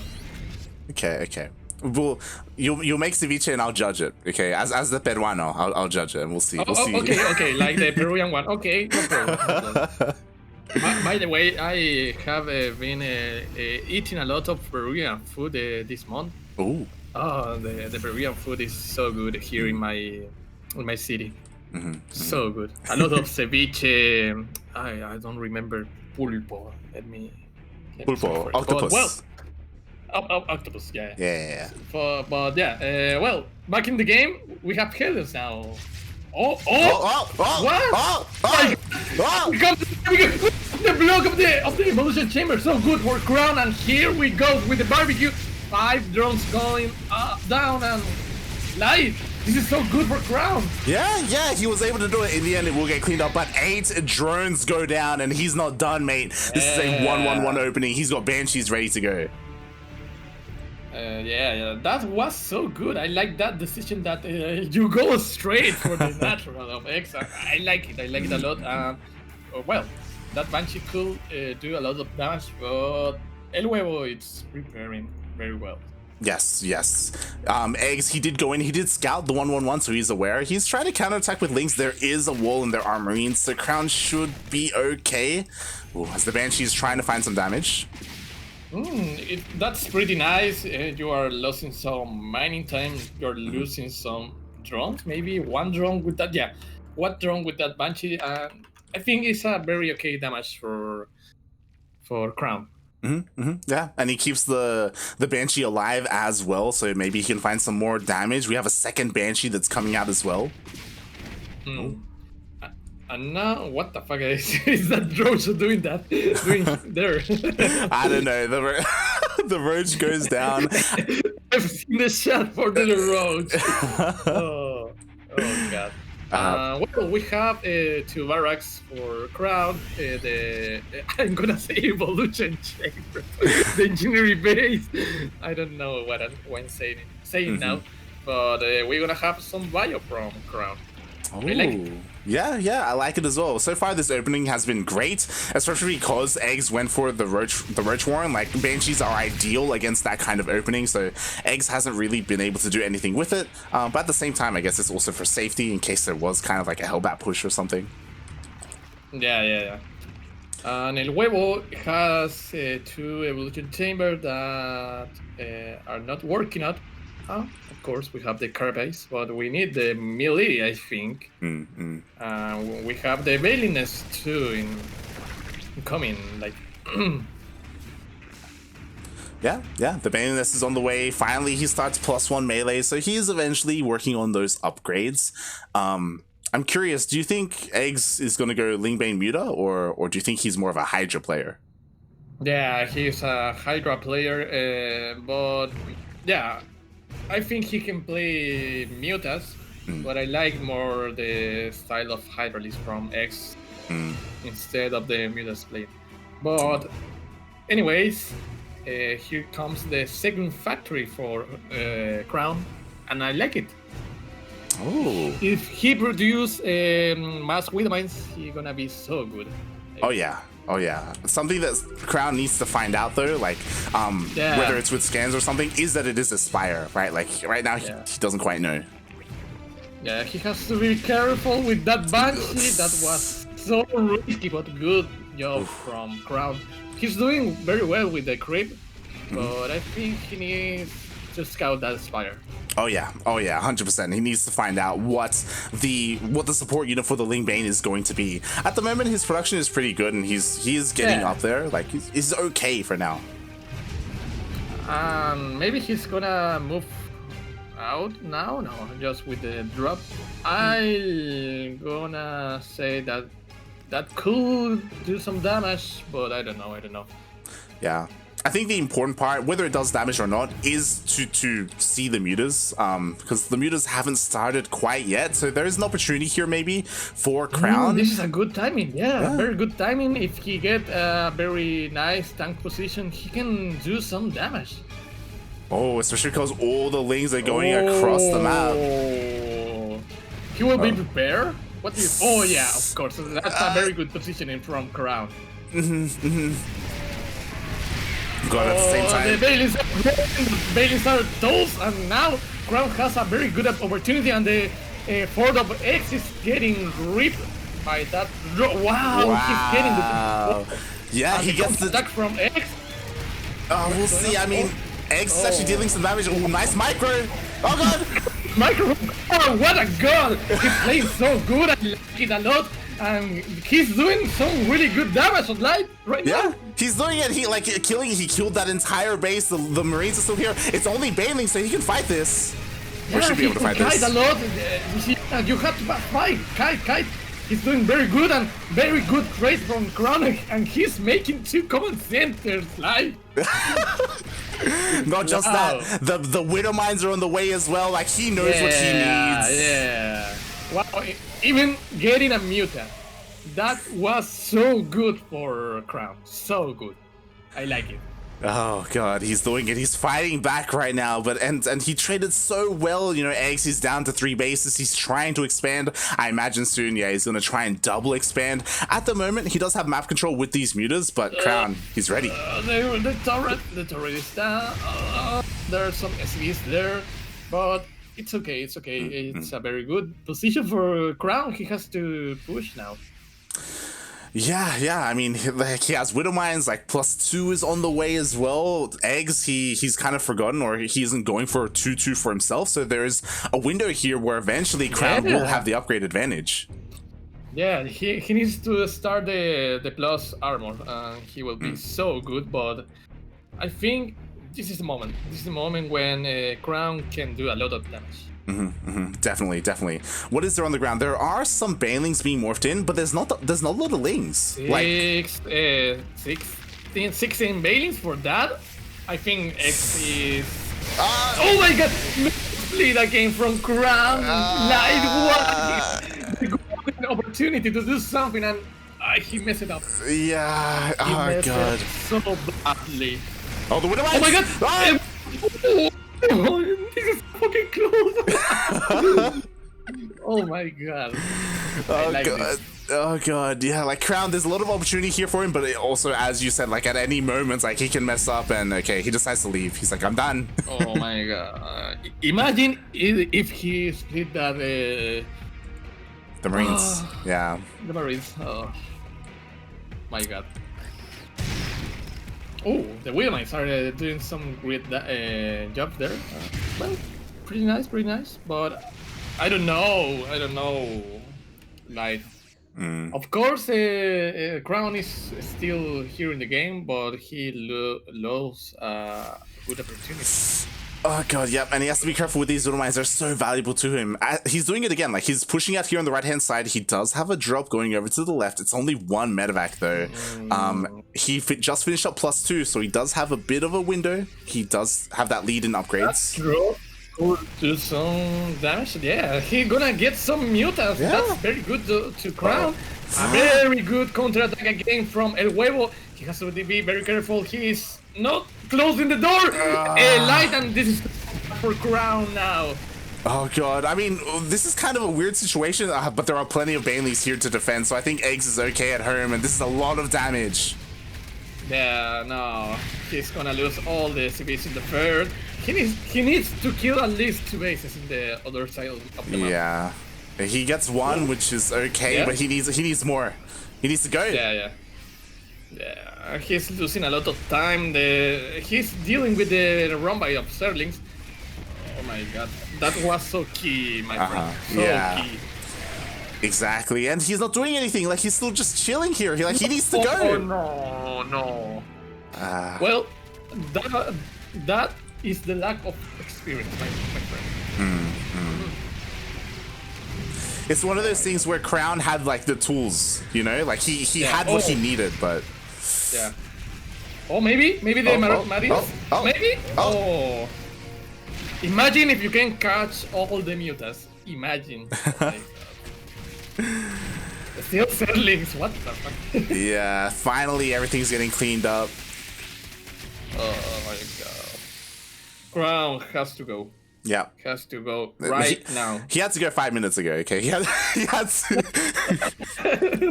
Oh, God. But this is it. He only has 26 workers. He has to try and end the game.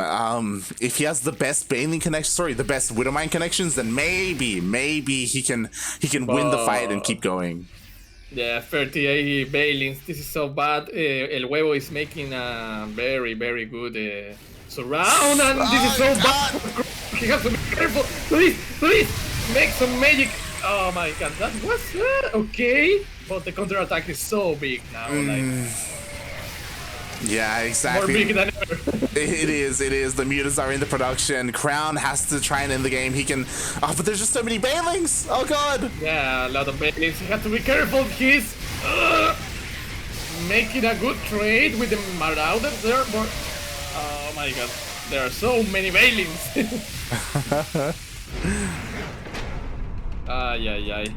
I think that was a very good game from Crown, but he needs a lot of experience to play against that counter attacks and that kinds of gameplays of El Huevo.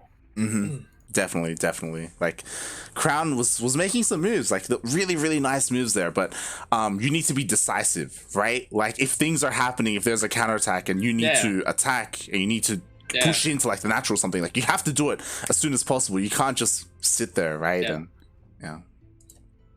And excuse me, but I have to make some Spanish now. Le voy a mandar un gran besito mua, mua, a Hank alias Soul. Soul, te quiero mucho, pero no sé si lo entiendes. There you go.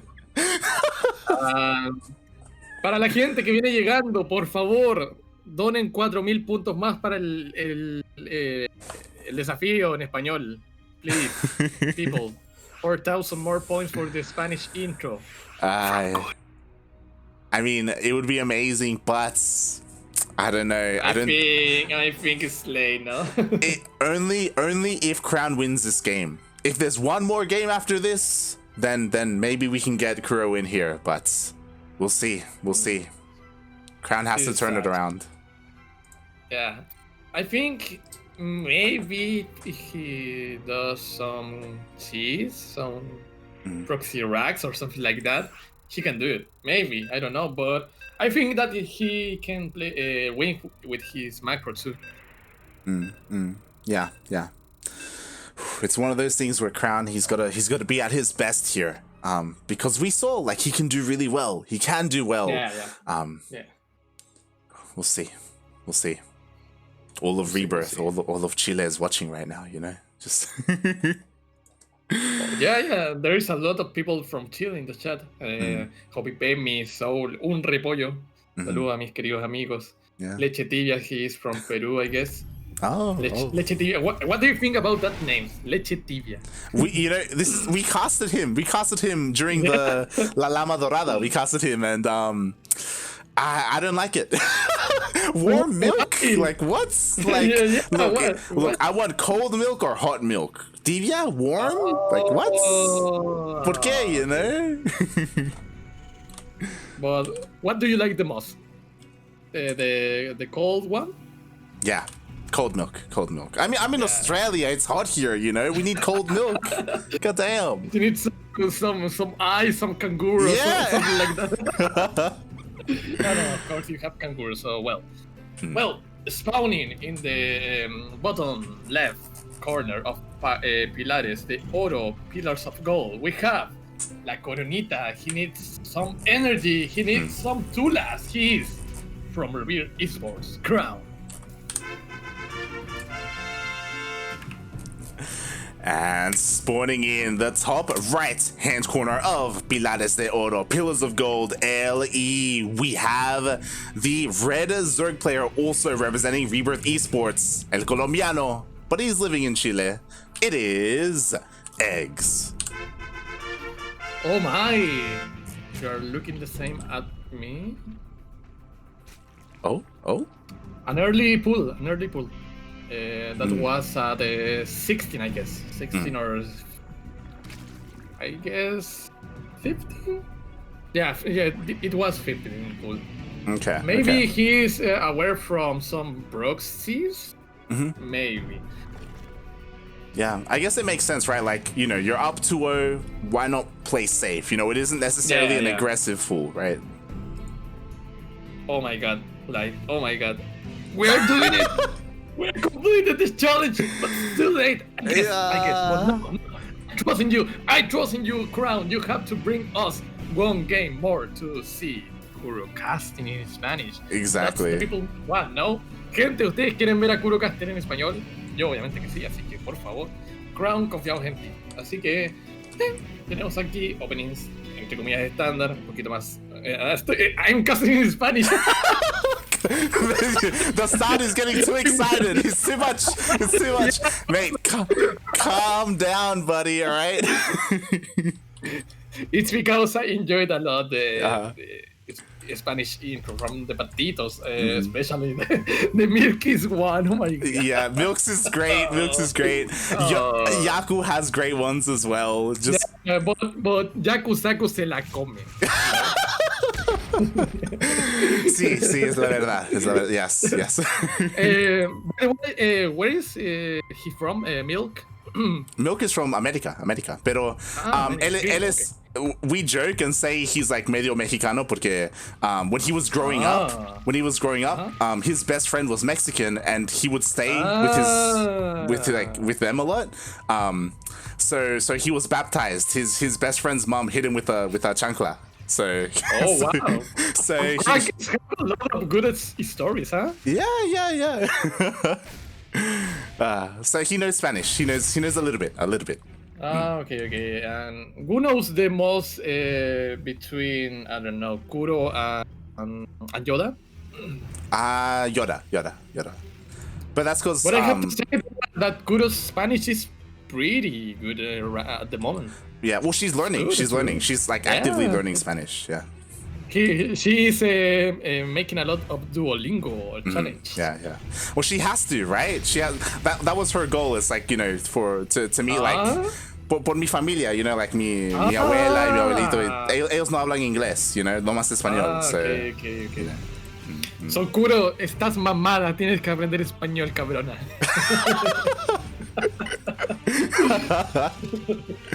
God. I was seeing the build orders and I expect Battle Cruiser because always when the Terrans are down in the score, they go for BCs. Maybe because it's a very good build, but oh my god, what is this? Yeah, this is very interesting. The armory just finished. We have all these Hellions turning into Hellbats, so we do have a Hellbat push going in here, but there are plenty of Queens. The Lings are coming in as well. Yeah, this is very good for Crown. He's microing very good, and this is good for Crown.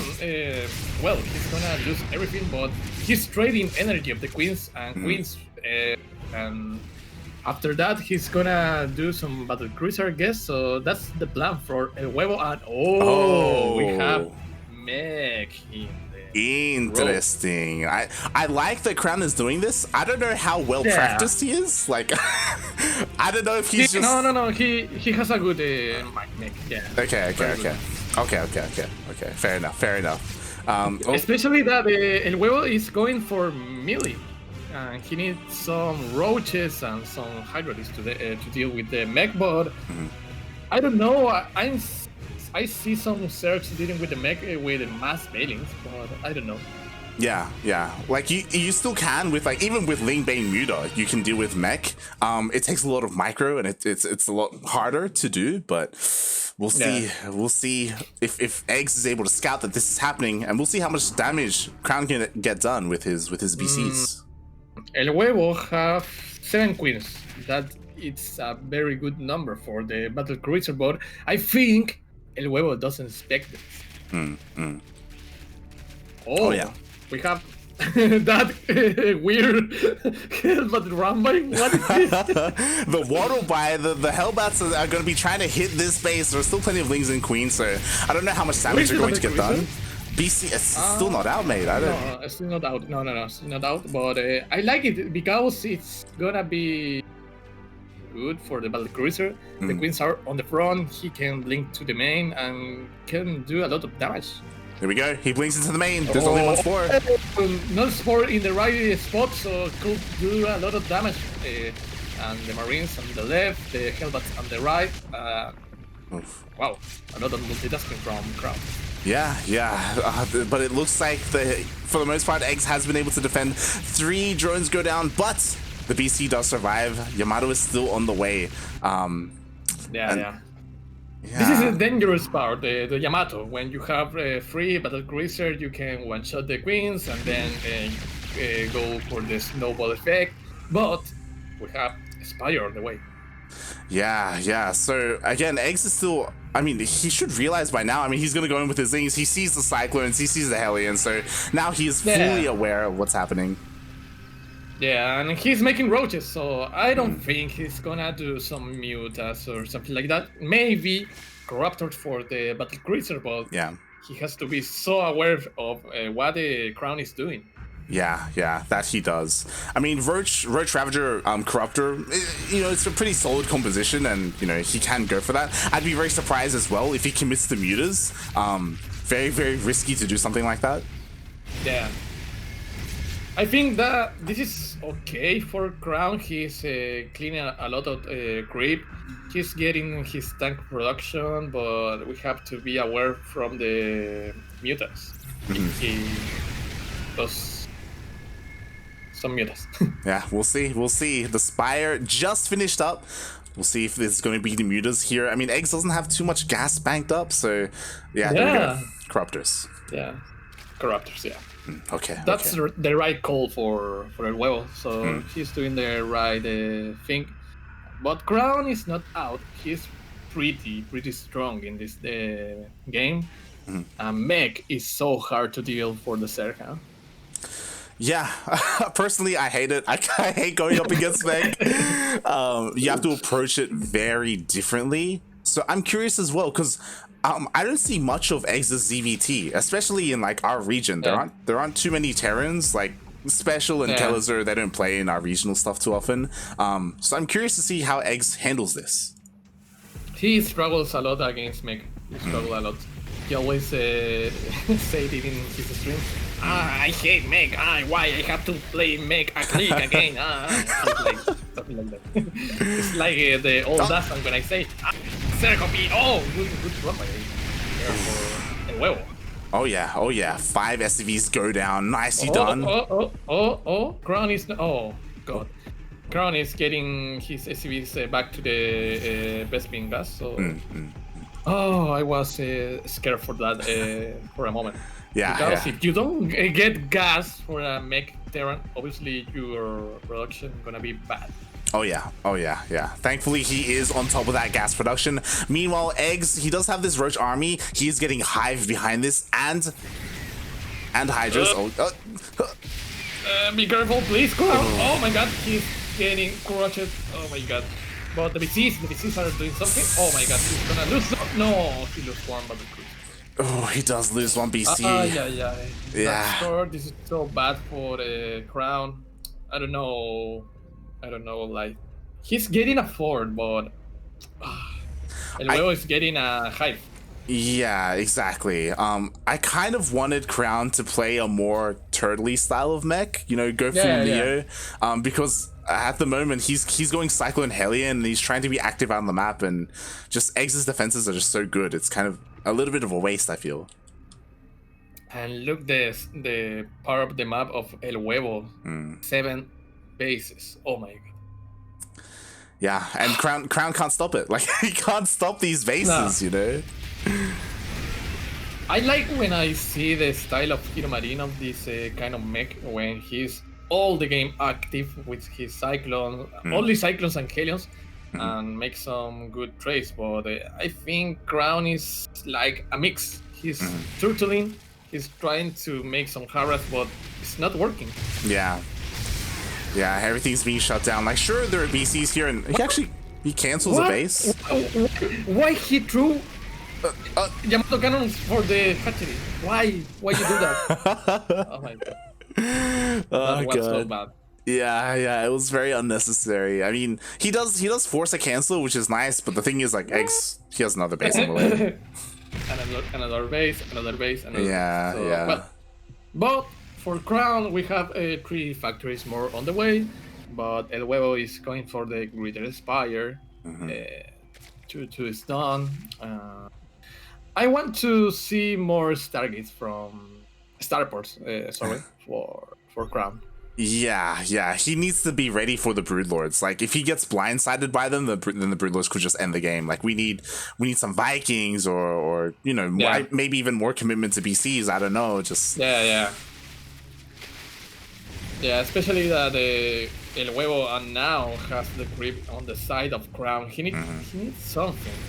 He can't turtle like this because El Huevo gonna get all the bases on the map, and then you're gonna do anything. Oh boy, we'll see. I mean, Crown, he's maxed out, so it's on Crown to potentially go for a move out, clear up some supply, and then switch things up. I don't know. You think it's a good movement to get out of your base, like this position of crown? Just throw away some of this it's stuff. hard call. Yeah, it is a hard call for sure. The problem is like he still has no information, you know? He doesn't. Broodlords are already being morphed. Yeah. Like that's the problem. He needs some Thors, he needs some Vikings, but he's pushing up now. But I don't know, it's too late? Maybe. We'll see. Again, there's only 2 Broodlords, so it's not that much. Yeah. What? Wait, what? Where it goes? Teleport for roaches. Oh my god, no! No! What? Ground again! Please, Crown. He's playing good, but he's making some mistakes that are getting so bad. Yeah. I mean, Crown is pushing forward, which is great, but at the same time, eGGz is hitting the planetary with his roaches. Ooh, eGGz is morphing in a couple more Broodlords. He's doing well. He needs to get off of there for Crown. He can't stay there with the Broodlords. This is bad. He needs to go now. Just now. Please, Crown. Please go. Well done. Yeah. Okay. He turns around. Good for Crown. He killed a base. He's defending the roach counter attack. He has a good production and macro in general. He needs a lot of star force now. The thing I'm worried about is that did Crown see the Broodlords? Does he know? Maybe. But he's making Vikings, but 2 Vikings at a time. I don't think we can do something with that. Yeah, it's still only 1 starport, right? Like he has so many factories. It's crazy. Oh my god. Yeah. Factory. Yeah. Maybe if he can make Thors, but he has so many tanks. He needs to get rid of them. That's the thing. Like he's maxed out. He needs to make room. Or maybe some Helions out, but if he attacks now, he will be dead. Or maybe if he, no. What the fuck? Oh boy. 10 Broodlords. When? Yep. They're here. The Broodlords are here. They are revealed. Yeah, they're revealed. I think this is good work for Crown. Now he can deal with the Broodlords, producing some Thors or something like that. For starports, I liked it. 3 Thors at the time. I like it. Yeah, he just needs time, right? He needs to buy as much time to get his production up and running, but he's forced to fight. I think this is good for Crown because he's cleaning up the Hydras. He's only leading the Broodlords and the Corruptors, so you're trading the ground. Now you have to remax in NTR and you're be good. So, he doesn't have the Cyclone upgrade. He doesn't. If he did, maybe that would have been a dead base. God damn it. Why? Yeah. You need that upgrade so bad. It's like not making charge or something like that. And this is what I'm worried about. Here we go. eGGz is now sieging the bases of Crown. The Thors are on the way, but they're so slow. Yeah, oh my god, this is so bad for Crown. He needs to go out, but he's making Thors and Vikings, but how many corruptors do we have? Oh god, yeah, we have 11 corruptors, and the Broodlords are getting on top of everything. There's not enough here. Blinding clouds on the Thors. We won the intro from Kuro. This is so bad. But well, GG, congratulations for El Huevito. He's the champion of the third edition of the Rebirth of StarCraft. GG. Congratulations, eGGz. Of course, he's still there. He's still resident of Chile. Fun facts. Like, I remember the very first Rebirth. We casted eGGz was a little bit sad that he couldn't play, and we're like, mate, just get married. That's all you got to do. And yeah. Like, what's sad because he can play now without being married. I know, he broke the rules. What's going on, mate? Yeah, now you have to go and get married, huevo. You gotta make it official. Be an official Chileno. Come on. Yeah. If you don't, well, I'm talking about we, but I'm not from the La Espira. La Espira doesn't gonna pay you. So, Mary. But GG, congratulations, eGGz, for winning the tournament. I will say, even though it was kind of rough for Crown, I'm a fan of, like, you know, I'm impressed by how Crown played. I'm impressed by Loki, Zura, everyone else who showed up. It's really cool. Yeah, it's so exciting to see a lot of players that have a lot of potential to represent Chile. So I'm so happy because, well, without Yarpi, Killer, Darkness, is a bit sad, the statement of the Chilean representation. But with these guys, I think we have a very good future. Yeah, it's the next generation of players, I feel, because of course. Because like Jadpi and Halfbreed, like they've been around for a long time, like a long time. You know, we need some young blood in there, and so it's really cool. And of course they are young. They are so young. I think Cristiano has 21, Loki 20, all the same, 20, 21. Even Tailon has, I think, 17, something like that. They're so young. So I'm glad and I'm happy to be here and seeing these games. It has a lot of potential of these players and very good games. Definitely. Like that's what I love so much about these country specific tournaments that La Espira is running. It was the same with La Lama Dorada as well. Like it's really cool to see new Peruvian players, not the old ones like B Lord and Cats that we know for so long. Like we've got, or Smile. We've got other people showing up like Tav or Neo, Chaos Fade. Like they're also like really young as well, just like these guys. Yeah. So it's cool. They are so young and drunk. Funada Chaos Fate, God. No Funada Chaos Fate, Funada Peruanos, because they are always drunk, always the same. They are always chileando. God damn it. Ay, God damn it. But regardless, we had a great day of StarCraft today, and thank you so much, Dastan, for joining us today. Thank you. No, thank you guys. I'm glad to be here. Thank you for the invitation. Enjoyed it. I didn't play StarCraft since the WCG. It was like a month ago, no, something like that. Well, I like that. I like the how can I say it? The experience of casting with you guys, and I'm practicing my English, because my pronunciation is very bad. But it's okay. It's fine. I think the people enjoy it.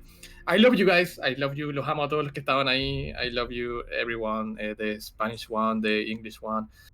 So yeah, thank you, and hopefully you enjoy the event. And remember, Funada 16 Squad Sanseki. And remember to follow Los Patitos, CranKy Ducklings. They're making a lot of good stuff. They're continuing growing StarCraft 2. So thank you, Patitos. You are so cool. No problem. It's just, we do what we're passionate about, right? And I'm so happy with what's happened with at least with our involvement in the Latin American scene. I would never have expected it, right? Like a year ago, how ingrained, how much we've kind of become a part of it a little bit. With everyone else, with La Espira, with you guys. It's been a lot of fun. Yeah. When's the next episode of El Prisma? Huh? When's that? Well, RIP. It was that because we had a lot of enthusiasm for Darkness with his stuff, and I'm very busy too. Playing League of Legends. It was sad that it's finished like that, but I think the people enjoyed it until the end. Yeah, maybe one day we'll have a return. Maybe. Yeah, maybe some version with the Patitos. It will be good. We want to know more about Kuro, more about Light. It will be nice. Will be nice. For sure. Why for not? sure. Why not? Even I remember that I was inviting Turkey Dano for a show. So imagine that. Does Turkey Dano even know Spanish? Does he even? Yeah. He knows Spanish, but he can speak it properly. Okay. Maybe okay. he's like me with the English. I understand it so much, but I can speak it so properly. Nah, your English is fine. It's fine. It's good. It's good. Thank you. It's better than my Spanish. It's better than my Spanish. Y eso que eres peruano, goddamn. Oh god. But as you said, follow the CranKy. If you enjoyed our broadcast, follow the CranKy Ducklings. You can see on the screen right now, we have our social medias. We have Twitter, Facebook, Instagram, YouTube, Discord, all that good stuff. So if you want to follow us, you can there. You can join our Discord. You can check out our VODs on YouTube. And we have broadcasts almost every day of the week. We will be live in a couple of hours. Hold on. Let me just quickly... Oh my god. We will be live in 8 hours. I will be live. I'll be casting with Yaku, ESL Open Cup Asia. So if you want some Korean StarCraft, if you want some Zest, because Zest plays every week, then check us out. Yeah, it's pretty good. It's pretty good. Yeah, Seth is doing very good. He win today the Wardy stuff, so very good. Oh yeah. So if you want to follow us, you can tune in there in 8 hours. We have plenty of Latin American StarCraft. We have Sentimiento Latino, Copa Hyperion, Batalla de las Americas. It is all there. And for the people who want some more Tula, who want some more Dastan, mate, where can they find you? Well, you can follow me my Twitch, DastanSC2, my Twitter, my Facebook fan page, but that's so boomer, so Twitter and Twitch, it's fine. DastanSC2. Yes, he's great. He's amazing. He's beautiful. Not too much StarCraft there, but again, he has a great personality. He's a great guy. And maybe one day you'll tune into some cooking stream. No, yeah, it's a promise. It's a promise. I'll keep you to it. Okay. But you can also follow me at light_VIP on Twitch and Twitter, all over the place. I do stream occasionally as well. Some awful ladder streams where I lose to Protoss all the time. I'm having a hard time there. I also want to give a quick shout out to Kuro. 16 Squads and Seki in the chat. Kuro was here earlier. She was casting with Dastan earlier. She's normally behind the scenes. She normally does production. She does all the overlays and all the graphics. Everything that you see on the screen, she does. She does for us, for the channel. She does so much for CranKy Ducklings. We started the CranKy Ducklings together and we've done so much so far. So yeah, give her plenty of love. And we're done. We're done for the day. We'll see you later. Thanks everyone for watching. Thank you so much, Dastan. Thank you guys. Bye. Ciao. Gah. Gah. That's it.